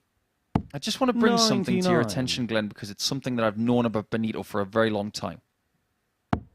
I made a joke about him a few years ago. I said that I didn't believe he was human. It was the biggest 60. compliment I could pay him. he was machine-like around 2015, 2016. And I looked at him playing on the European Tour, and I played him twice, actually, and he beat me both times. But I looked at the game back, and I looked at his eyes. And he's got this proclivity of doing this thing, and it's fascinating to me. Just before he throws his first dart, he'll have a tiny little blink. It's not a full blink, it's only a half blink. Watch this. Thanks, guys. But what we'll see from him, there it is, right there, that little calibration of the eyes, the mini squint. Just watch for it. It's fascinating. Yeah, what was even funny there is I could hear the laughter from next door of the cameraman. They didn't want to give me the shot. I'm going to get Nico back here. 109. Benito Aguirre 144. There it is. Just look at the little flickering just under the eye, that little calibration of the sight. 72. Fascinating to me. Martin Uruguay 32. I agree. We need to get out more. He's in that area of no point of return. Be aggressive, Martin. Game shot on the third leg, Martin That's Grierson. his first shot at double 16 that's gone in today. And you can see that it's just relief for the man from Salisbury as he gets his first leg in this contest. But it's still advantage Van der Pas. And for Benito right now, just one treble a visit, he'd be thinking, keep it simple. He's back on his journey to be where he wants to be. 57. And for me, he just wants small steps with some of the angles that the darts are going in will be the biggest thing. He's just not opening his hand. So you've looked at his eye, and the thing I spotted when he's playing at his best this week, just on the point of release, you've just got to open that arm up, open that hand up, as you can see it there. For me, it mustn't be once he's thrown the dart. It's got to be on the point of release. And when he's letting go too far, his darts are going in angles there, which are unlike Benito Van der Pas of his best. If he's opening up that hand a little bit too early, 59. what you're seeing is that a little less of the fingertip is on the dart, which means less control. And that's exactly the problem with my throw these days. 98. From holding all fingers on the dart on point of release, I'm playing a tune as I'm going and following through, but on 308, 126. I've seen some strange board management this way, but actually that was the right route. That's his best dart. See the way that's sat, inviting another treble to go. So he knows it's in there, Paul. It's a very long point as well. And that might have a little bit to say about what happens to the dart when it hits the board, because it does tend to wobble a little bit. 100. Maybe it's just the tiniest bit too long. But I'm just spitballing a bit here. I said on Monday that point is too long, Paul, so I don't think you are. 99. Martin Uruguay I'd like to see another 2 grams and reduction of the point. That's an 8, so 74.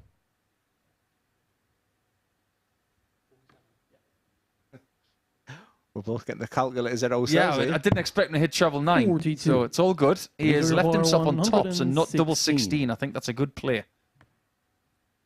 Now he likes the 19s on the 116. Oh, wow. And that's the first time he's reacted. Honestly, Paul, he has had bounce out after bounce out after bounce out. And that was his first negative reaction, albeit being a wry smile right now. 22. He gave that dart daggers, didn't he? Martin Uruguay 40. Glazed on the floor and thinking, sorry, boss. But double top seems to work better than double 16. Maybe that little change of plan right there to leave a different double will give Martin a little bit of impetus, because now he's got 2 legs for the first time in a game today. Yeah, Big Ben is just late to somebody there, but I'm not sure who it was. But I think he's just saying, not again, another 140. Bounce out. You can just see Martin growing now. But yeah, even when that goes in sweet as a nut, there's like a little wobble and a bobble. You don't feel like it's confident that it's going to stay there if another dart attempted, but you can see this man growing, and that went in with power. 97. One of the greatest strengths of this project over the last year is that we are trying to find different talents, not just from 57. the United Kingdom and Ireland now, we are growing. We are looking further afield. And other players from around the world will be joining us in Super Series 4 when this series is over. We have got affiliations with the ADC over in Europe now and Australia. And prepare to see some new people over the coming months. Yeah, we made some announcements this week. Wesley Harms, John Desmarais, Sven Verdonk. One of the best names in sport. Just sounds like what you should say when a dart hits the board. Verdonk. Yeah. Just like that. Well, if you'd have heard my commentary on the 9 darter this week of Chris Quantuck. Martin, you require 64. I think I was searching for Sven Verdonk.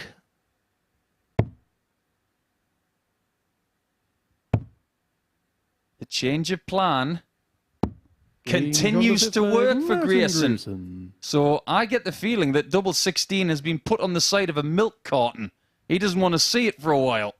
6-leg Benito to throw. Do you know what I really like there, Paul? Just the little fist pump there. I mean, I want Martin to do, you know, don't want this experience to be so bad for him. You know, 2 guys, I must admit, I really like Benito. I think he understands where his week is at now, where his game is at. For Martin, it was turning into a bit of a nightmare after that second leg.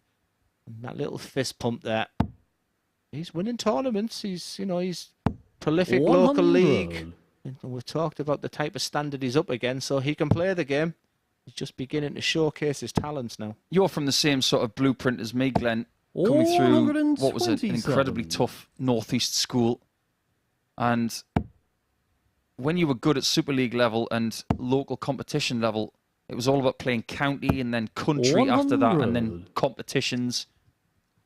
The Super Series has changed the blueprint because now we've got people who are good local tournament players now coming into this in a somewhat fast-tracked way. Yeah, it was like having a franchise in the Northeast and then expressing that to the rest of the country, and then Europe and Oceania. I mean, that's exactly what the ADC is all about. We need to require 134. I created the Teesside ranking events, and like I said many times, we got 368 for the Teesside Open.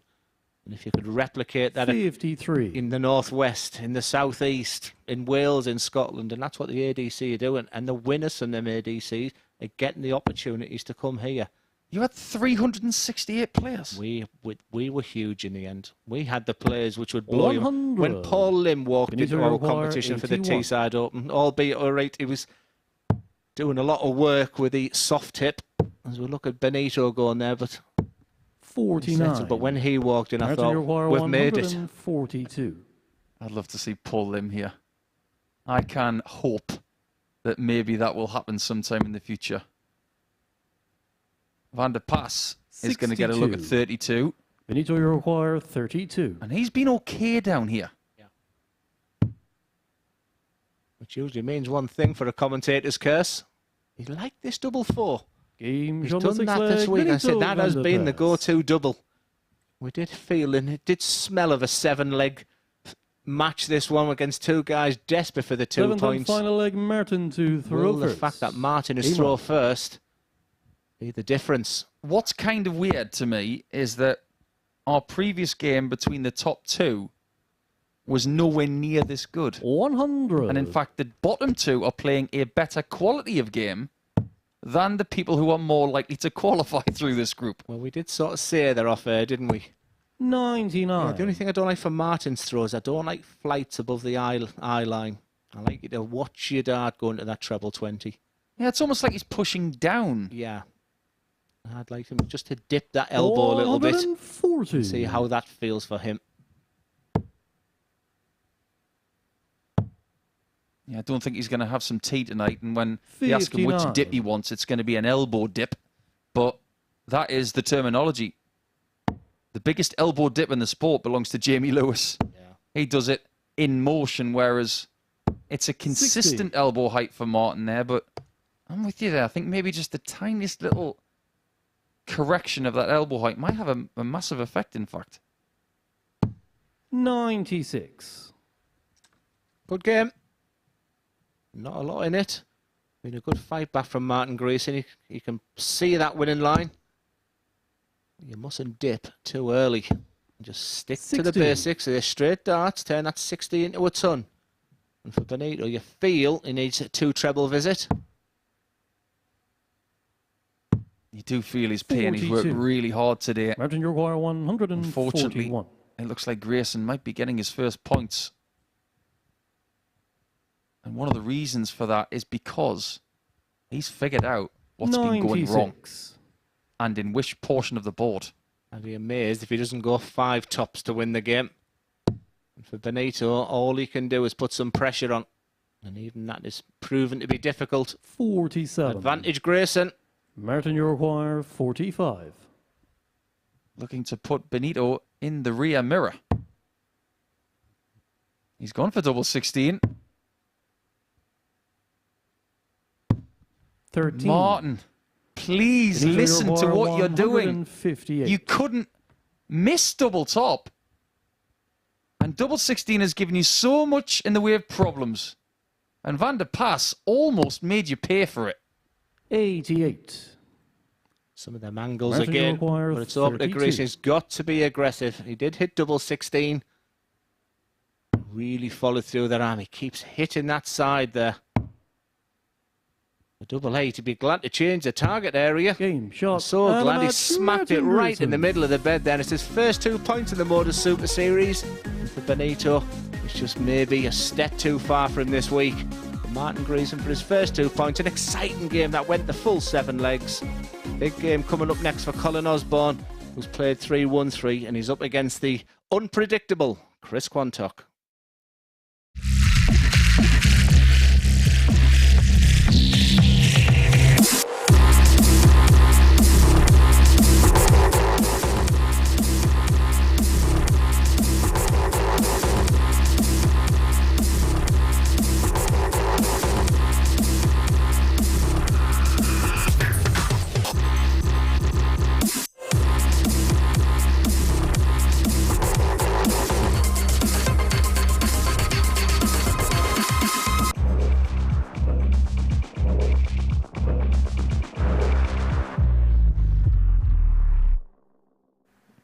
Welcome back to the MODUS Super Series, and Martin Grayson has got his first win here at the Live Lounge in Portsmouth after getting the better of Benito Van der Paas in a last leg decider by 4 legs to 3. Let's have a look at the stats from that game. Well, it was mainly down to a lot of missed doubles while the averages are where they are, but 4 out of 18 was good enough in the end for Martin Grayson to seal success in that one. That means now that Benito Van der Paas is the last player in the group yet to pick up points here in Group C, which can be represented now courtesy of our league table. Every player now having played 3 matches so far in the group.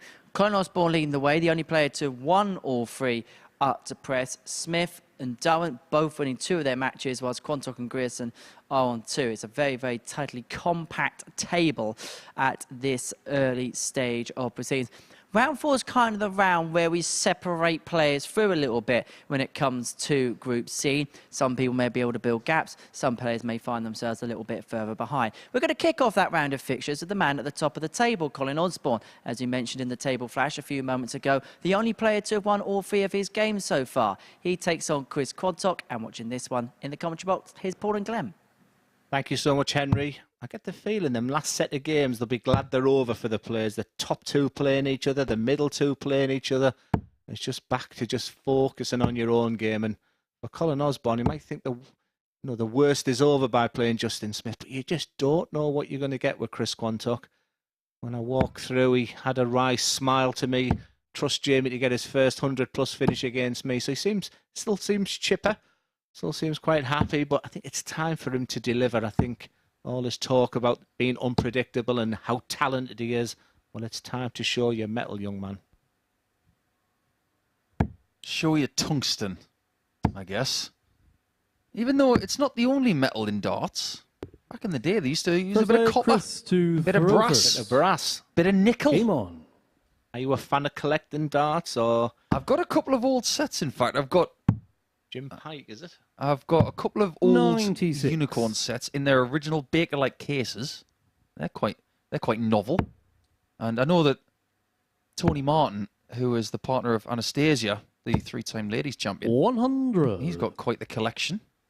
But if you have got a snazzy-looking old set of darts, don't be afraid to send us a picture at MSS Darts on Twitter. Never mind the old dart. If anybody has the dart shirt that I wore against Scott Waits in the third Lakes, that's the only thing I'm looking for now. You don't have it? That's the only thing I've now got my Premier League trophy fixed after someone dropped it and smashed it. I've now got a Lakeside trophy in my dart room now. But the only thing I'm looking, I've got some Mike Tyson gloves coming from my boxing memorabilia side of the wall. But there's a big gaping space. And I can't remember who I gave it to. The first one was found in a pub in Stockton, in a pool place called Room 21. The second one was Pup Dundas, who kindly gave me it back. I took it off after I won because he reffed the game. But I can't, and I've searched everything for where my shirt is against Scott Waite. I will know which one it is because there's about 12 advertisement patches on it. Hashtag where is Glenn's shirt? Please help us find it. Osborne's going to be looking for a 104. 59. Colin, you require 104. 500 quid here for anyone who's got it. As Colin looks at 104. Options there. He's going to stay on the treble 20, but I like the treble 16 there because it's a big wide open bed. 60. Chris, you require I can understand 56. why he stayed on the treble 20 there. Because if by some miracle he does get a shot, he doesn't mind which double it is. But unfortunately, Colin, you do not get a look. Yeah, don't be surprised if Chris Quantock wins this game because I won't be. But Colin to I'm getting a bit fed up of talking about his potential and when he's ready to kick in now. For me, Chris Quantock cannot lose another game in this Group C if he has aspirations of being there Saturday night. That's how tough of an ask it is now. Oh, this looks good. 140. He's throwing them with real ferocity now. I've got a bit of a question for you, Glenn. Do you know what a quant is? Q-U-A-N-T? Yes. 60. I think I've seen the word, but I can't put it into perspective what it's... It's a supercomputer, which is used in the world of finance and used in things like shares and stocks, used to calibrate good outcomes for things in the stock market and used by a lot of hedge funds. Yeah, I think I might have spotted it when I read the Financial Times most mornings to look at me stocks and shares. I got it from watching Billions. 41.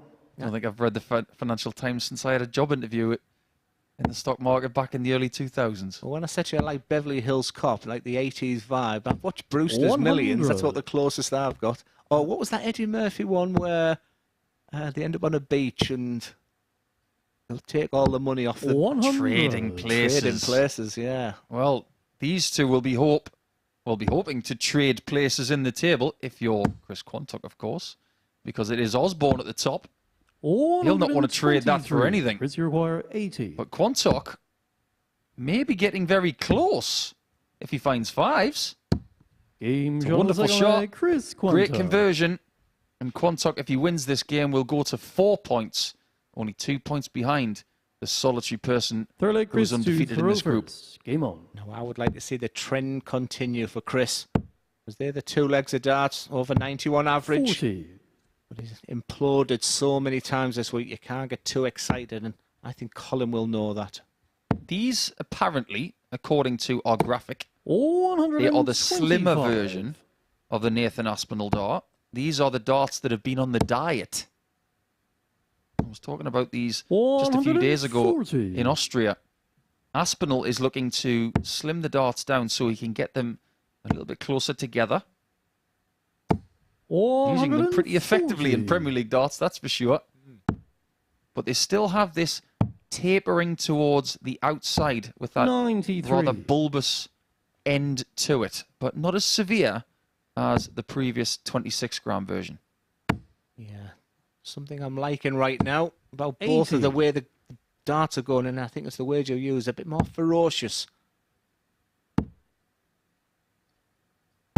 78. Quantock, his cover play's been good there, just to keep him in this leg.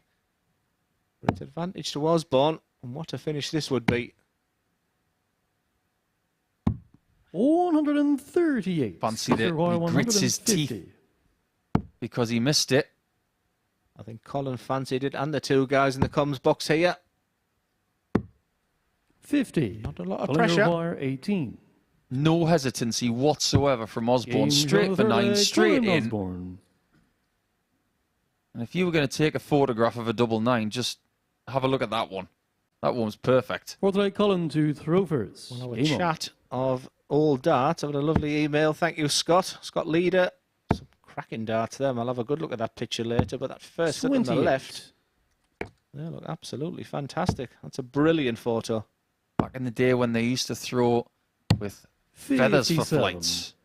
And you used to look after those because they were expensive. Yeah, there's plenty of feathers there. Carl Hamilton, great show, guys. Missing a place already. Wish I could play there every day. Come on, the Northeast lads. 137. Carl, you played so well last week. It was really great to see. And thank you for getting in touch. Hope you're well. All the very best to you. I think there'll be a lot from the Northeast 100. sort of tuning in for Jamie and Colin, and that match between them, albeit being one-sided to the man in your picture there, but he's up against it here. 60. Yeah, it's a nice clash of northern and southern players this week, isn't 82. it? With Mitchell from Dorset, you got Quantock from Yorkshire, Osborne and Durrant from Teesside, and Parkin, of course. Yeah, one of the most beautiful places 81. I've ever been to. A seaside town called Whitby. Absolute best fish and chips you'll ever get. Even Rick Stein agrees. I agree. 58. Fish and chips up there, my word. I was just going to say, because you're in town, Osborne's in town, Jamie's in town. Have you 85. found anywhere that serves Parmos yet? Yeah, that's we did have a. I did have a Chinese on Sunday, but I tried to sort of look after myself a little bit better when I'm at the 86. house. Colin require We're in the house where we can 110. do a bit of cooking for ourselves, but I'm trying to avoid the Parmo. I'll make you a deal. The next time I'm in the house with you, I'll make you one. I tell you what we should do. We'll do that. Maybe talk about that in the next leg. As 52. this one comes to the Reservoir conclusion, as Kwani looks at the 118. 118. I don't like that route. Me too.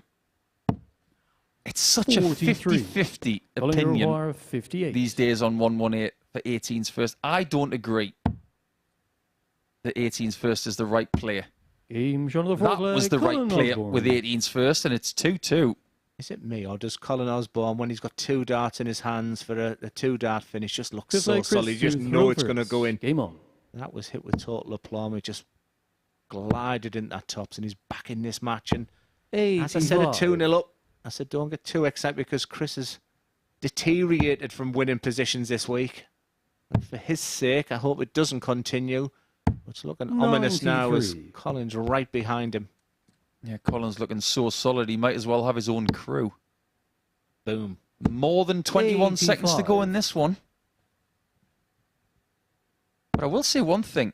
When Colin was at his peak around 2009, 2010, he wasn't known as the fastest player. 100. But this transformation of his, he has turned into a faster player. I mean, my thought process on that without knowing the 140. answer is maybe he just doesn't have to think about his throw if he's got a good rhythm. His first dart's fairly slow still, but his second and third, I agree, are going in at a much different pace. But my favourite 98. story, very quickly, UK Open in Bolton. I'd known Colin a long time, and there was rumours in Middlesbrough that he was doing things on a dartboard. Never been seen by 57. anyone from Teesside. I was like, yeah. Went to, and I played Graham Usher. Played him, won that game, then lost to Terry Jenkins, and I could just hear this enormous 60. noise. Chris And I require went over and I watched Colin 134. Osborne for about half an hour, and his lowest score was 140. That sounds about right. 2009, 2010. You wouldn't touch him. He was too hot. He was insane. 96. Colin require 150. This is a big ask. Quantock has put himself in a very big position, but hold your horses. Double 15. 120. That would have been back-breaking for Quantock. 38. Yeah, he's gone direct for these 19s a couple of times without success. 30. It's like Colin watching him on require Monday, Paul. 30. Comes up dry, and Osborne Gets his feet on the wet. fifth leg, Colin Osborne. It's 3-2, and that's a vital break of throw. You just wonder if the effort at the 150 disrupted Sixth Quanny. leg, Colin to throw first. Game on. Because his heart rate, I'm sure, went up for about 2 or 3 seconds, both pre and post dart. I like the term in darts where you try 95. something different if things aren't working. And I wouldn't want to spoil his free-flowing game, but I would just love to see him 100. stand back when he's got 3 darts for the match. If it doesn't work, I'm wrong. But it's not working when you're right. You know, you're throwing a double 19 before Colin's taking his darts out. 45. Just a little bit more composure. He's got everything, you know.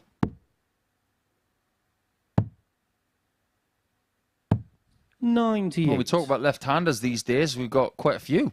You mentioned Graham Usher, one of the best players that we've had in all of MODUS Super Series 85. history.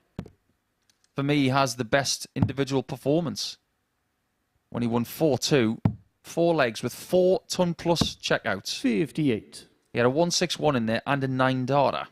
Wasn't it 4 minutes, 57 seconds the match or something? Oh, yeah, I think he has got the quickest game against Chaz Barstow. 45. Yeah, I remember Yellow Klassen versus Ricky Evans in the Warwickshire Invitational, and they decided, they agreed beforehand. 190. Outstanding stuff from Quantock again, and that was ridiculous. 9 minutes for 9 legs. It was insane. 45. Chris Quantock Roy, 65. to stay in the match. Full credit to him. He got the 180 to leave 65. I think that's in for double 12. Game That's in double 12. Chris So we're going all the Quantock. way. And weirdly, we did not have one game go all the way until match 9. Seventh and Now final it's 2 leg, in a Chris row, to throw like London first. buses. Game on. Yeah, it just felt a very, very quick Group C. Players who like to get on with it. And all of a sudden, these centre games, 100. they're going the full 7 legs. Important moments for, you feel for Colin Osborne in a sense that he can put this group to bed after day 1. If he finished 5 out of 5, 85. you can tick him in the box that he's through already, because that's the type of man you don't see him dropping games. But for Quanny, he's been looking for that spark. 100. I will say it again, he's been in position so many times this week at 3-3 and failed to deliver. Big, big game for Jamie Durrant after this. 68. Playing Benito van der Pas and a chance to get to 6 points himself. But as for Quantock, he'd like to be on 4. And to 100. restrict Osborne getting to 8. The Yorkshireman winning against the Teessider is good news for him and everybody else. 36. Yeah, it's really, really tough for me having any sort of bias this week when your nephew's playing, but you know, 60. never in a million years would I ever want Colin Osborne to lose. It's remaining professional with this mic in my hand. You can't help having your personal feelings, but they're all put to one side. It's business. If Osborne had got that second treble 20 there, the shot was bull. Because 25 would have left to finish, but it may be a moot point as Quanny goes for double 12. 117. He will come back purely because Osborne could not leave that finish from 3-1-2. Yeah, the beauty of watching Quantock is you're talking about something, you realise he's down to a finish. He's a joy to watch in full flow. 81. Chris Roy, 24. Predominantly left-handers love double 12. It's good for their eye line. No score. Now, this would be a Colin pinch and a Roy, half. 131. Very salty if he finds treble 20 or possibly treble 17 with the first dart. Yeah, and like I say, he's gone the modern way. He probably didn't even know what he was deciding to go for until he got on that rocky there. 91. Chris Quantock, Chris Roy, what 24. are you made of? Game Made shot of Yorkshire and a match, steel Chris is what he tells you. Quantock. That's a big, big win and so interesting for the stakes of this group. Who's beginning to run away with it was Colin Osborne, but that will bunch every single player back up. And well done to Chris Quantock. He's been a little bit unpredictable. He'll be absolutely delighted against the top of the table man. Big game coming up next for Jamie Durrant up against Benito van der Pas, who's still searching for his first points.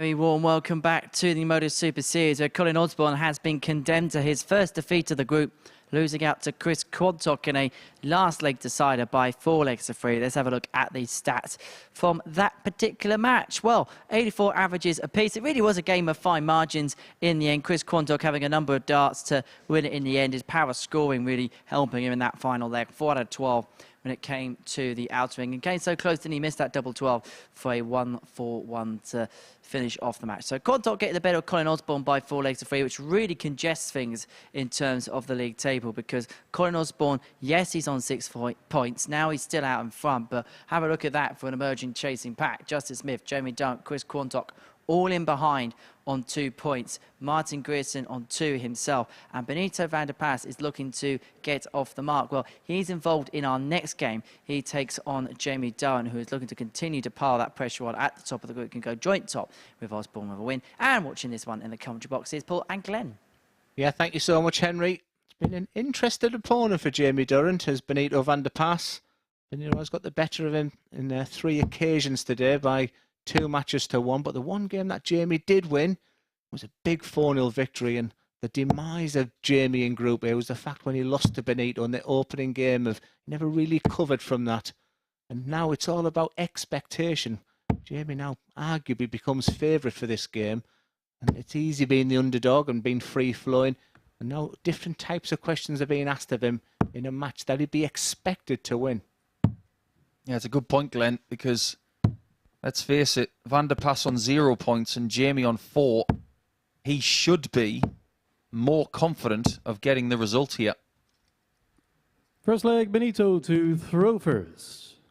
Game on. The bookies do have the man in your picture, Benito, a slight favourite. Maybe the fact he's throwing first. You would say the form horse is his opponent. 60. If my eyes do not deceive me, the Dutchman is using Welsh flights.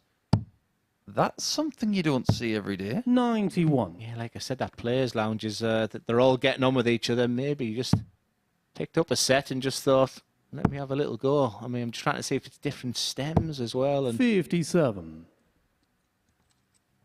Welcome to the latest edition of Flight Swap. 21. I can't imagine you throwing with a Scottish flight, Glenn. Oh, definitely not. Albeit my favourite exhibitions have been over in Scotland, but yeah, it's a strange decision. I'm sure it's all about the shape of the flight. I mean, you won't care what's on it, but... Did you ever throw with another country's flag or colours on your flights? 81. But you know the story of my shirt. I proudly went with this Middlesbrough shirt, the red and white one. Yep. With a Danish flag, thinking it was the George Cross. And Daryl Fitton was the only one to come on and say, Glenn, you know, I've got to ask you a question. And I think it's Adrian Mason he's a big collector of memorabilia. Yeah, Adrian's got some great stuff. I think he's got that shirt. But yeah, I was 74. When that proof red, is that the right word? You know, do you like your shirt design? Never spotted that. I got the red and white cross of George incorrect. 100. That was slightly embarrassing. I once played at the World Grand Prix in Ireland with Irish flights just to try and gain some friends. 140. Didn't work. Benito, Lost 106. 2 sets to 0. 106 for Benito. See how I clouded over that for you, Paul. That's what friends are Thanks, for. Glenn. That's what friends are for. Jamie Irwine, 94. And like I said, I don't expect him to go for the bull, because nobody's done it this week, but what the bullseye sort of does, you've got the opportunity of hitting the bullseye for a double, or 2, guarantee you a dart at the bullseye. It's 2 darts at double 16, and you do feel confident when he's aiming for a double. He needs another one of them. Just widens the bed, does everything correctly. Game shot on the first leg. Executed Benito to maximum effect. How good was that dart? You could see how much that steep angle covered that double 8. And if he flicked the left-hand side of that flight, I assure you, it wasn't going in. Van der Pas has got no points in this group. He finished in 5th position in Group A. But every now and again, he does prove to you that he can still do elite things. His doubles have been great. That's his first 180 of the day for Jamie. 40. But that is not the follow-up you want when you're in total control of a leg. And then a leg that probably Benito thought, I'll put to bed. 84. Just a little feel of the arm. He has suffered with arm injuries, and it was a concern for me when you're playing 5 days on the spin for Benito. But 43. he's not the type of person to complain. But Jamie's gone to sleep again. This is not the time to go to sleep in this group, that's for sure. The people who 85. get those good starts, they win their first 2 games or even the first 3 games. There is a danger of you saying, well, the worst I'm going to do is 6 points or 4 points. What you need to do is remain as hungry as you were 5 minutes before your first game. Because if you can stretch your legs a little bit, you'll take all the pressure off tomorrow. 44. Jamie require 104. Well, some people just like to be in the dogfight. Durrant has missed the single. Mustn't panic, because Benito's on 2-3-1. 72. And I'd accept that before I threw the dart, rather than show your opponent you're disgusted with that score. If someone offers you that you're going to get 3 darts for the leg before it, you'd snap your hands off. 64. And darts seem to be sitting in better for Benito as well. Jamie require So 32. total control to Durrant. There's that wide 16 again. He does like that double 8 bed. Durrant. And it's parity here in the game. There he is chatting to the dartboard. Like I said, that's always a positive sign for me. That shows he's in a good headspace. He's totally focused there. Third leg, Benito to throw first. And it's Benito's dart. I taught him that. Make sure you put your opponent off. He thought it was his throw. He was incorrect on this occasion. Does the yellow and black have any sort of correlation 57. with Jamie, or is it just the colours he chose because that's the MODUS Super Series colours? Yeah, because he's nice, clean and tidy like his uncle. He's had a blue one on this week, a red one on this week, so it's just the new design he was proudly showing off. So, yeah, the yellow is just another variation of the shirts he's been wearing this week. So what you're saying is he hasn't got as many dart shirts 57. as Peter Jakes, who's got 8. Is that what he's got? 8 different colours. Sounds like the Man United away 42. kit. I wonder how many colours there were on Henry's shirt when it looked like a dropped dessert. Oh, we talked about that this week.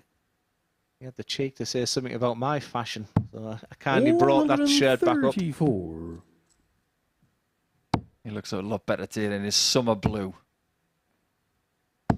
60. Yes, it was a low moment when he was talking and laughing about my win-loss ratio in PDC at the end of my career. I thought, I can't believe I'm getting done by Henry Deegan. 97. I'll get him back. Well, Jamie's done the right thing here. That's a really good sign. 299, and he knows exactly what you need to do at the start. You must go 19s first. He didn't get to a finish, but he did the right tactical thing. I like that. 90. And I like that from Benito. And Jamie will be thinking, here we go again. I can see the winning line when I play Benito because I feel like I can beat him. 100. And once again, he's getting the better of me. Big moments in this match. And that leaves 41 for his beloved double 16.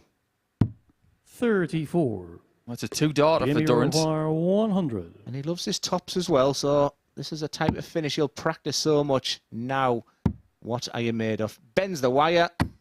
60. Can't do any better than that. Benito Let's put them in yourself. 32. You've just got to say unlucky and hope. That's not ideal. But that is. Leg, and you got a little glimpse from that camera angle just how steep that dart came in.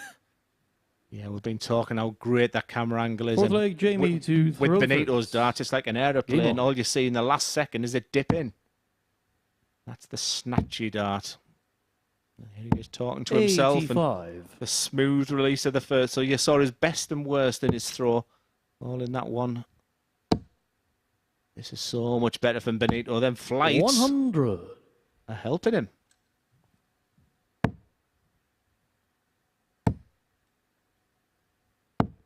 $40. I don't think Justin Smith's going to get those flights back at this rate. But I think it may be something to do with the size of the flight. 95. It might even be something to do with the weight of the flight. Yeah. If it's a slightly different micron texture. So if you're not aware, dart flights are measured in width by microns. And you can get as little as 50 microns. You could go up to something like 150 microns, which are really rigid, These, to me, look really thick. They look heavy, which might be just, 39. as I was about to say, carry the dart better in the end, and then he gets a fallout. Yeah, just about to say, probably the reason he hasn't had a bounce out yet. 98. Again, another strength for Jamie this week has been his cover shots. I'd like him just not to panic right now. I think some of the feedback I've been getting from people, what are your thoughts? He's speeding up as the game gets tense, but that's fantastic darts for Benito, who once again puts himself in a great position against Jamie Durrant. It's 155. 43. There was an argument Benito for the ball require at the last 87. start. Bullseye at the end of the leg for Benito is dodged. It's double five. 77. That was a close call. Jamie require 135. This is where if he'd have had 130, it was 2 pokes at the treble 20, but the shot's missed. And sometimes you just need to be aware of what 25 leaves you. Needs to require 10. But that last dart could be a saviour, because this is not nice, but it does like this double four. And that's a real sign of confidence there for Benito. The fact he has the confidence to go up with a big two when he's not really happy with his game. Very sensible darts. And for Jamie Durrant, it feels like a bit of deja vu again. I think he walked on that hockey thinking, Benito to throw I'm playing first. Benito. I fancy my chances. I've beaten him 4-0 this week, so I know it's in there. And that would put me on 6 points. I'm beginning to look good. This could be a real kick in the groin for Jamie. And what a wonderful start again. I'm not so sure why he keeps stopping. It could be an issue with the grip. I've seen him look at his darts a couple of times there. I think he was going for the white horse there. The 3 big trebles. He just seems to be pushing that better. 125. When he's silky smooth as Jamie, just got to keep believing. This is all part of the learning process. And there's that angle where it's like a Boeing 737 just landing in. 80. Now you got a lovely angle of that collision when the end of that dart just hits flight first and not sisal first.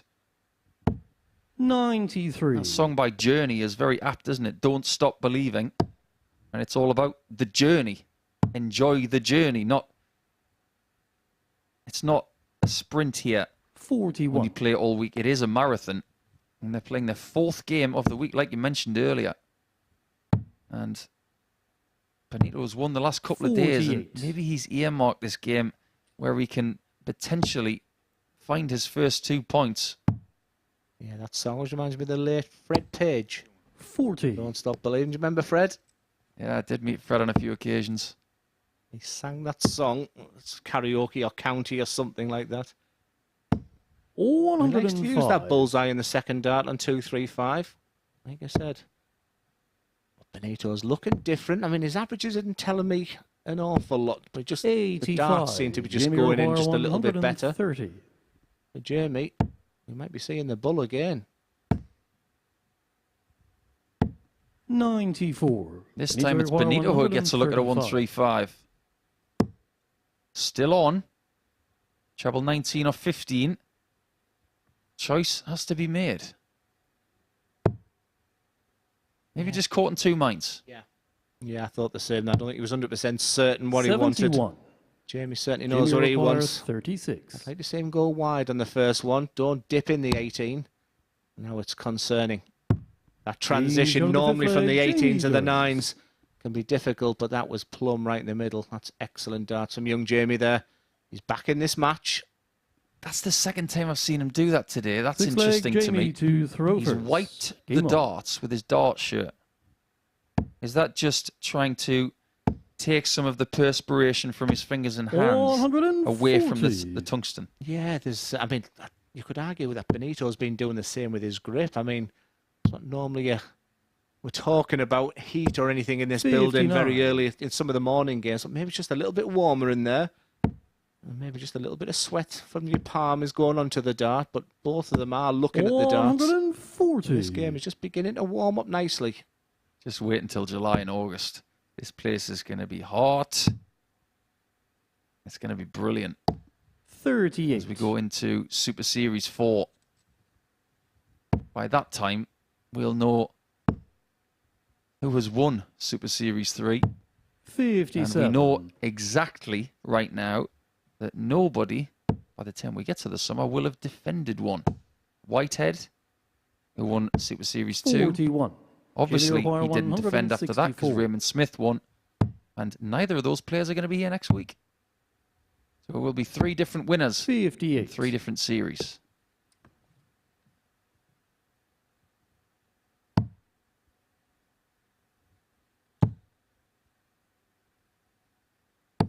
Oh, 174. That's wonderful from Junior Van der Wire Pas. 106. Still doesn't get him to a finish. 42. But it is a warning sign. Exactly. It's exactly a warning sign, and that's where, when he's watching him back, that dart is just as key as this 64. Set your minimum as a leave a 1 darter. 44. Acceptable as a Junior 2 darter. Wire 64. Luckily, he hasn't been putting too much pressure on, but he's only going to get 1 darter a double. That double is his beloved tops. 24. I wouldn't be too disappointed Benito with that. It's a big Uruguay, ask, the 145. 145. He just has to get prepared. For Benito. Yes, I've stopped working out, Paul, what he's going for. Treble 17 first on 145. 89. In a week where I saw somebody Uruguay, go 40. treble 17 double 11 for 73. That was Nick Kenny. Double 10. Must be hit. Game Well on the done, sixth Jamie. leg, That's a Jamie great Durrant. clutch double. And we're going the distance for the 3rd game in succession. And he just little looks up to Lewis. Just having someone here we've been talking about might be just what he needs. And Seventh this and is final all leg, part Benito of to the learning Rovers. process for Jamie. Game He's on. shown real fighting qualities from 3-1 down. He's concentrating hard now. All he wants to hear now is a treble-less visit. He's going to be disappointed. 114. Strangely, that could have been worse. That might have been nothing. If I were Benito right now, I'd be very happy with 85. 114. And what I liked about Jamie, because I'm analysing him closely here, he didn't pull a face on the 5 and the treble went in. He'll be gutted. And Benito's suddenly playing darts like that. 139. You should never get disheartened with bounce outs. I remember my old friend from 59. Northumberland County, Mac Murphy. He once had an average in excess of 112 against Derbyshire back in 2000. And he had 5 bounce outs. I'll never forget that as long as I live. 41. I thought it was superhuman. I think I agree with your statement, but Benito's taking it to the extreme. I am talking 20, 30 bounce outs this week. 58. It has to stop. You can't afford to have that many darts on the floor against players like this. He's 90 ahead plus these. It's Benito's to lose from here. 59. They were well thrown darts, hence the reason he pulls his head back there, because he knows he threw them well. And for Jamie, he needs a 139. And gets a 139. Benito Uruguay 148. Warning fired towards Benito this time, but he's after 618s. And that was 3 on the floor. 108. Wow. What a strange leg. He's had 2 on the floor and he's left 40 after 15. You have to, if you just stay straight on the last. 100. You've done everything you can Benito do, Jamie. Uruguay 40. Benito's been lethal on his doubles. What Game a shot. match. And the What match, a Benito real Van der fighting Pas. qualities there. You can see the disappointment from Jamie Durrant there. But big respect, big kudos there to Benito Van der Pas. Been a difficult week and it was bounce out after bounce out. But he gets over the line in a 7-leg thriller. He'll be absolutely delighted to get his first 2 points on the board. And next up, Justin Smith versus Martin Greason.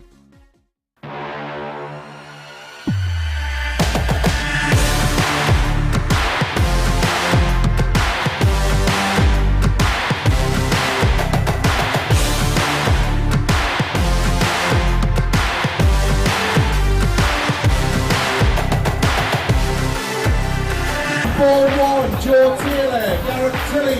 And ball 2, Craig Nixon, Robin Young.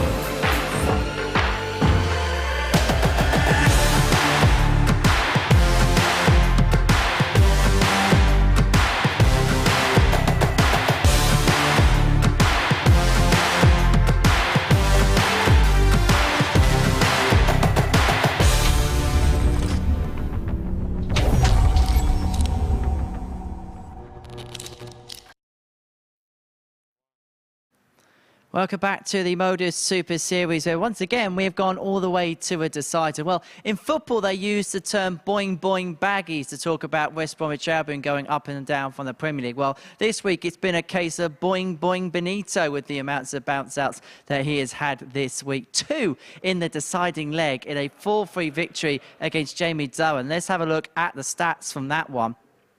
Not the highest quality affair in terms of the averages, but Benito securing his first 2 points of the group. Huge win for him to keep himself in the race. Right, next up for us, Justin Smith. He has the opportunity to go top of the table, or at least move on to 6 points with a victory here. He takes on Martin Grierson, and this is being watched by Glenn Dowen and Paul Nicholson. Hello, guys.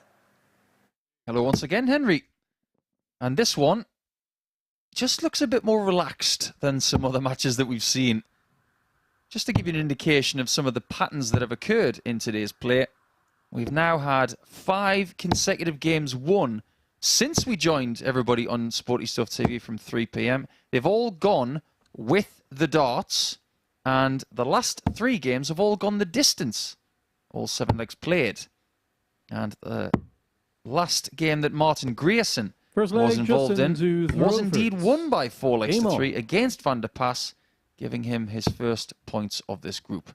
Can he double down, or will Justin Smith join Colin Osborne on 6 points? I fully expected to see Justin Smith with Benito's flight there.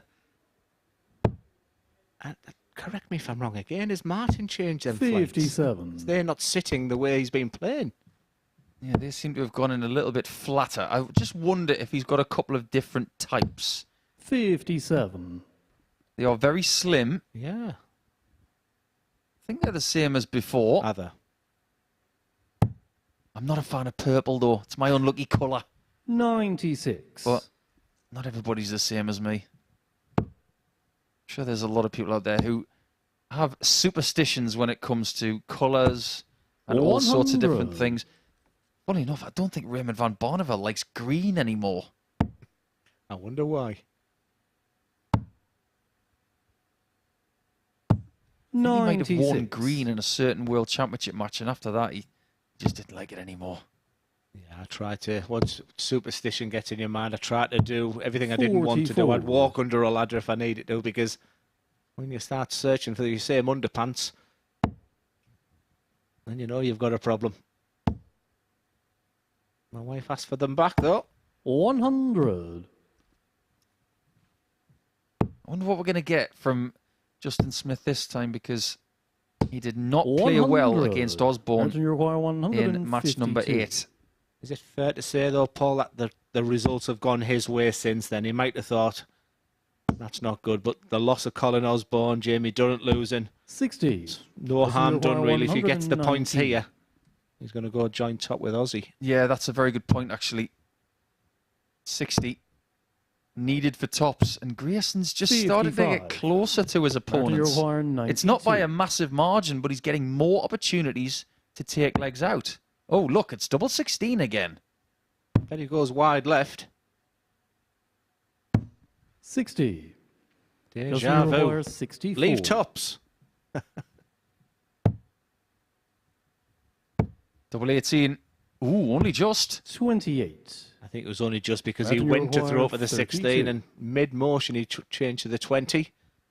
I fancy this time. Only because the fact he's left double 8.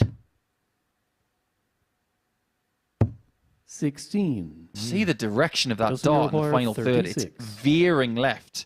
Hence why he's missing most of his shots to the left. And Justin Smith takes full advantage. It's 22 darts for that first leg. And surely Martin Grierson has got to stop leaving 32 for a while, because when he leaves tops, Glenn, he was fantastic at it. It's a lovely dart from there. He's beginning to get line and length all of a sudden on treble 20 bed. It could be just a case he needs these 3 or 4 games to, you know, really acclimatise. Maybe might become a dangerous commodity later on. 100. Even tomorrow will be definite signs with that double 16. He wants to get back on the practice board for that, but this is better scoring. 140. This group D will be finished at around about 6 p.m. If you were playing in this group, what would you be doing tonight? 44. I was always really, really good. So socially, I made sure I wasn't the Mr. Boring, but I was always in bed for 10 o'clock, Paul. At a MODUS Super Series, I think 60. lots of water, good food, go and relax. Because this is tough. 4 to 5 hours game after game watching others. Then there's the psychological, the mental 60. when you're watching others Martin play. Require 161. I think more rest the better. I say, I was Jamie on Tuesday. I wanted to go to competition at the Southampton darts. I said, just go and relax. 99. Good advice. I concur, and I think recovery is possibly the next boom section of progression in this sport at every single level. When people start to recover 45. better, Martin I think we'll 62. see people with better engines and better ability. That's treble 11. So he was going for 42. That is a bit of a different play. So it is double 10. And look what happens when you don't leave double 16 and double 8. Hashtag leave tops or tens, Martin. Third leg, Justin to throw Next first. time he goes to the doctors and they ask him for his allergies, he's going to say double 16. I'm not getting enough greens, Doc.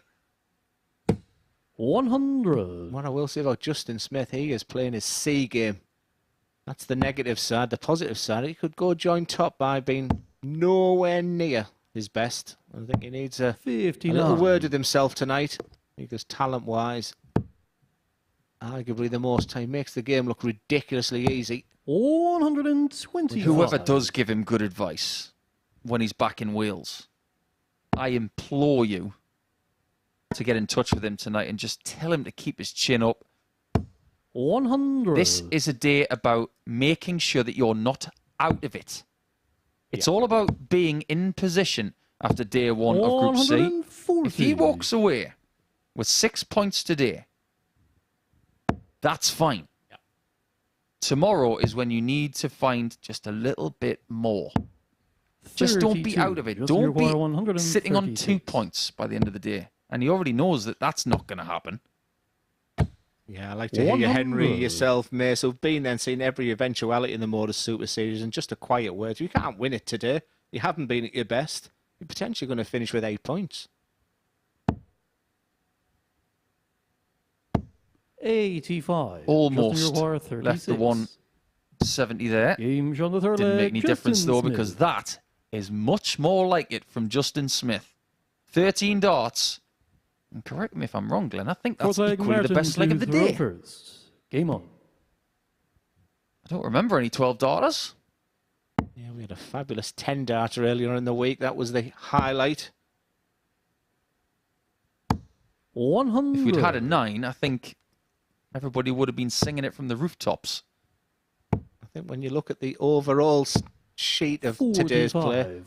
I think the one that'll stand out is the amount of 180s. I don't think I've ever seen it so low. The scoring power pack hasn't been there for the players today. Just been a lot of grinding results out. A lot of 4-3s the past few games. Since game 7, only one leg hasn't been played in the last 1, 2, 3, 4, 5 games. 45. Started with a 4-0 victory for Jamie against Martin. And then we got another 4-0 against 100. Jamie in game 4. Since then, everything has been a bit more competitive. 45. And I think that's because everybody's starting to meet in the middle. Nobody is really dominating as far as standard is concerned. This has got to be a 180. 165. I would have been so tempted just to go for it. Dirk van Dijvenbode last week hit a 180 leave 7. 43. Martin Require 40. But we're just destined not to get 180s in this game. Well, we know he's going to finish because he's left tops. Now, this is definitely in Glenn. There it is. Shot of the fourth leg, Martin No Pearson. commentator's curse here. Yeah, no, I thought it was a case of them darts were too good, the first 2 darts, but the way they're sitting so flat in this match, I can't Fifth say I leg, noticed how Justin to flat throw his first. darts were Game throwing on. earlier. But we're pretty confident it's not a change in his darts, but what needs to change 140. is Justin Smith. with his scoring, and that's a fine start in this leg. Best of 3 now, and having them darts could be crucial. 59. You know what they say, change is as good as a rest.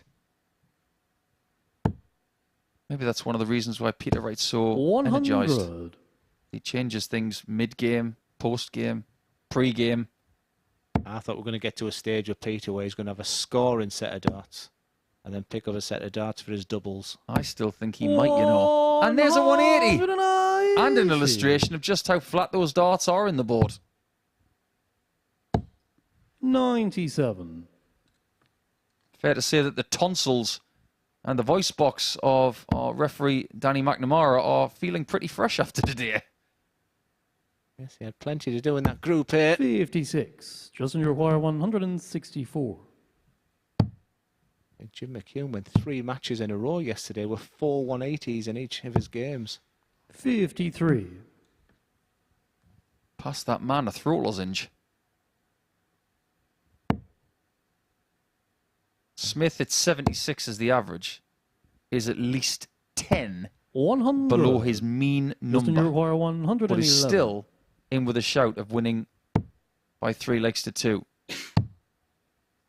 But predominantly, his miss today has been just under the target.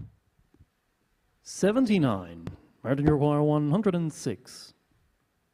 Hit the 60 because I want to see him go for a 6. He goes for a 14, we're walking. In a funny sort of way, I would have liked the idea of staying on the 60 there for double 13. 36. Based on what I've seen Justin from him Uruguay today. 32. Yeah, look at his...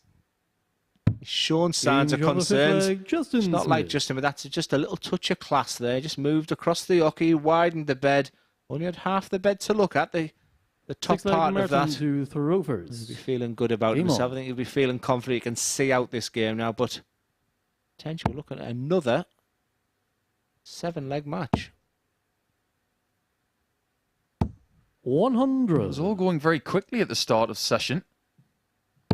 Who's the biggest character you've seen in MODUS Super Series? Character? 125.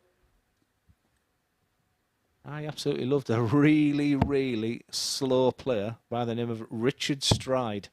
He was a character. 80. I actually thought he was playing in Rewind.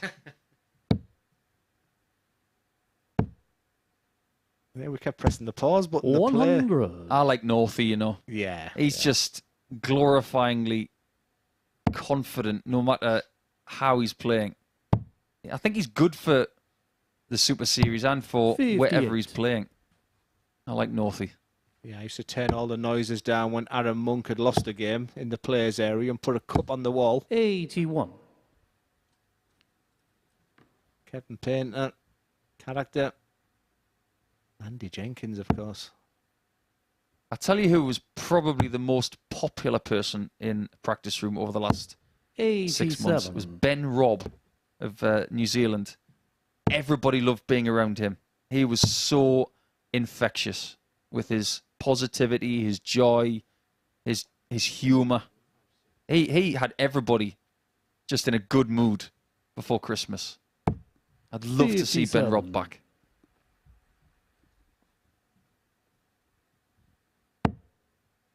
Good live for a 140, that one. Yeah, the way Still them pitches it. Yeah, the way them darts are sitting, 100. they're ideal for him. Justin Uruguay 138. Been really disappointing, Justin, today. Apologies, Justin, if you're watching back, and I don't mean anything personally there. It's just how much I respect you as a player in a sense that I think you can do it this week, but not with darts like this. 29. I just wonder if going 19s on that 138 was the play. It's easy for me to say in retrospect. Double 8s. Haven't seen him on double 4 much. Game on the 6 Or maybe that's the route. Pearson. If he's got 32, miss inside, go for double 4. It's 3-3, and for the 4th consecutive match, we're going the distance. 7th and final leg, Justin to throw first. Game on. I just think he's shown a bit more business-like now, Justin. Expect him to kick off big here. Every time we've gone the distance today. The winner of the match has thrown first. And even though he's hit a 180, I'm going to go with Justin Smith. He has to stay focused. He's better when he's busy. Look at him looking down 100. now. He's not looking around all of a sudden. He knows he's in a match. A match he probably thought he would win comfortably, and them darts are just sounding differently. They're just going in the board differently. Everything has either been in the 60 or just above. That's workable for Justin. Everything 36. below just makes things a bit more difficult. There he's got a switch for me. Go to the 19s. 57. If it's unsuccessful, you can go to the 18s and still leave the finish. Ultimately, trebleless, still on a finish and 201 points ahead. 96. Justin Uruguay 164. Interesting to see what he does now, and I like that play. That's wonderful. 132. This is exactly what you want from a last leg decider. He's been in control since dart 1. I think he should be doing this more. He just looked a bit more businesslike when he stepped up to the hockey. 59. Justin Uruguay 32. To go joint top. It wasn't pretty at times. He widens that bed again. Good luck with this one. Yeah, I think he's going right. That's better from there. He's going to need a fishing line and a hook with this. The good news for him is that Martin's on a 210, so I'd be thinking, don't hit the 7. Game What shot a and dart match, that is. Justin Smith. And he holds it. We can see the funny side of it, because that last dart was thrown from about 9 foot. But it's Justin Smith that gets over the winning line. You won't want to remember that game, but right at the end, he just pulled out his best darts when he needed to. And Justin Smith goes on to 6 points. He's looking to get through to Saturday night, and he's beginning to make his move. And next up, fresh from his first victory, it's Benito van der Pas versus Chris Quantock.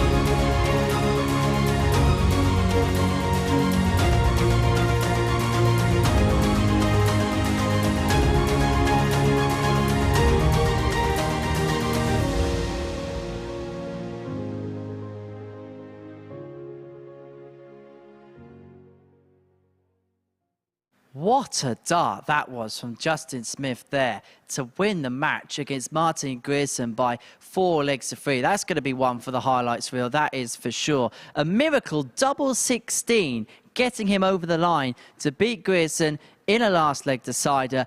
Ultimately, it was a game that was decided by the doubles, as you can see with the checkout ratio there. The 4 out of 8 for Justin Smith helping him through, whilst for Martin Grierson, 3 from 11. That roots him on 2 points alongside Benito van der Pas in the tail, which we can have a look on screen now. And as for Justin Smith, well, he's looking upwards. Him and Colin Osborne both out in front by 2 points following the 4th round of matches for the day, both tied on 6 points going into, say, to the final round of fixtures. For Chris Quantock, he can join the pair, even if temporarily on that figure, if he can get the better of Benito van der Pas, who, if he can win this particular duel, he'll find himself on 4 points as well. Watching this one in Cons, Paul and Glenn. One more round of matches for you, and if the last 4 matches are anything to go by, there will probably be 21 more legs to show you here on Sporty Stuff TV and the MODUS Super Series YouTube channel for the rest of Group C. But mark your calendars for a little bit later on tonight, because from 10 p.m. local time, we will have Group B action, and it will be very exciting with Andreas Harrison, Matthew Edgar, Jim McEwen, Scott Mitchell and Richie Parkin.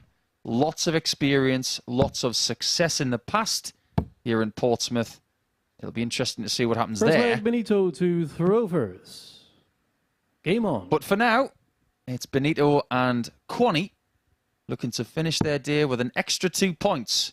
For Quantock, that would mean 6 for the end of Thursday. 96. Van der Pas would not be out of the running if he walks away with 4 And they have played each other 3 times this week already, Glenn. Van der Pas has won none of them. Horses for courses. So Kwani should be feeling rather good about himself. 34. And gone goes the Welsh flight. And now after a win, which seems strange. I'm trying to compute this because first things first, he changes to the Welsh flights. He wins with the Welsh flights. And his first reaction was to change back. But has he changed back to the flights he's been using previously? I don't recognise them blue ones from sort of his point of view. Says we correct a little issue with the scoring. Apologies for this little delay. Looks like everything's good, and we're back to the board now. And I think what Corny would like to do is just scrub that entire visit. Yeah, there's times there with that 5. Then the next 2 darts, you think that break did me good. That's a long way from the target. First start there for 59. Benito. Quantock who's shown signs of brilliance today. Definitely been a better day for him. He got to 6 points. And as Paul alluded to earlier, I think 6 is the minimum on day 1. Lays a foundation for tomorrow.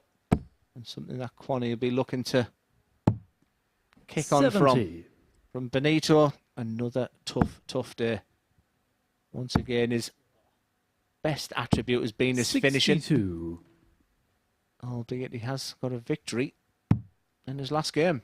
I just want to bring something up, actually, because it always makes me smile when I think about this. 59.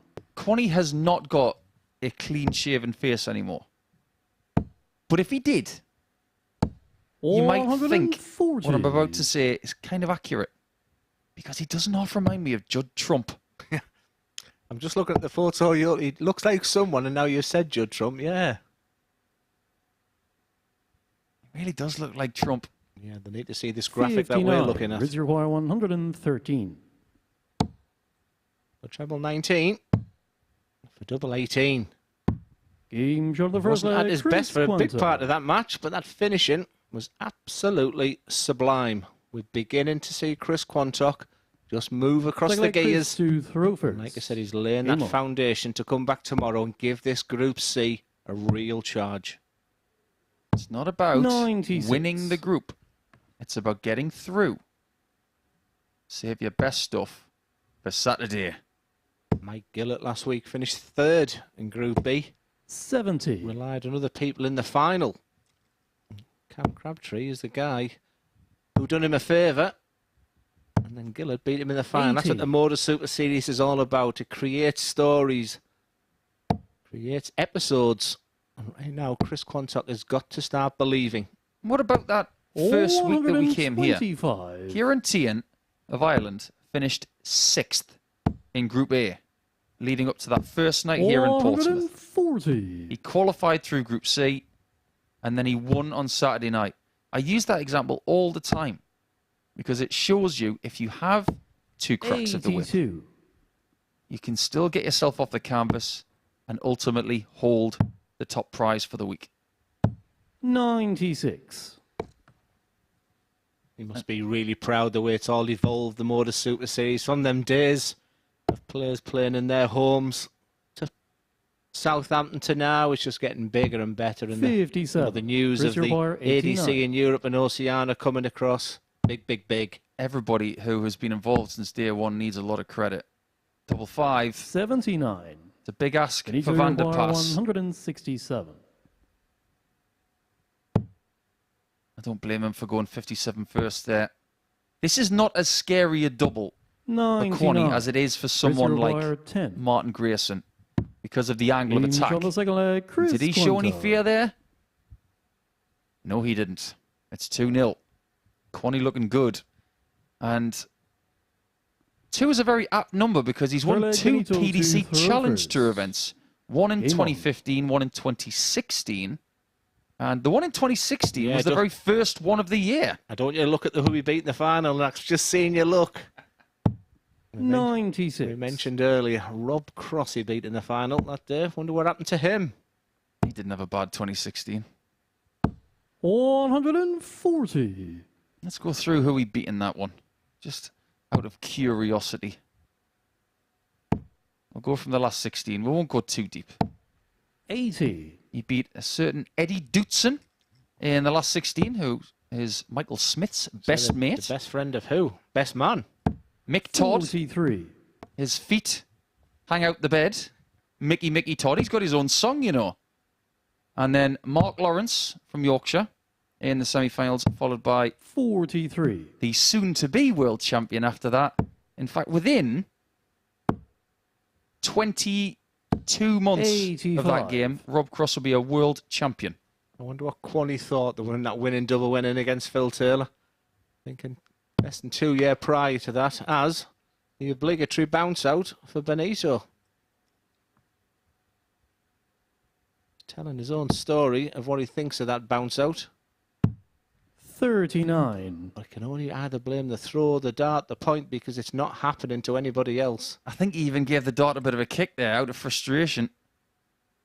Considering how many fallouts he's had, I don't blame him for that, actually. Like I said, he hasn't sulked once. He's just beginning to have that wry smile. Is it the whole sort of week sort of passing him by now? He has been the nemesis to Jamie Durrant. Jamie could have been in a great 97. position right now. This was the same yesterday, but for Chris Quantock, he's finding playing Benito pretty straightforward. 140. Especially with Benito shots like that to leave a double. 146. Van der Pass on 19s only gets the 1. Needed 3, and indeed needed 6 to get a shot at double. 42. Quanny has beaten 36. Van der Pass Games by on the 4 third legs to Chris 1 Quantock. and 4 legs to 2 twice this week. He may be about to complete the set. Because if he gets 4-0, Chris to throw first. all he'd need would be a Game 4-3 on. to complete every single type of win. But the only set you're really after when you're playing someone 5 times in a week is 5-0. 93. Yeah, it's nice to walk on an hockey thinking I've played you already this week and beaten. He just seems to have his number right at the moment, and a nice feeling. Like I said, 6 points for Quantock. 134. Gives him opportunities tomorrow now, and that's something that we haven't been able to say this week for him in Group A when the two players, the impressive Pilgrim and 40. Harrison, just ran away with proceedings. Who was your bogey player in your career? Gary Thompson, Yorkshire. 100. And Andy wore his coat most of the times, but the most one was a big game I wanted to win, the England match play, England Open something. 96. And we're 4-4, and he won 61 with 2 darts. And I was looking at the 11, and I thought it fell out of his hand. He went treble 7, double top, shook me hand with his coat on. Nice. Fuming. I couldn't beat 60. Benito Van der Pass when I played him if I had been throwing hedgehogs, honestly. I've got a few bogey players. Steve Lennon, Andrew Gilding, Raymond van Barneveld, Van der Pass. Haven't won one game in a ranking event against any of those players. Was the World Cup the most disappointing loss? 56. Benito Uruguay. Or did you have an individual 40. one? Oh, there was an individual one. 2013 European Darts Trophy. I had 3 darts at double 12 to win the title and missed it. And Wes Newton again. Double 10. 30. Chance for Quanny to Chris win Uruguay, this match 156. to 0. Yeah, Quanny's one of them types of players. If the first one goes in, well, all he can do is lay up. 60. Possibly doesn't have the... Benito Uruguay. Possibly thinks he's going to 10. return because Benito just doesn't seem at the races in this game. But he has demonstrated the 2-4-4 prior. Not 2. this time. Chris Over to Uruguay, you, 96. Chris Quantock. Benito coming up empty. And Game Quanny shot, and having the that's Chris ideal end to the Quantock. day. So that means that he will finish Thursday on 6 points. And his leg difference has just been given an injection as well. It will finish at +4, which means he is definitely in the hunt when it comes to Friday. The final round of games will progress as we have Martin Grayson up against Colin Osborne after this.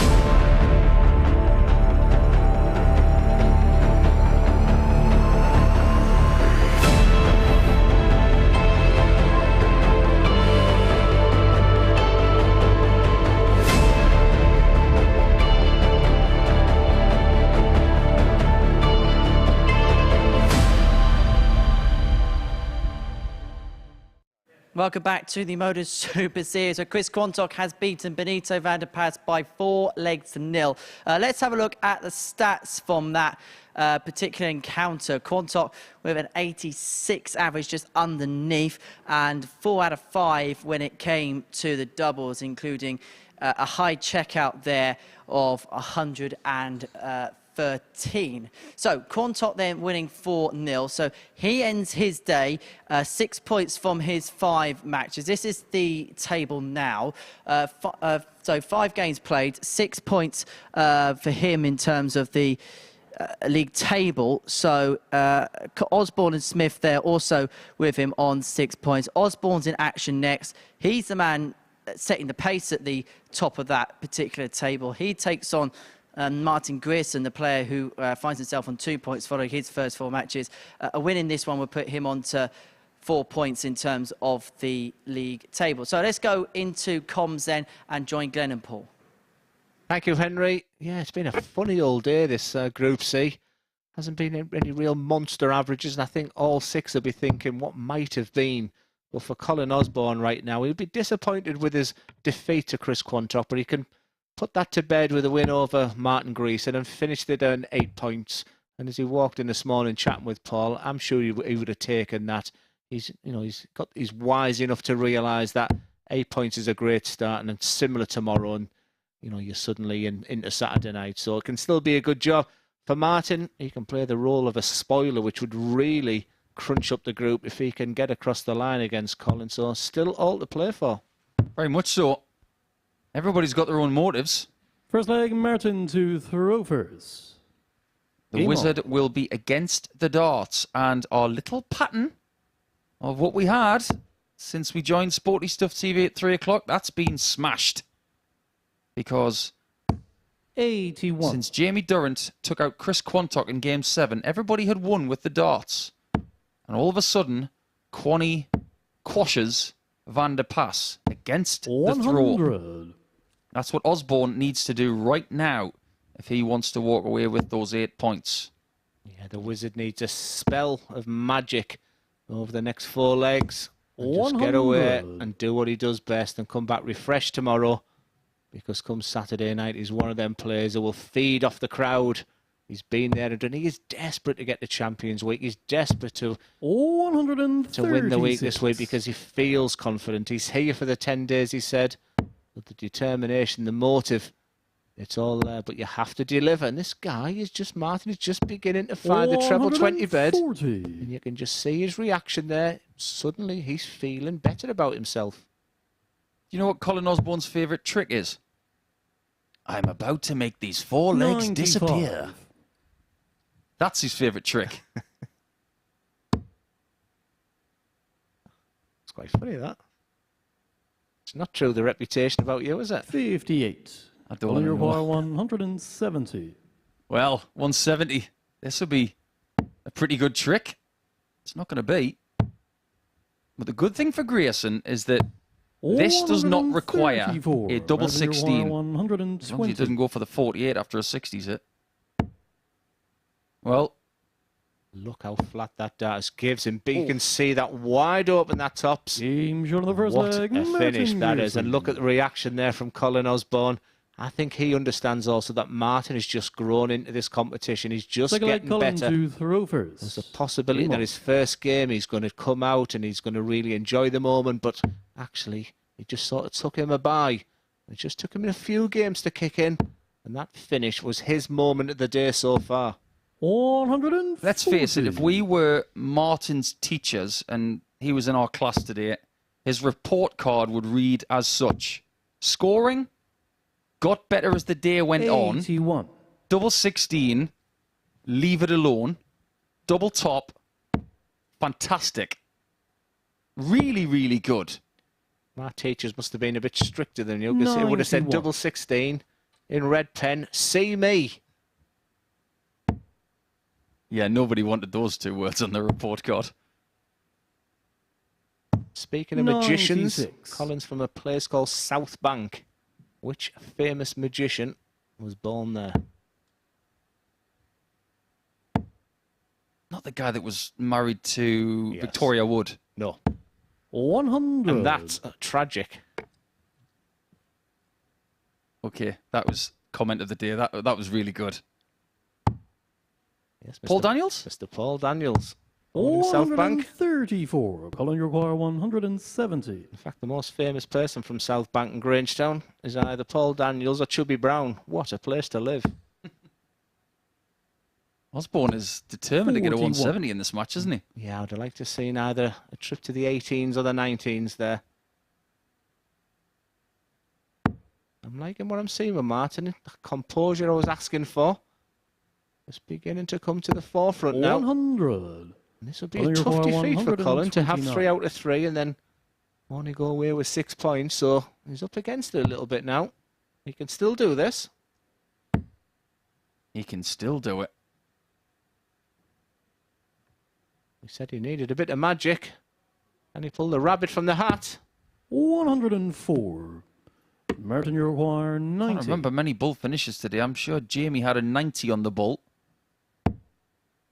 We're not going to get a 90 on the bull from Martin, but we might get double 15 for 2-0. And this is very much against the run of play. Yeah, double 15's been peppered a few times today, but it's always been by his opponent, Colin Osborne, who's been a bit of a delight for him. And just when you begin to work out the scenarios and you think you can do everything, Colin's going to walk away with 8 points because Martin's struggling. Martin puts a performance in like this. This is great stuff. 140.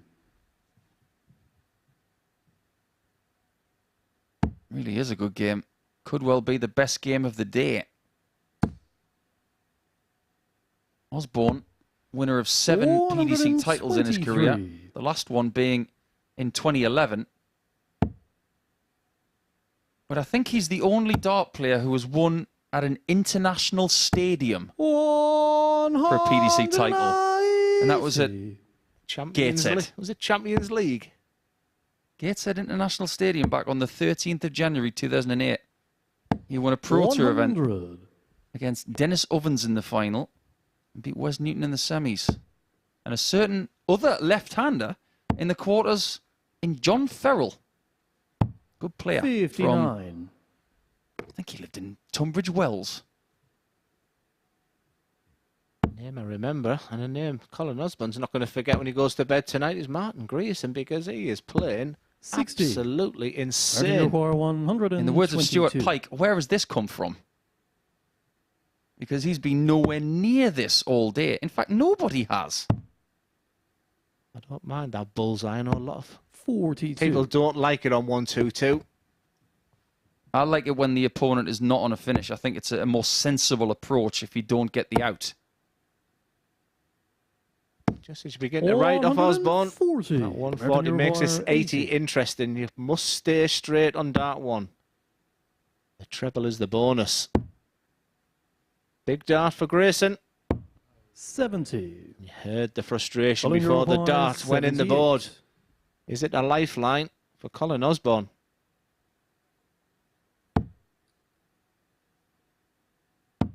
I haven't seen him at tops too much today. 38. And maybe because he hasn't been at tops 10. as much as he would like, he hasn't had a good enough look at it there. This is tricky. Even trickier. No score. Too tricky. Colin, you require 40. Was looking a one-sided affair. Then missed darts. 5 Angel missed darts at the double for Colin Martin Grierson. Osborne. Gives the opportunity to Colin Osborne. He doesn't often ask twice. And the Middlesbrough man is back in this We'll play contest. Colin to throw first. Game It's on. quite an unusual surname, isn't it? Grierson. Don't think I've ever seen anybody with that surname before. Just for a smoggy and a Geordie. It's getting your tongue around that, isn't it? 96. Can't believe we've gone 5 hours and you haven't mentioned Newcastle v Tottenham yet. Nah, there's no Tottenham fans in the building. I'm going to buy me time. 190. You guys aren't doing too bad at Middlesbrough. Oh, I had some terrible, terrible news this morning, though. Potentially, if Middlesbrough get to Wembley, I'm making my debut at the PDC TV commentary 100. for the Euro Tour in single finger. When Borough, hopefully, if they qualify, Go to Wembley. Gutted. Feel your pain. I was over in Germany when Newcastle were at Wembley, and it feels like we're at Wembley right now because the possibilities of the next 3 darts from Martin Grierson could yield our first 9 darter in Portsmouth from a person that is not Conor Heenan. 93. Martin, your wire He 141. started the day absolutely terrible and has got better and better as he went across. You can just see the sort of excitement there before it, but he didn't show any emotion when he missed that there. He just continued the trend of throwing his darts, and we are beginning to see the reason why Martin Grierson had such a good reputation coming into this contest today. Is he timing his run to perfection towards the end of the first day to give himself a chance on day 2? That double top bed is like a magnet to him when he's there. This is a wonderful display from Martin, who's averaging over 101, and that was the best leg of the entire day right there. Game on. Absolutely phenomenal to watch, and it makes this group really interesting because if I said I wrote off Martin Grierson, I'd be telling the truth. 41. He suddenly becomes very interesting on 4 points, and this group could be really, really interesting. And Jamie Durrant will have been sat there devastated earlier. And if he can get over the line against Justin Smith, 81. We could be having a gaggle of players on 6 points overnight. Let's face it. I'm going to paint a little bit of a scenario now, which is possible. Let's put it that way. Osborne loses this match. He stays on 6 points. Justin Smith wins the next game, goes to 8 points. And based on the way he's played today, 8 points will feel like 18. Yeah, that's a sign for me. He's got the players at the right time. And also the class of the guy. I think he needs to just remind himself that, yes, you've got the talent, but don't get your head on. When you had that business head on in your last leg against Martin Grierson, you looked the real deal, Justin. And if you're listening to this, I want to see business head every single dart you throw. Aussie. Should be 19's first on 299. 96. You can't leave a finish if you hit a single 20. I know your opponent is behind you, but let's face it. Got to give yourself the best possible opportunity when it comes to the 60. mathematics and the tactics and the tiniest little crack there. Serious question. Who wins this match right now? The experience of Osborne, who's playing well, averaging 104. He's possibly about to break him here, you would hope, or you would think. Or is this man being inspired? I think it's very dependent on what he does here. If he can leave 76, he could well be the favourite. Let's find out. Osborne, you feel, might have to hit this. Might be the favourite. I think he'll be a heavy, heavy favourite because you feel this is a must-hit. 16's surely. 60's blocked.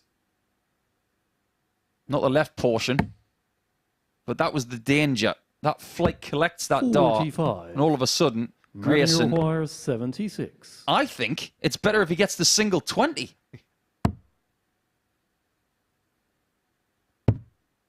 For the performance of the day. 68. I don't know how much more proof you need, Martin. Stay on top. Should have gone for 2 singles for double top, and you probably won the match right now. Maybe like single ball, but this is not a gimme because Colin's only going to get 1 dart. His beloved tops. 23. Over to you, Martin Grierson. Martin, you require 8. For a second win of the day. It's Desmond. Game shot. And he finds a 4-1 win against Osborne. And that shrinks his leg difference to +5. As for Martin Grierson, 4 points. And his goes to -4. He still has a lot to do tomorrow.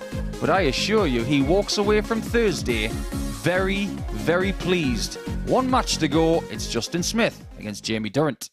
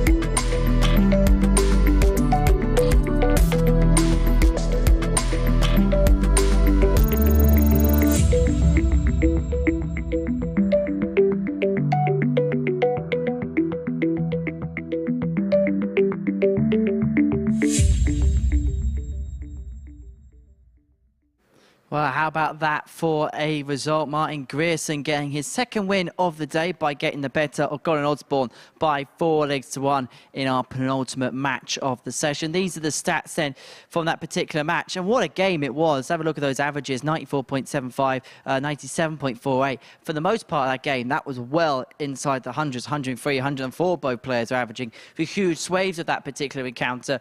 But Grierson getting over the line in the end, 30% on his doubles, including that brilliant 120 finish. He climbed all the way to the top of the ladder. Right, one more game to go here. It sees Jamie Dowen up against Justin Smith, and this is going to be watched by Glenn Dowen and Paul Nicholson.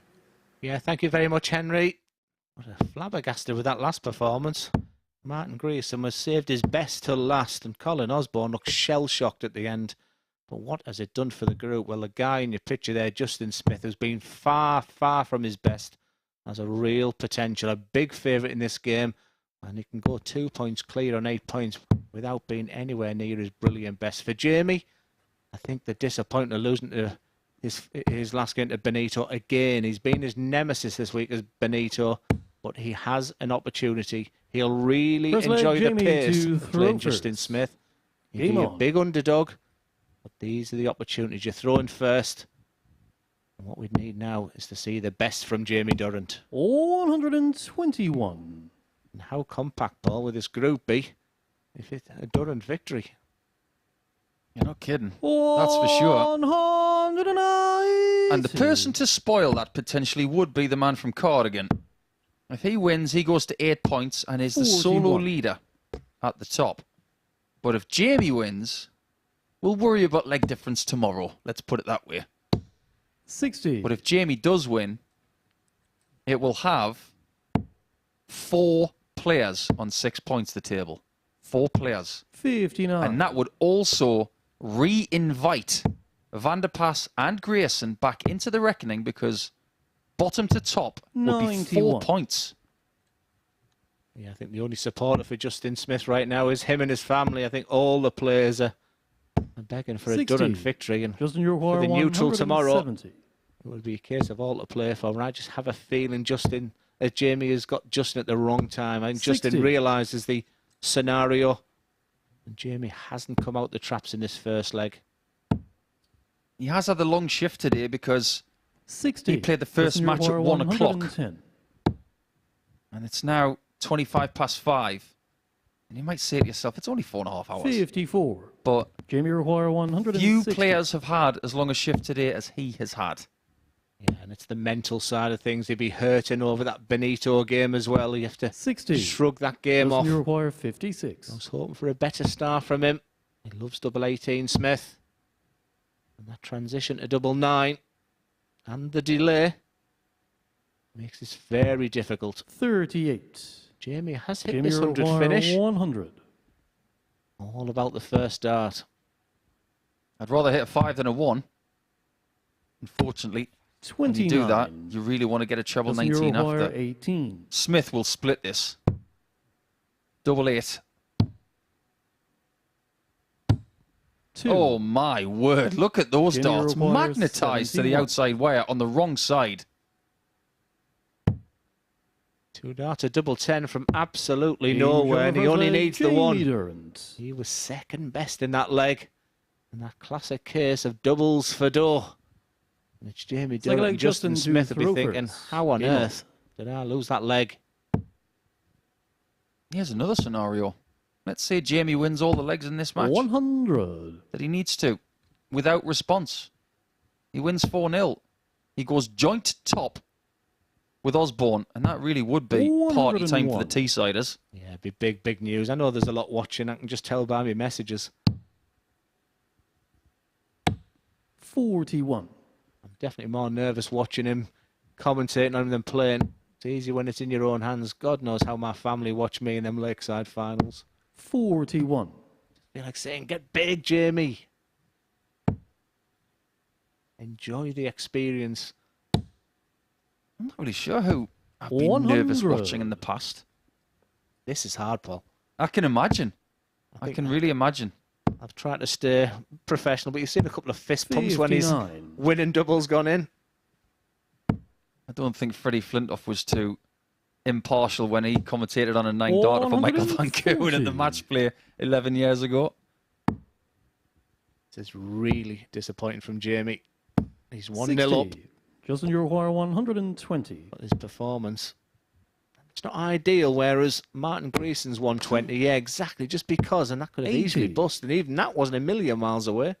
In those spots, with your opponent on 240, what you could potentially do is go Shanghai on 12s. Justin, you require that 40. kind of treble and double.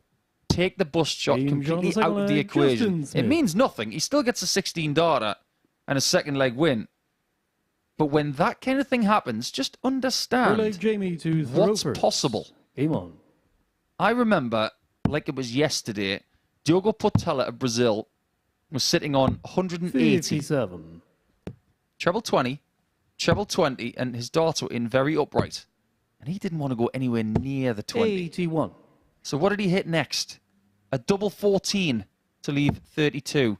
Complete genius, considering where his opponent was. Nowhere in the leg. Yeah, when I think of Diogo, I think of that time I played him at Ali Pally, left me darts in the board, so didn't allow him to practice during the game. Lost the plot.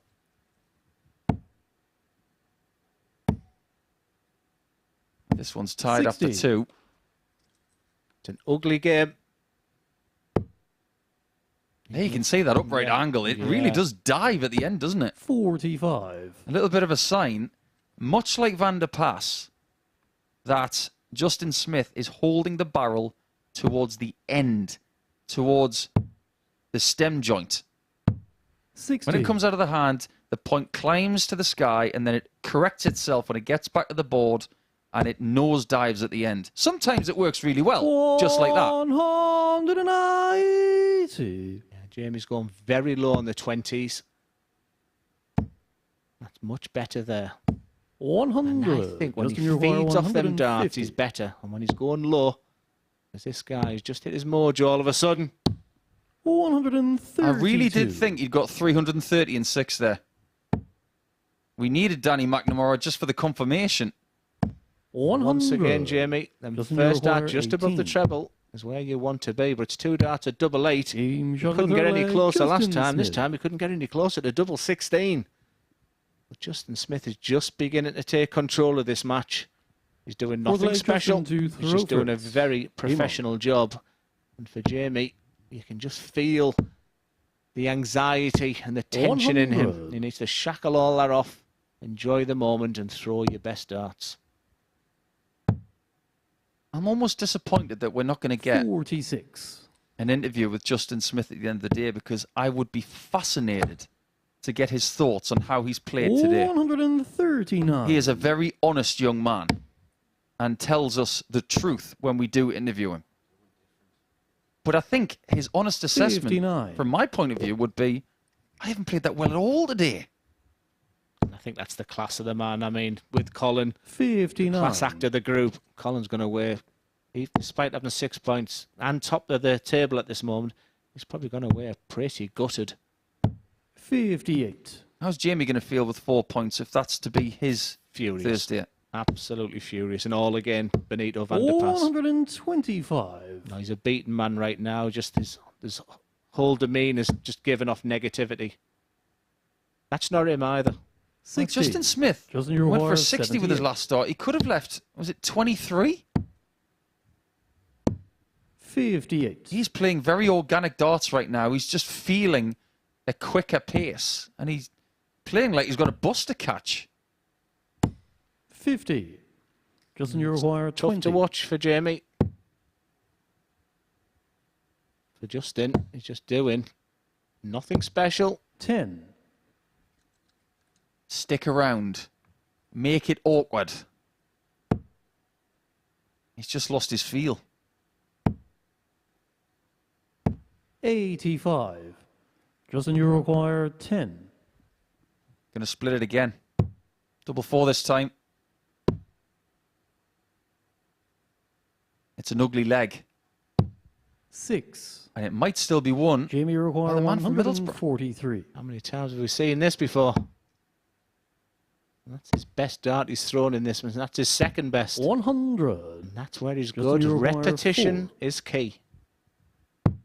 Game shot of the fourth leg, Justin There you Smith. go, 3-1 Smith. It's a very ugly game, but ultimately Smith is playing much better than his Fifth opponent. leg, Jamie to And throw first. I know he's given off some sort of negativity, but ultimately he could walk away with 8 points on a day where he hasn't played 99. well and be in a very strong position to qualify for Saturday again. 100.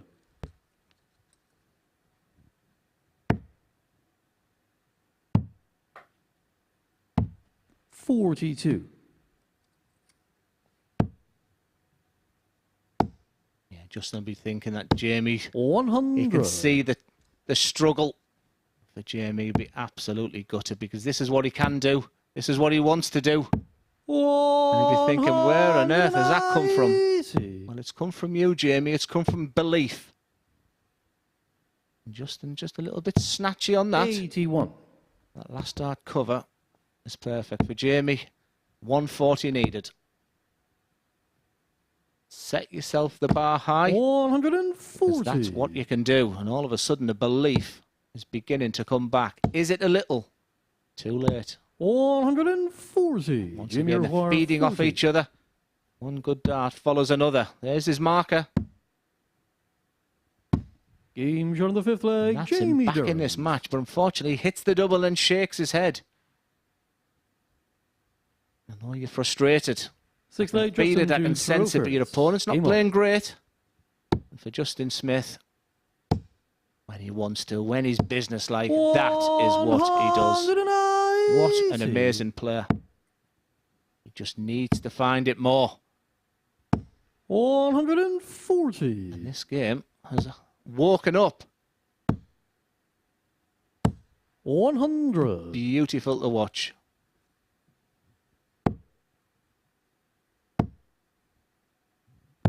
$28. It's now Justin Smith's to lose. That 180 at the beginning of this leg, that must have been like a dagger to the heart. 140. Phenomenally good.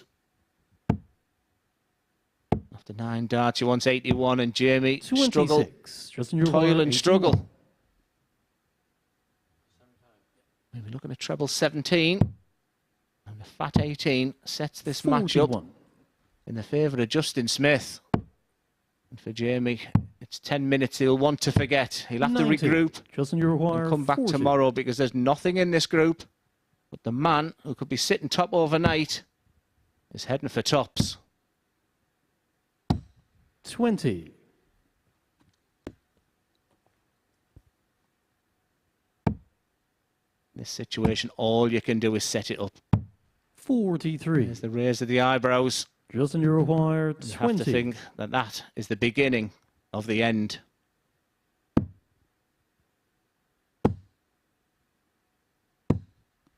$10. Doesn't want to win.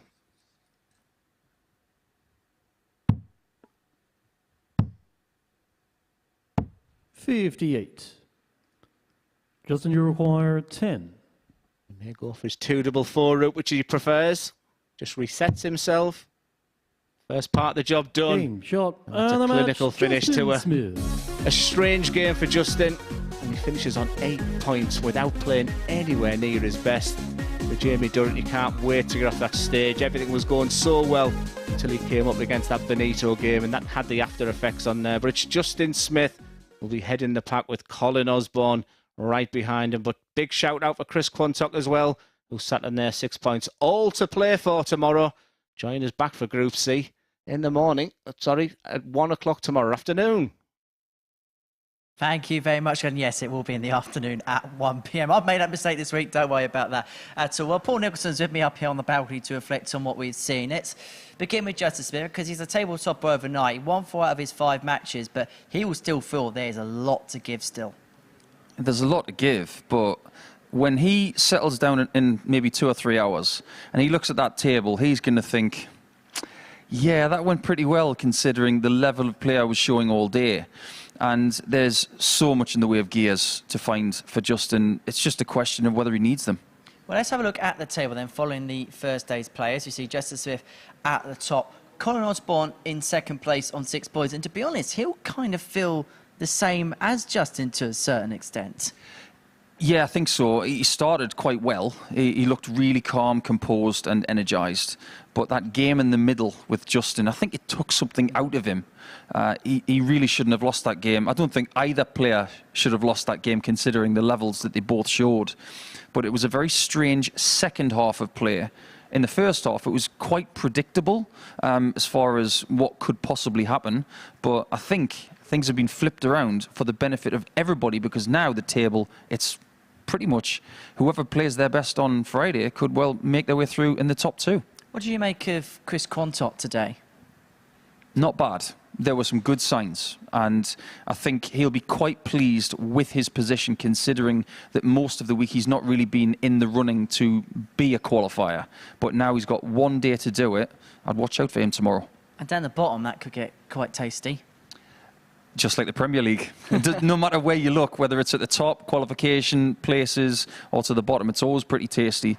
But I think anybody can qualify tomorrow, and that's what I like about the second day. The last thing we needed was someone to stretch their legs on 10 and everybody to be out of contention. We like tight groups, and that's exactly what we've got. It's certainly going to be an interesting day tomorrow in Group C, that is for sure. But the action isn't done for the day here at the Live Lounge Reports because we're going to be back at 10 o'clock this evening on Sporty Stuff TV and the MODUS Super Series YouTube channel. It's going to see the beginning of Group B and it's going to see a couple of recognisable voices, shall we say, make their debuts on that stage behind us. Matthew Edgar and Scott Mitchell, two people we've spent a lot of time with in the commentary box, but now they're going to grace that stage behind us. See, now they're going to understand how I felt in Week 12 of Super Series 2 and how Chris Mason felt in Week 12 of Super Series 2. It's not easy up there, guys, so give yourself a break. But they've got a great chance of qualification. Scott's played really well for England recently, and obviously Matthew Edgar won the Iceland Masters in the last few days. So over to you guys. I hope you play well. We're wishing you well. Although we do get that unique opportunity to have a little bit of payback in the commentary booth. Maybe a little bit, but I'm going to be kind to those guys. They're two really great chaps, and I just hope they play well. And to be fair, the group altogether, we saw Andreas Harrison play really well, and Jim McEwen just does what Jim McEwen does. Yeah, Jim, much better on Wednesday, and now we have to watch out for his 180 shooting because that's really clicked into gear. As far as the engine's concerned, it's not as much of a question mark for tonight as it was the last time he was here because he was on the back of a lot of darts. Not so much this time, so he should be feeling a little bit fresher. The Swede, always going to be dangerous. Richie Parkin, watch out for him because the last time he was here, it was an unknown quantity. Not anymore. Most certainly not. Talking about fresher, we better go and get a bit of shut-eye before tonight's session, shouldn't we? I'm not going to be shutting my eyes. I can't wait to get started with tonight. Well, luckily for you, you don't have to wait too long. 10 p.m. we begin here on Sporty Stuff TV and the MODUS Super Series YouTube channel. But as far as Group C is concerned, well, it was the bearded dragon who breathed fire into life at the Live Lounge.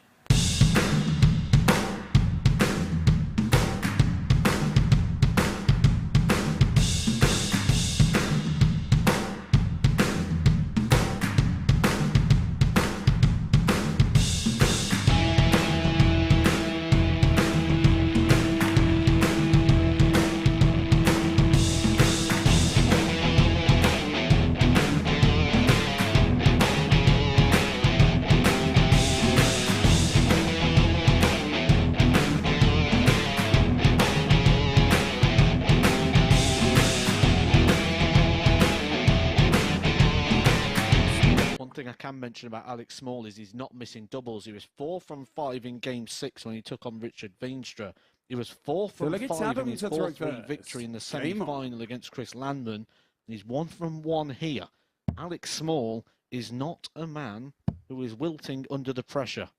But then again, 100. Same can be said about Adam. This is going to be a quality final.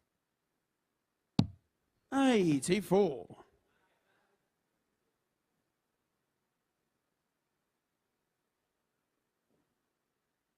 I'm sure that family in the front right, I'm sure they're here every week. It was nice to see Luke Getty here tonight. So, Luke, 135. it's great that you've stayed around. I know you live locally, but just being here, that meant an awful lot to me, that to see you here. We'll be seeing you back at the MODUS Super Series, I'm sure. And there he is, bottom left-hand corner there. You'd be thinking, if only that was me. It's so cool. I'm talking to my Super League team as we do the commentary here, and 83. they were predicting Chris Landman at one point tonight, and then it swayed, and they know Adam really well. That's where I got my classic 100. information of what do you know about him? Well, he wears chinos, and that's all I had to go on him. The creamy dream. And I thought tonight was going to be a nightmare. 29. It's far from it. But Alex Small, very, very proud of them amazing flights he uses there. And 154. Just continue to do, and he might not like the pace. That's the only thing I'm thinking of there. Another one leaves tops. That leaves 78. So we're looking at the 18 bed. And once again, he's keeping it simple. That's what I like about him. He's not drifting into 4-1 because you're putting too much pressure on that treble. 60. Alex looks second best a lot in this game. You can tell that with the averages. And he requires 60. But he's right in this. I'm impressed with Alec. I had concerns last time I saw him. He was just a little bit too raw. Our champion of champions has put on an unbelievable performance this week. And it's positive after positive. It's double 10. 50. And they're the kind of moments that Alex Small will be saying, thank you very much. Take this.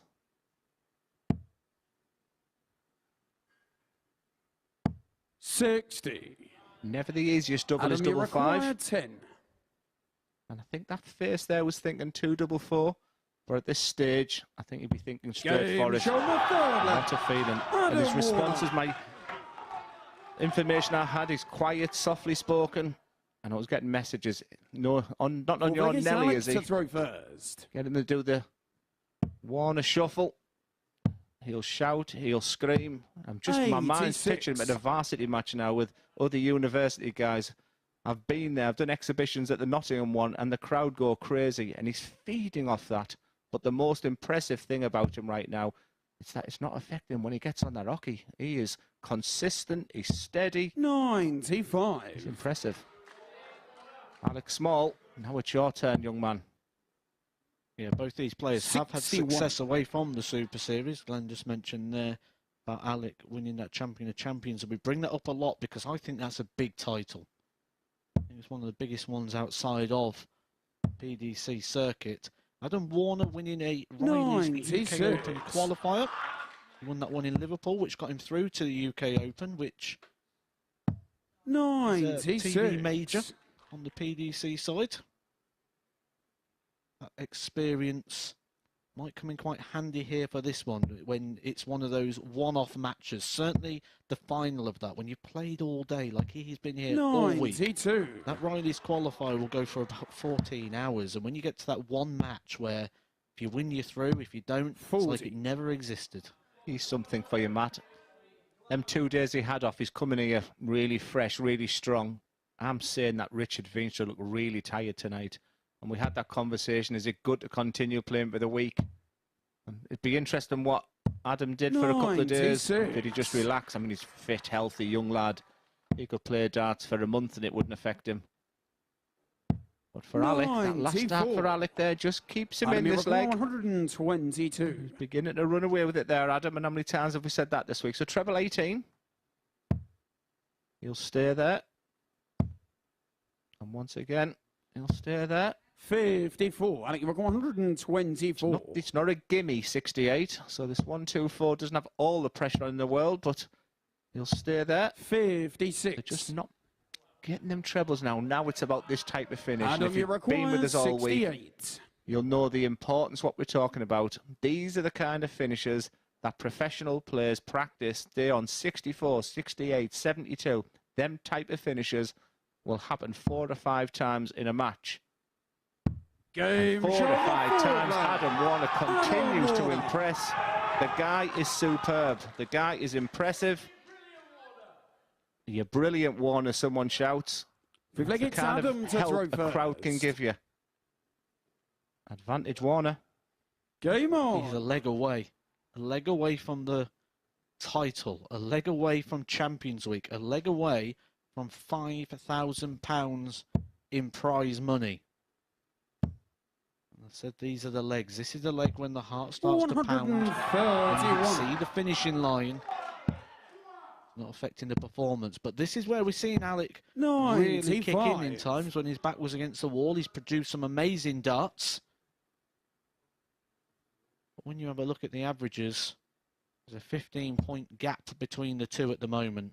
And unless that turns around quite drastically, you've got to say that Adam should be able to serve this out and pick up his biggest prize check of his life so far. And I say so far because I strongly expect that with darts like what we're seeing from him, he's going to be picking up many more checks in the next couple of years. 58.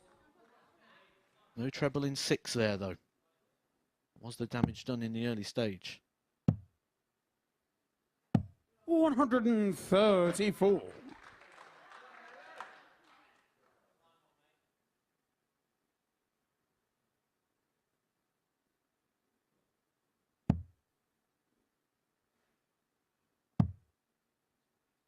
For the first time, 77. A little bit of nerves here for Adam.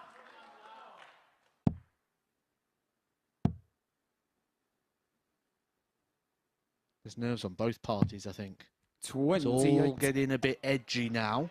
And I'm not surprised. Neither of these, well, I say neither of them. Alex picked up a check for £10,000. You won the champion of champions. What are you on about, Edgar? For Warner, and big gulps of breath. I like big pieces of gold dust. 85. Just helps to control that adrenaline which will be flowing through his body right now. The only good thing for him is 99. Alex Games just dip, but that That'll be last dart by required Alex Small there 105. could be decisive. Leaves a 2-darter. And who is going to write off Adam Warner with this treble 18? And for the title, 89. Alec, you require 100. See his followers, all eyes glued to the board, hands on heads. They might have to wait a bit longer. Alex Small's doubling, as we've already suggested, has been phenomenal. 90. But this is it. 3 darts in hand. This is what you dream of on a Monday morning when you walk into here in Group A. Adam, you dream of this 16. position that Adam Warner is about to go and play in. the process hasn't changed. Look at the people in the back. That's harder than the dart player. Double 8. What a dart for this young man. 12. Alec, you required 10. He does have a bit of breathing room on the scoreboard. Game's but he's going to have to go back Alex to Small. 501 points and start all over again. Creamy dream. Sigfleg is Alec to throw He just hit his first nightmare. The positivity in you will think, and I've had one opportunity. I'll get another one, but next time I'll get it. Look how quick Alec threw them darts there, and look how he bounced along the oche there. He's thinking to himself, you've had your chance. Adam, you didn't take it. Now it's my time. 100. And will Adam be thinking of them missed doubles now? It's all very interesting. Look at the pace all of a sudden. 83. When we spoke earlier in the week, and we spoke about it tonight, there's got no scar tissue. This is where scar tissue is potentially formed. If he does go on to lose this match, those 4 missed match darts to win this match 4-1 will be the start of that if he doesn't process it in the correct ways. 76. But he has the opportunity. And how important will that bull in the background be? And the type of week it's been. I can't take my eyes off the crowd at the back. They're living every dart with Adam. 5 hours they've travelled down today. And with support like that. 85. And I know how that feels. Turning round to see a mass of your friends and family just gives you that extra dart. Right now, is he already thinking of the last leg decider? The week we've had, I think it would only be fitting to see the week decided in a one-leg shootout. It requires 68. However, I don't think Adam's going to want it to go that way, and I certainly don't think that crowd are. But if we get a double 8 here from Alec, there's going to be no choice. Because that is what we're doing. A week that's had everything, a week that's had tight groups, a week that's had quality, a week that's had its ups and downs. It's been a roller coaster, but there's only one direction for it now as it's coming into the final part. Game on! It's a one-leg shootout, and Adam Warner will be throwing first for the title. And for the first time as a commentator, nerves are in my stomach. I actually want them both to win. Imagine what this can do for your career, to be a champion, to be a MODUS Super Series weekly winner, to get yourself into Champions Week. But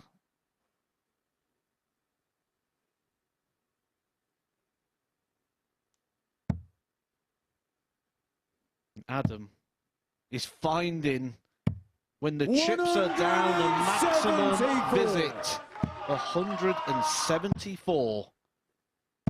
Just when you begin to doubt.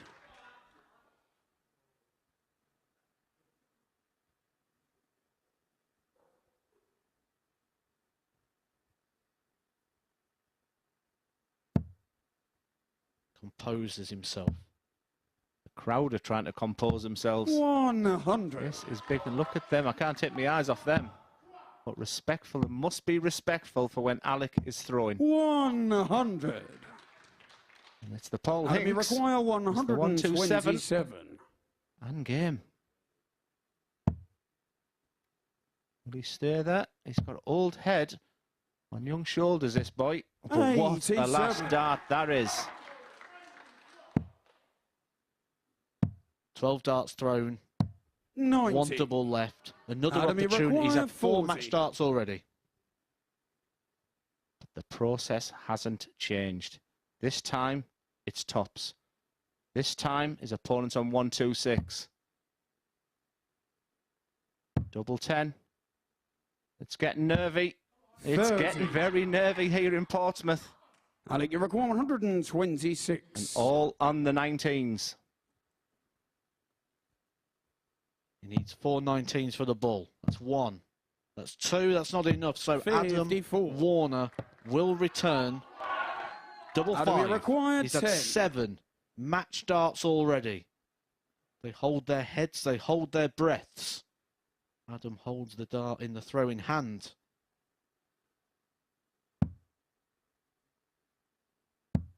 The perfect Xmas present for the ranked outsider of the week.